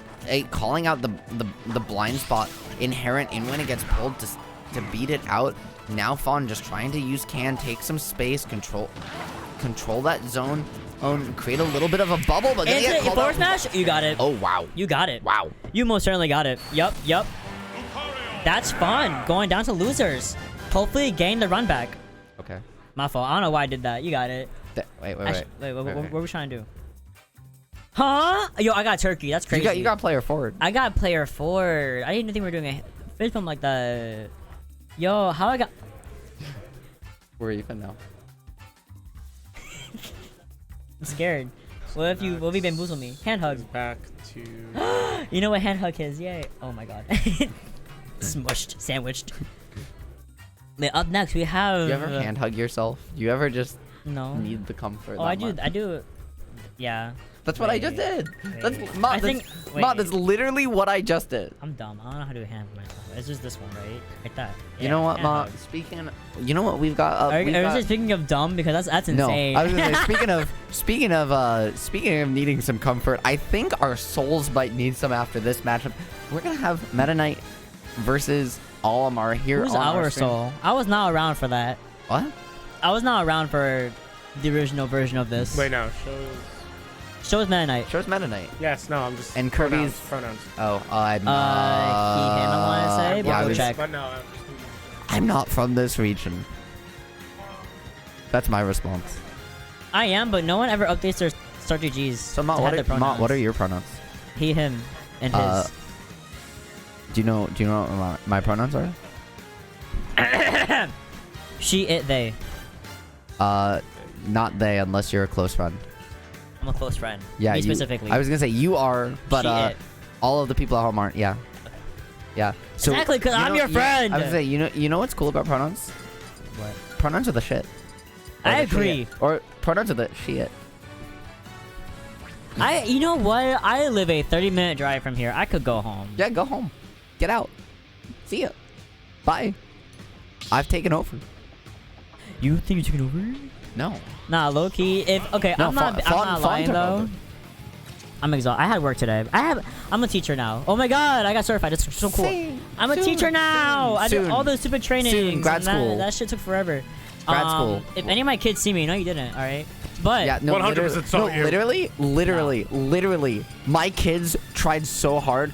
When I taught this summer, they found out that I cast Smash. They tried so hard to find me. Not know. I had to give them I had to make a fake Steam account, Discord profile, everything with my face and information on it with a different tag so they wouldn't find me. That sounds like a lot of work. Oh no, I was like mention it.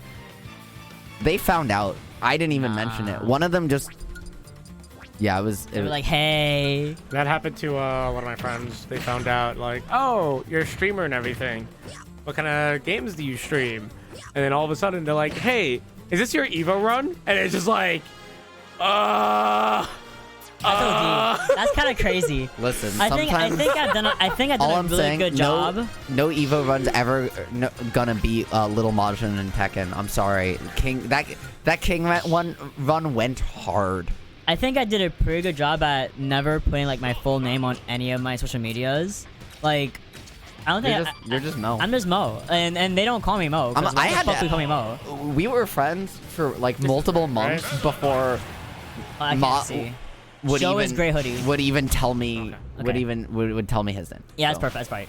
Perfect. There we go. All right, show coming with the Meta Knight on some Battlefield. Look at this. A trend is happening. I'm so glad. Hopefully, we're gonna phase PS2 out and just keep some Battlefield. It's better. No, it's different. It's better. Anyways, it's different. It's different. Maybe PS3.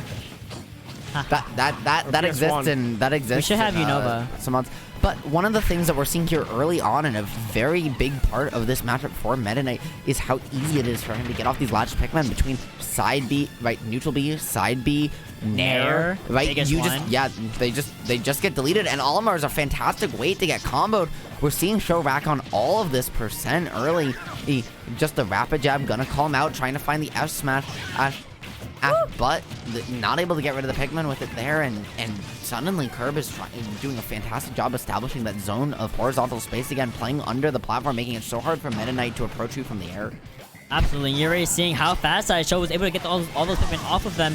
And here we go, then the side B into letting Kirby all the way onto the stage, and that'll be taking the first stock all the way into the blast zone. No ticket needed. Boom, bam, bam. I was gonna say, he was delaying there, looking to see if Curb would try for an early up B. He would have tornadoed if that was the case. But when Curb tried to delay, he was just like, okay, I have a big sword. Come at me.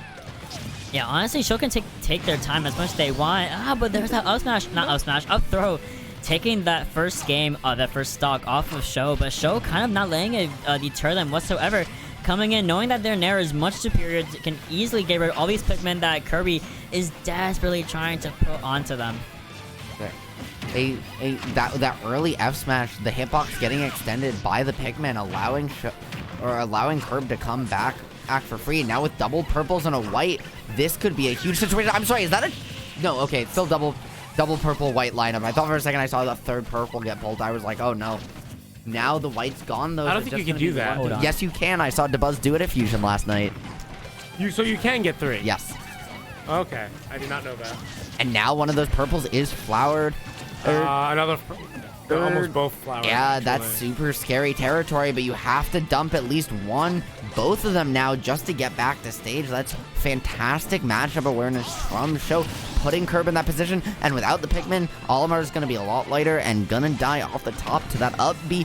Now that purple Pikmin's coming in and just rack up the percent. Unfortunate SD from Show, gonna keep this game right even, but not even an unforced error with the amount of pressure Curb was applying at ledge.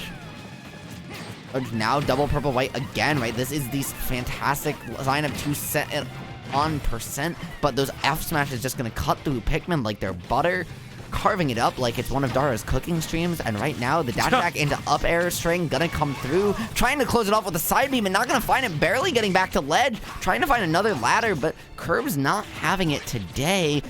Finding a grab off that extended range from the blue Pikmin, now trying to just zone out Show, trying to find a way in, doing so, but just every one of Olimar's hits is just racking on so much more damage. Oh. That's the first game. Well, wait, I really, I thought Malt was joking about getting up and just leaving me here, but I think I know. I'm making a joke. I know. I'm trying to be funny.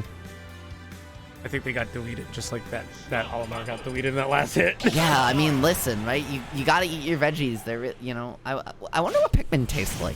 Carrots. True. They're based off of the Pico Pico carrot. Fair enough. They're just all root vegetables. Yes. Damn. Wait, you've got your beet Pikmin, your potato Pikmin, your yam Pikmin, your whole 9 yards. But an early edge guard opportunity here from Show, but that up B missing ledge gonna mean he doesn't have the opportunity for the continuation. Olimar gonna get set up pulling under platform, but pulling too many Pikmin. Gonna have to find a way back to stage here. This is quite literally PTSD for me just watching Meta Knight play. Oh, I mean, listen. At least Olimar has a functional up B now. Okay, that's true, yes. You remember Brawl Tether up? Yeah, I remember Brawl Tether up B. So back to when Tornado was a multi-hit, they should bring that back. No. Why not? Because the animation makes no sense, but the animations that do make sense, that Fair gonna take the first stock. The early up, that purple up smash gonna just rack on a whole bunch of damage. It's a great anti-air that we haven't seen too much of from Curb here in game 1 so far. Our second up smash though gonna do it, not quite, but just trying, just trying to pressure, holding right that center stage. Trying to control both platforms here. They're beautiful and dimensional cape there, though, from Show. To great mix-up, finding a way back to stage. Blue Pikmin not going to do it just yet. And the upper ladder, looking for a continuation. Gonna find it off the Tornado, just get some extra damage on. And the Fair's not going to do it just yet either. Show has been on point with the DI, but just keeps getting juggled. Has an opportunity here for one of his own, but getting called out, just missing on platform. And great DI away from Curb there to just miss out, able to hit that Fair as a result. Do you think Olimar's too deep? No, I don't. Okay. I was going to say, he had the Pikmin, he threw it, and allowed him to get back. That's what Show was trying to force. Yeah. But because he got latched in that situation, and it was just harder for him to contest it than he'd otherwise intended. And I always forget that, like, without the Pikmin, Olimar can make it back. Yeah, the fact that they affect his weight is kind of hilarious. I mean, it kind of makes sense. Yeah. All the same size. Yeah, you just those tiny arms don't carry much. Yeah, but speaking of try to do it again. Great edge guard. That time with a back air. So we've seen forward air, back air come out now. Get the kills from Show. He's going all the way out there, making full use of Meta Knight's airspeed, those multi-jumps, the great recovery he has, racking up the percent, and up a full stock. This is really the Show that we're seeing coming out here. Breaking down Olimar's zone of control, but getting juggled. This could be an opportunity for Curb to even it right back up. I'm joining. Am I getting joined on the mic? No, I'm not. Okay, JDC not joining me on the mic. Have a lovely evening, JDC. It's still just gonna be me here. Double purple blue. This is the kill lineup, and at that percent, and it's Wait, so purple does incredibly what scary. again? I forget. Purple just deals more damage and knockback, and it's Okay. also heavier, so it has a shorter range. Blue extends your grab distance. I know that. I remember blue. It was just purple was yeah. the one I was forgetting. Yeah, purple is the one that you're scared of when they hit you with the smash attack. Yeah, because it's the one that spikes the easiest, also, right? Yes. Yeah. Yes, it is the I kill you now Pikmin. It feels like Curb is genuinely afraid of staying on the ledge when yeah, I Meta mean, Knight with comes how back. efficient Show's edge guarding has been all night, Yeah. and the clinic that I'm sure Curb you come to New York City, you hear about John Numbers, you hear about how amazing his ledge play is. You see him lose to a Meta Knight, I'd be scared of staying by ledge too. Yeah. John is like the best player at ledge in the world. Yeah. And Show dissected him tonight. So, you know, and unfortunately that's gonna be it for Curb in the tournament, going out at 4th place, I believe. I believe so, yes. And now we're gonna see, fantastic run from him, right? Especially as a player from out of region coming in, making it very far in bracket. But now we have Fawn and Show here in losers finals, and I am just kind of hanging out, y'all. Yeah, we're just vibing. This is gonna be an interesting loser finals, I feel like. You can get on stream. I can. There's space. Yes, yeah. I mean, I have to pull my microphone all the way here. Or just take. Hello. Yeah, I could just take that one. Actually. Yeah. Take that one. There we go. There we go. Look. Yeah, we did I'm it. actually on stream again. You're Ritual. I am Ritual now. Who am I? Oh. I'm Prisoner 24601. God. Technically, I'm both. Because I have both names. Damn. But I see how it is. You stole my identity. Identity theft is not a joke. Geek boy.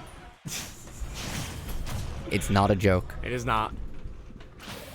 Anyways, getting into game number 1, all jokes aside, here once again on Small Battlefield. I don't care. Mott's not here to stop me from calling it the New York City Classic, so that's what I'm gonna do.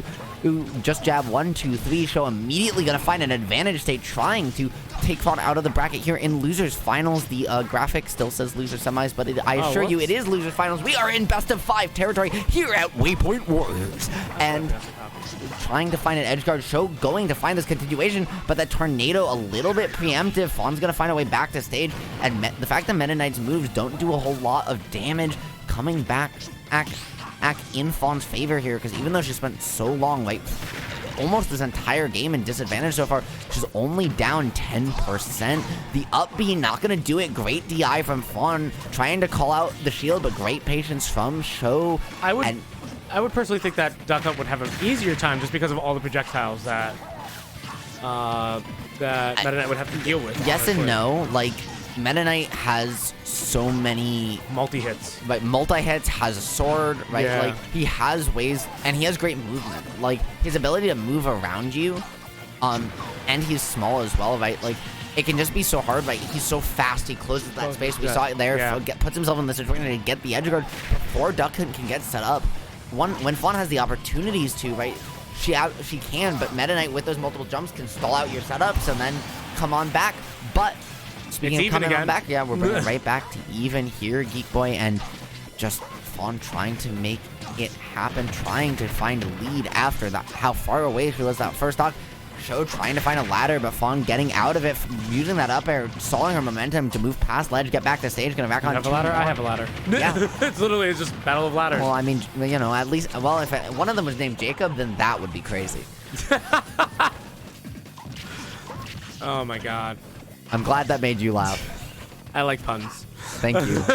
Yeah, me too. And speaking of puns, that was a great pun-ish there from Fawn, but getting put in disadvantage for it. The can gonna have an opportunity. She had an opportunity for a down air there, but instead of opting just to up B, get back to stage safely, maintain the stage control that can be so important for Duck Hunt in this matchup to find opportunities, get the space to get set up. The Sombrero Man not gonna find it. The Blunderbuss not gonna quite do it yet, but now Can Twist is up, getting stuck between a Can and a Duck Hunt duo. Show not gonna find a way back to stage. Yeah, there was no way out of that. Yeah, the DI wasn't optimal either. Show just kind of going next here. Fawn desperately wanting that rematch with Vivi, but you have to contest with Meta Knight's F smash. Ash, if you're gonna make it happen, the down throw, Nair, just trying to rack on some damage. That could have been a ladder, but Show just dropping it. Both these players not even opting to reset to neutral, just scrapping. And Fawn undaring Show to eat her up close. She's found so many openings for these up airs and just racking on this percent. It's crazy how even. And it's just the first game. Yep. I mean, out of 5 possibly. Yeah, but speaking of, no, not do it. Meta Knight trying to fly for a loop, but guess who else has wings? It's the Duck, and that is gonna carry Fawn right back to safety just for the moment. But you're at kill percent. You have to find your way back. You have to cover your recovery here with Can. That's gonna be techable. But Fawn opting just to take the bounce. Take the position and find a way out of the corner back to stage. Gonna get the grab, allowing you to set up Can. Trying to find a clay pigeon, but not having the time. It's so hard, right? Like, this is Meta Knight's. What? Both players were dead there. Okay. Both players were dead there, but Fawn died first off the untechable. That was so unfortunate. I've never seen that happen before. I mean that's so Fawn once famously said to me, "I don't get clipped." But I think that's something that you can clip, Chad. I think that's something you want. I think that's something you can put on. That's 100% something that can be clipped. Combs, tell Fawn that chat says hi. I will. We can, but not during the set because you don't want to mess with players' mental. So we will absolutely do so. Oh, Fawn opening up with a quick 35%. Chat definitely on Fawn's side early, but showing that he doesn't necessarily need public opinion to put on the performance of a lifetime here. He's got out a whole lot of percent on him, but that's going to equal a whole lot of rage. Meta Knight trying to use that to his advantage. Show trying to control this space, but that can allowing Fawn to send it back towards her so strong here and not allowing Show to approach, keeping him in the corner in the back air. Not going to do it just yet. Again, that was the shield carry and allowing it to extend. It extends the hurt box on Can there so that when you hit the shield, it explodes. Same thing happens with Snake Grenade. Unfortunately, Fawn just a little too far away. Show applying fantastic pressure and just able to force an error there. An earlier dodge. Yeah, and the spacing that Show is playing in around Duck Hunt is that perfect blind spot for both Clay Pigeon and Can. So even though they're frame 1 options, and he's not really getting threatened by them because of just how small and round Meta Knight's hurt box is. Yeah. We got caught by the gunman. Listen, I mean, sometimes, you can't get skimmed to black. Sometimes you got to try to catch them all, right? And that's what Fawn's been doing with these gunmen, trying to catch all these landings from Show here. But Can just keep trading out. Fawn having a slight lead, but not able to build on it because every single hit feels like a trade or just one, you do one, you give one back. Dimensional cape, gonna get extended by the gunman, allowing Fawn to contest with the get up attack and get back, but the Can not gonna do it just yet. Okay, in-game cheering is biased. Yeah, but now Show somehow closing it out, bringing this game all the way back to a slight lead in his favor. Or the down tilt, the F tilt, they're not gonna do it just yet. That Can gonna send back in Fawn's favor. Gunman closing it out, and this game is as even gets. Gonna deflect the Clay Pigeon. I don't think I've seen that one before. I've never seen that before either. And now just outspacing the jab. Finally Fawn making that adjustment and gonna get the cross up back air, try and take stage control. Just racking on the damage on these combos. 93. This is where it's starting to get scary, especially if Fawn gets a little bit of rage. This is absolutely up air kill percent. You have to DI so hard. I feel bad for that controller. Yeah, I mean, listen. That poor joystick. That's they have. What is my purpose? To slice butter. What is my purpose? To be mashed on. It's funny because Sega figured out how to stop drift like years ago with Genesis. Yeah, I mean that's shout out. I was gonna say shout out to Fobs. I have a controller that actually doesn't drift. Yeah, I mean Fob controllers are literally that, and that's what we're seeing them modders start to put that into Ultimate. But speaking of starting to put it in, the down air and gonna send it back the other way, but the false kill flash getting us all to hold our breath, ladies and gentlemen. here in the chat, here at home at Waypoint Cafe, tuning into losers finals of Waypoint Warriors. We are one game apiece now as Fawn closes it out versus Show, and I am gonna perhaps step off for a game. I will be back. I just need to breathe. Go right ahead. It's been absolutely insane this entire match. Yes, it has been. And holy shit. The whole day has been insane. Holy shit, there's a lot to talk about. Yeah. So let's see. We're gonna have a run back again. I know that for a fact. Oh, is this Punish Meta Knight? Let's go again. I really don't know how to. Oof. So right off the bat, it seems like Fawn's just gonna be taking all the damage, just giving it all out. Absolutely insane amount of damage that we're seeing right now. But that doesn't mean Meta Knight doesn't have answers for everything. Good trades for Meta Knight, but I think it's still technically in Meta Knight's favor just because of the, as we said before, movement and everything. Already at 115. I think with a little amount of rage, it could be kill potential with an up. Oh, never mind. I spoke too soon. Commentator's curse. It's just both these characters are just slugging at each other. Both players are slugging at each other. We're just okay. Take a break. Reset your minds. Sometimes you just got to do that in the middle of the match. Wait. Good techs. Actually, excellent techs. Catching with the clay pigeon actually is interrupting a lot right now. I don't think so. Oh. Okay, never mind. Ceiling. I did not expect that at all. Oh, we're gonna get laddered again? Nope. Maybe. Oh, yeah. Okay. And that is a game that's going straight to Show.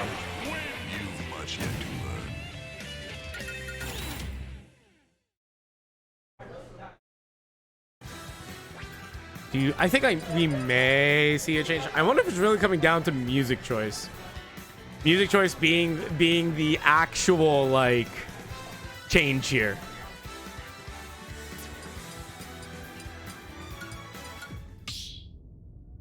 I'm back to small battlefield. This should be fun. Are we going to see a change? No, we're not. Continuing with Duck Hunt. I guess this is probably the best matchup against Meta Knight, in all honesty. 2, 1, go! Good shielding right off the bat. Oop. There we go. Oh, wait, no. I had it right. My bad.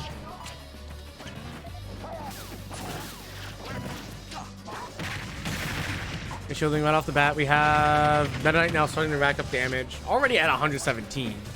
But without the rage, I don't think Duck Hunt's gonna have an easy time closing out this stuff. I really don't feel like Duck Hunt's gonna have an easy time closing this out. Not without the rage. With Meta Knight having rage, there's extra damage being built. Like already we really see. Oh, wait, never mind. Okay, there's a little rage now on Duck Hunt to close out. So good Void. I always forget what that move is named.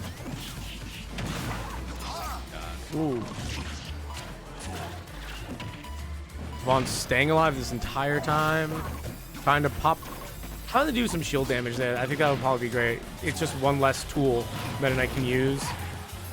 So it's like you have to lay off the shield. You can't. It makes it a little harder. Everything. Oh. I think, yep. Meta Knight saved Duck Hunt right there. Oh. Nice read. Nice read for the dodge. Oh. That was untechable, I guess. No tech there. Just straight damage.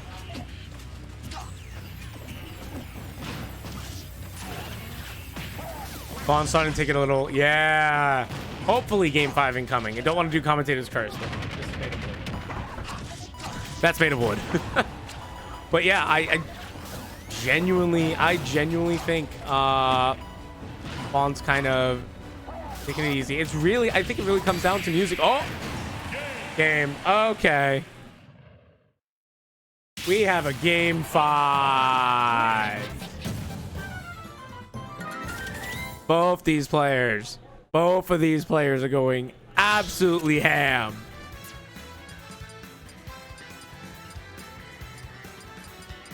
Oh my god. Are we gonna get a run back? Does House win this year? Oh. Oh no. It's the music. It's the music change. And it's Meta Knight's music. It's absolutely insane how close this set is. But also, oh my god. I really think it comes down to the music. How each player feels with their preferred songs. Ooh, dropped the ladder. There's some rage now on Fawn, which can help build some damage. Got John Wook out. Oh, good clay pigeon to get rid of the neutral B. God, that neutral B is a menace. Meta Knight is just 100% a menace, even like his theme song. Complete menacing theme song. Just out here doing things because you can.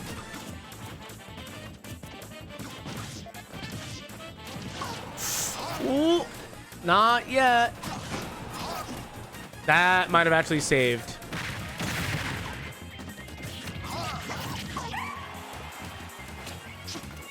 Well, that might be true, Maddie. It's just, it can be kind of difficult also.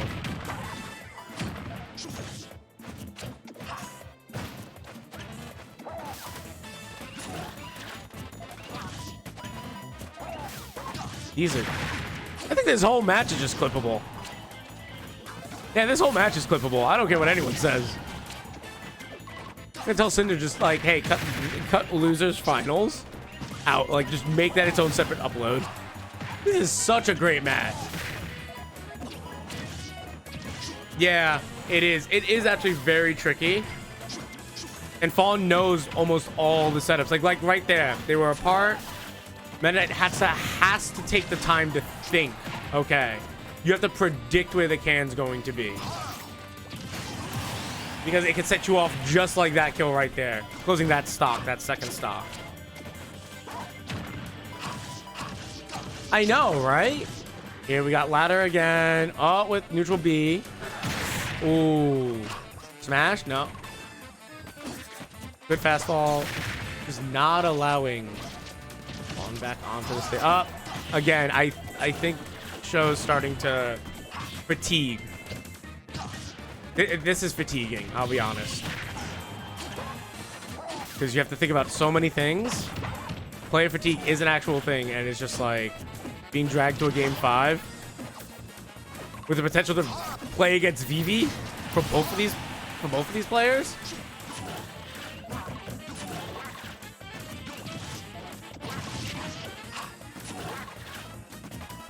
Let's see if Fawn can close this stock out.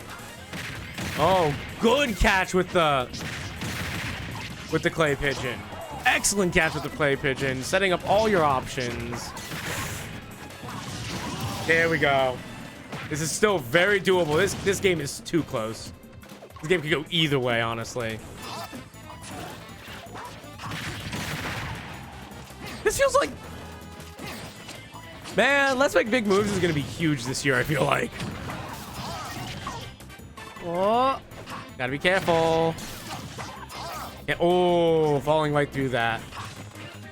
That was guaranteed to kill. I think I need it. That's fine. That's fine.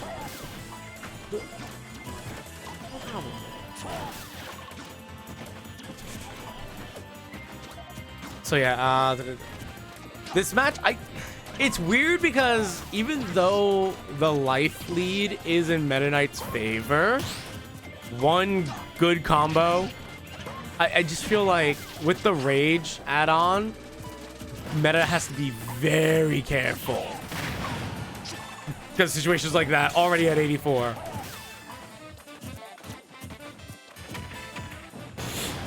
Ooh, good throw. And now the game is literally anyone's game.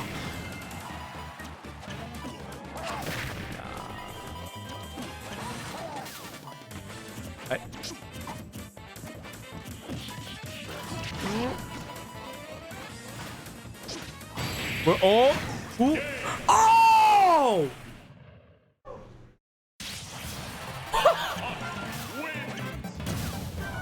Wow!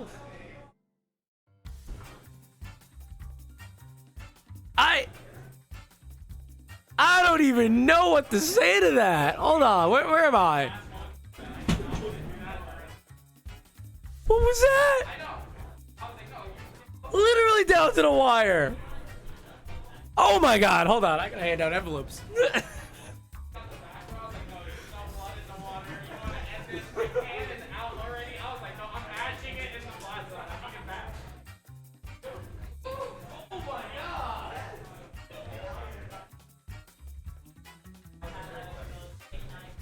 That wasn't it. That whole match needs to be clipped.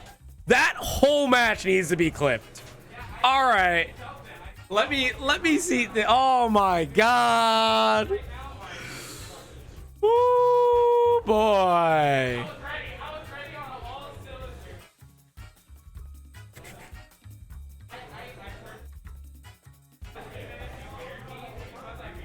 Oh, let me settle. Let me settle.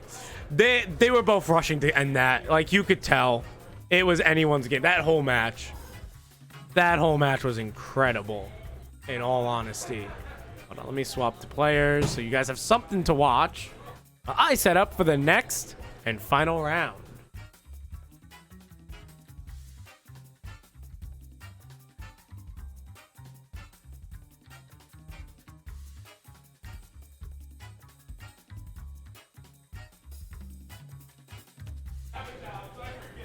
Wait, what is final? Yeah, grand final. What's funny? No matter who wins or loses, I still win. This is the team kill. This is it.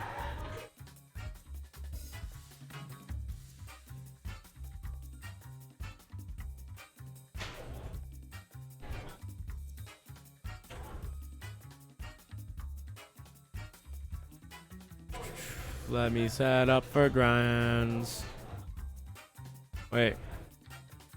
Can I flip that?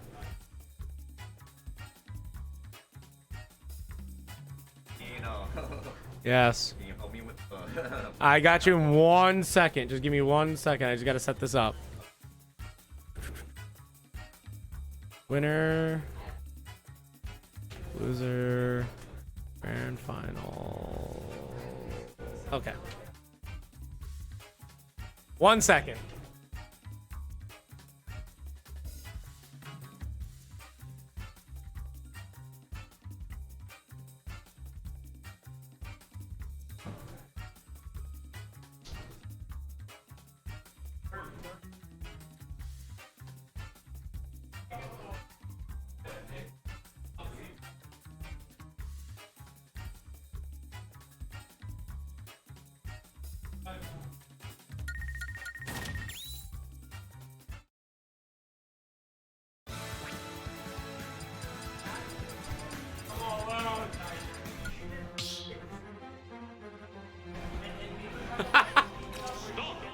Oh my god. Oh, wait.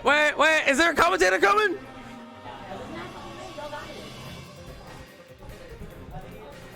Is this what I think it is? This is who I think it is? I'm heading out. Oh, you're heading out? Never mind. I got excited. Oh no, I had a family thing. I'm not doing anymore. Okay, that's fair. It happens. It happens. Yo, fuck my uncle. Bye-bye. Bye. It is just me on comms. Oh yeah, wait 1 second. I'll tell Sean. Yeah. Sean. Chat says hi. Chat in general says hi.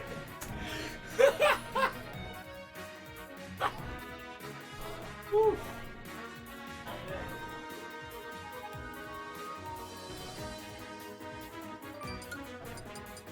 Okay. I'll help you with the mop and everything when we're done. Oh. Welcome to technically grand finals. Now, are we going to get 10 games is the question. Are these two going to give us 10 games? But anyway, before we begin... Oh, they've already dapped up. They're going straight into it. Oh. I've seen this matchup so many times. I don't know. I don't know. Fawn coming off that explosive win. Vivi having the rest. It really depends on where this goes. I start this match. We have no idea. These two play each other all the time.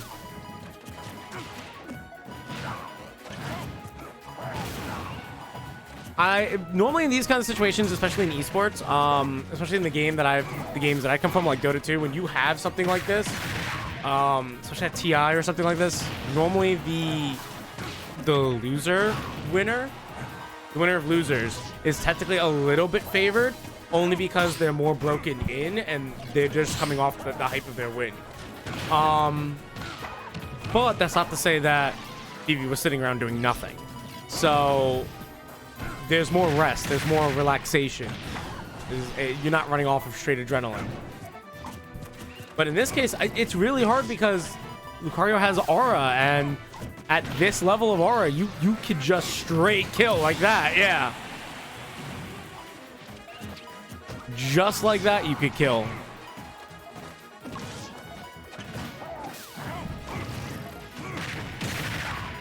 I think, though, Fawn can close out this stock, getting it back to even. Ooh. There we go. Got Team Rocketed away. Fitting for a Pokemon. Oh, 100%. Yeah. Like, that's why I'm saying, like, this match is probably one of the closest matches that we would have in a long time.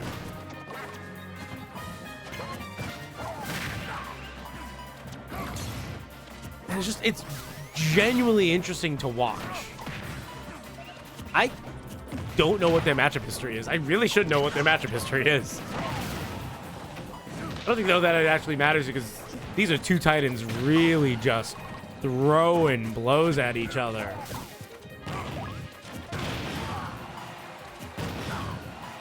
Again, both still in very much kill potential.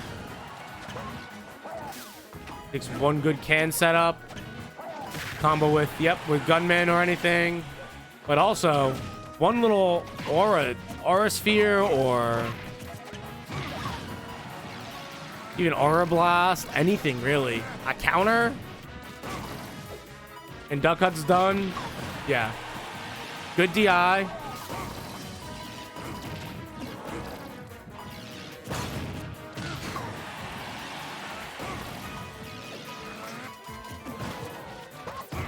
There we go. All right. It's just...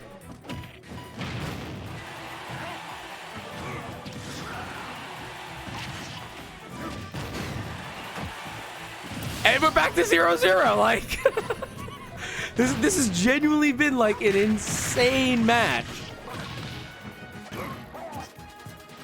They're both so good. Absolutely insane. We got some good edge guards out of Eevee there. Got a ladder going up. A little bit of a ladder. Not much of one. Eevee got to be careful of that shield popping. A few hits, and it's gone. It could be gone. Oop.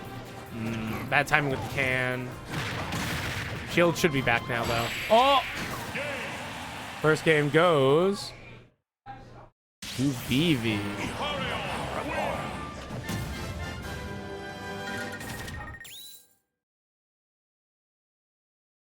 It's absolutely insane.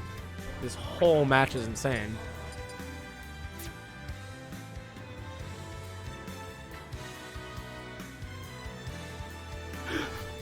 And yet this just feels like a normal Tuesday for them. For those of you wondering, no, this is not... well, I guess this is a team kill match, but this is Grand Finals. We're swapping to Rob. Whoa. What I like to call the Game Boy Special Lucario. 3, 2, 1, go!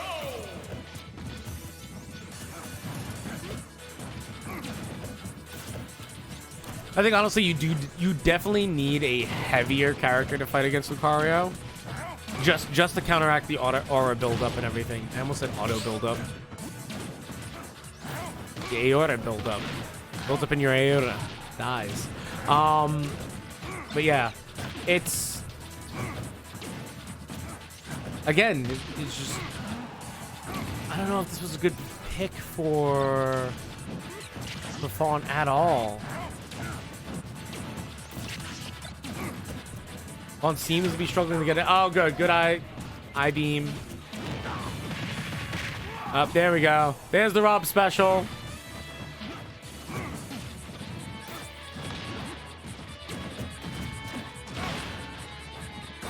The throw to the kill. Yep. We try the ladder again. There it is. Ooh. Oh, good read with the oh. With the top. That's what it's called, the top. You just oh, there we go. 2-2.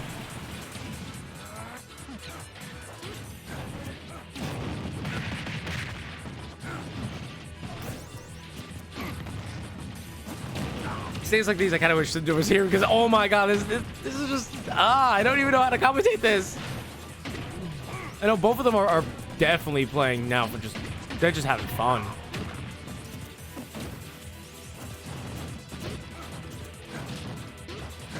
It is just absolute. Let's see. All right, Fawn's trying to set the tempo now. There we go. There's the special. Yep. There's the Rob special.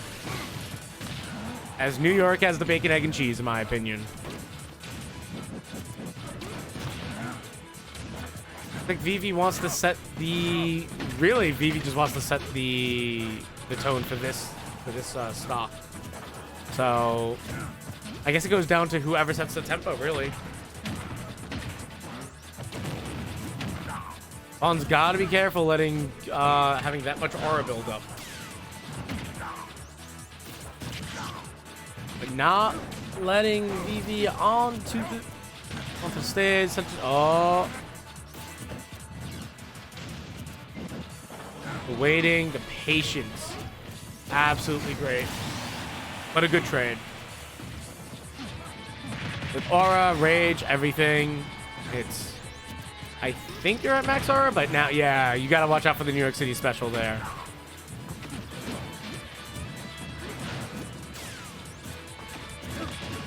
Ooh, good dash. Yeah, we're good. 2 hits, 32 damage already. 60.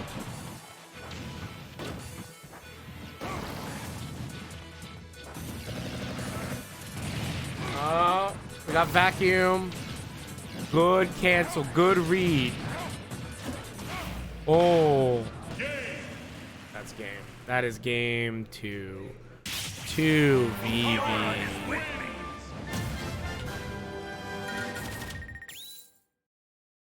Ooh.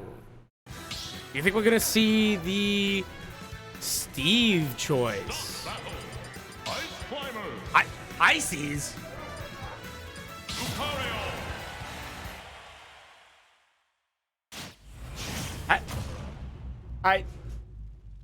Has there always been an ice climber in Fawn's pocket? Is it sandbagging?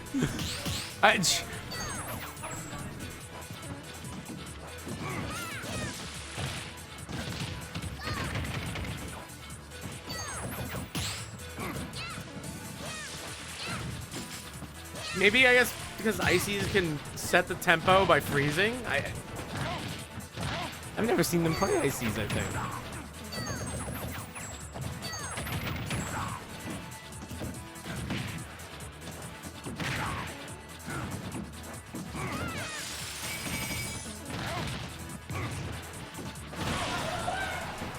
Nah, I know that. NPC, I know that. There are times when we're chatting just here at the cafe, and all of a sudden it's like, oh, pick a character. I'm like, I think I said Shulk one time, or I said Samus. Like, I'll do it. It just shows you the mastery of the game. Like, to be able to pick up almost any character and just run with it. Like, there's this one Tekken player who always plays Mokujin, even at tournament, in brackets. I have mastery of every character. Might as well just pick random at this point.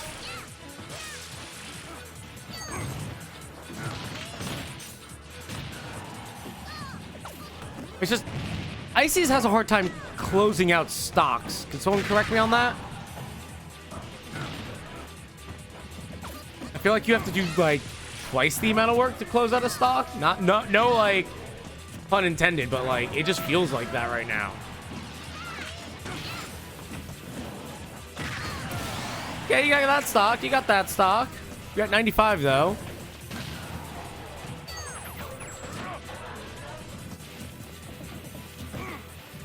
True. I know that she's wanted to move away from Duck Hunt for a little bit. She's been playing a lot with different characters just to change it up a bit.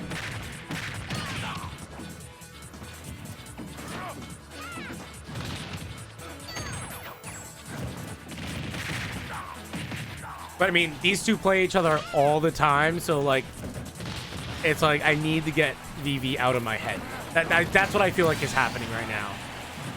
That's what I feel is the rationale behind this pick.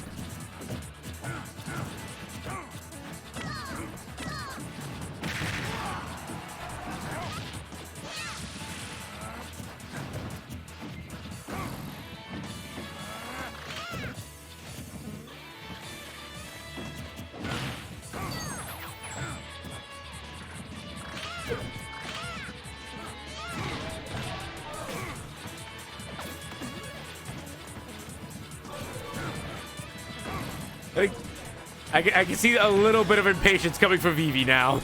Just a tiny bit. Like, that's what it feels like. It's like, let me hit you.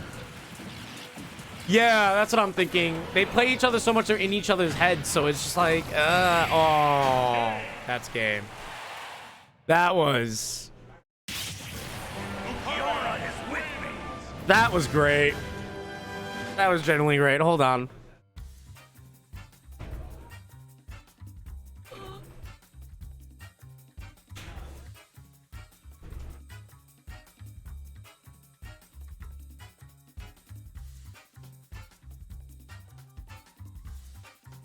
No. And I think that will be it for today, guys. CL Geek Boy, owner and operator of Waypoint Cafe, and I'm glad that you guys enjoyed Waypoint Warriors number 112. Once again, if you are looking to be a warrior, you come and prove it here at Waypoint Cafe at 65 Ludlow every Tuesday. We give discounts if you bring a setup. But if you can't make it on Tuesday, there's still every Monday bombs and every Wednesday Xeno Weekly. Venues 8, entry 7. Play the best of the best, especially this week because we have Let's Make Big Moves at the end of the week. Please, everyone, enjoy the night and have a wonderful day.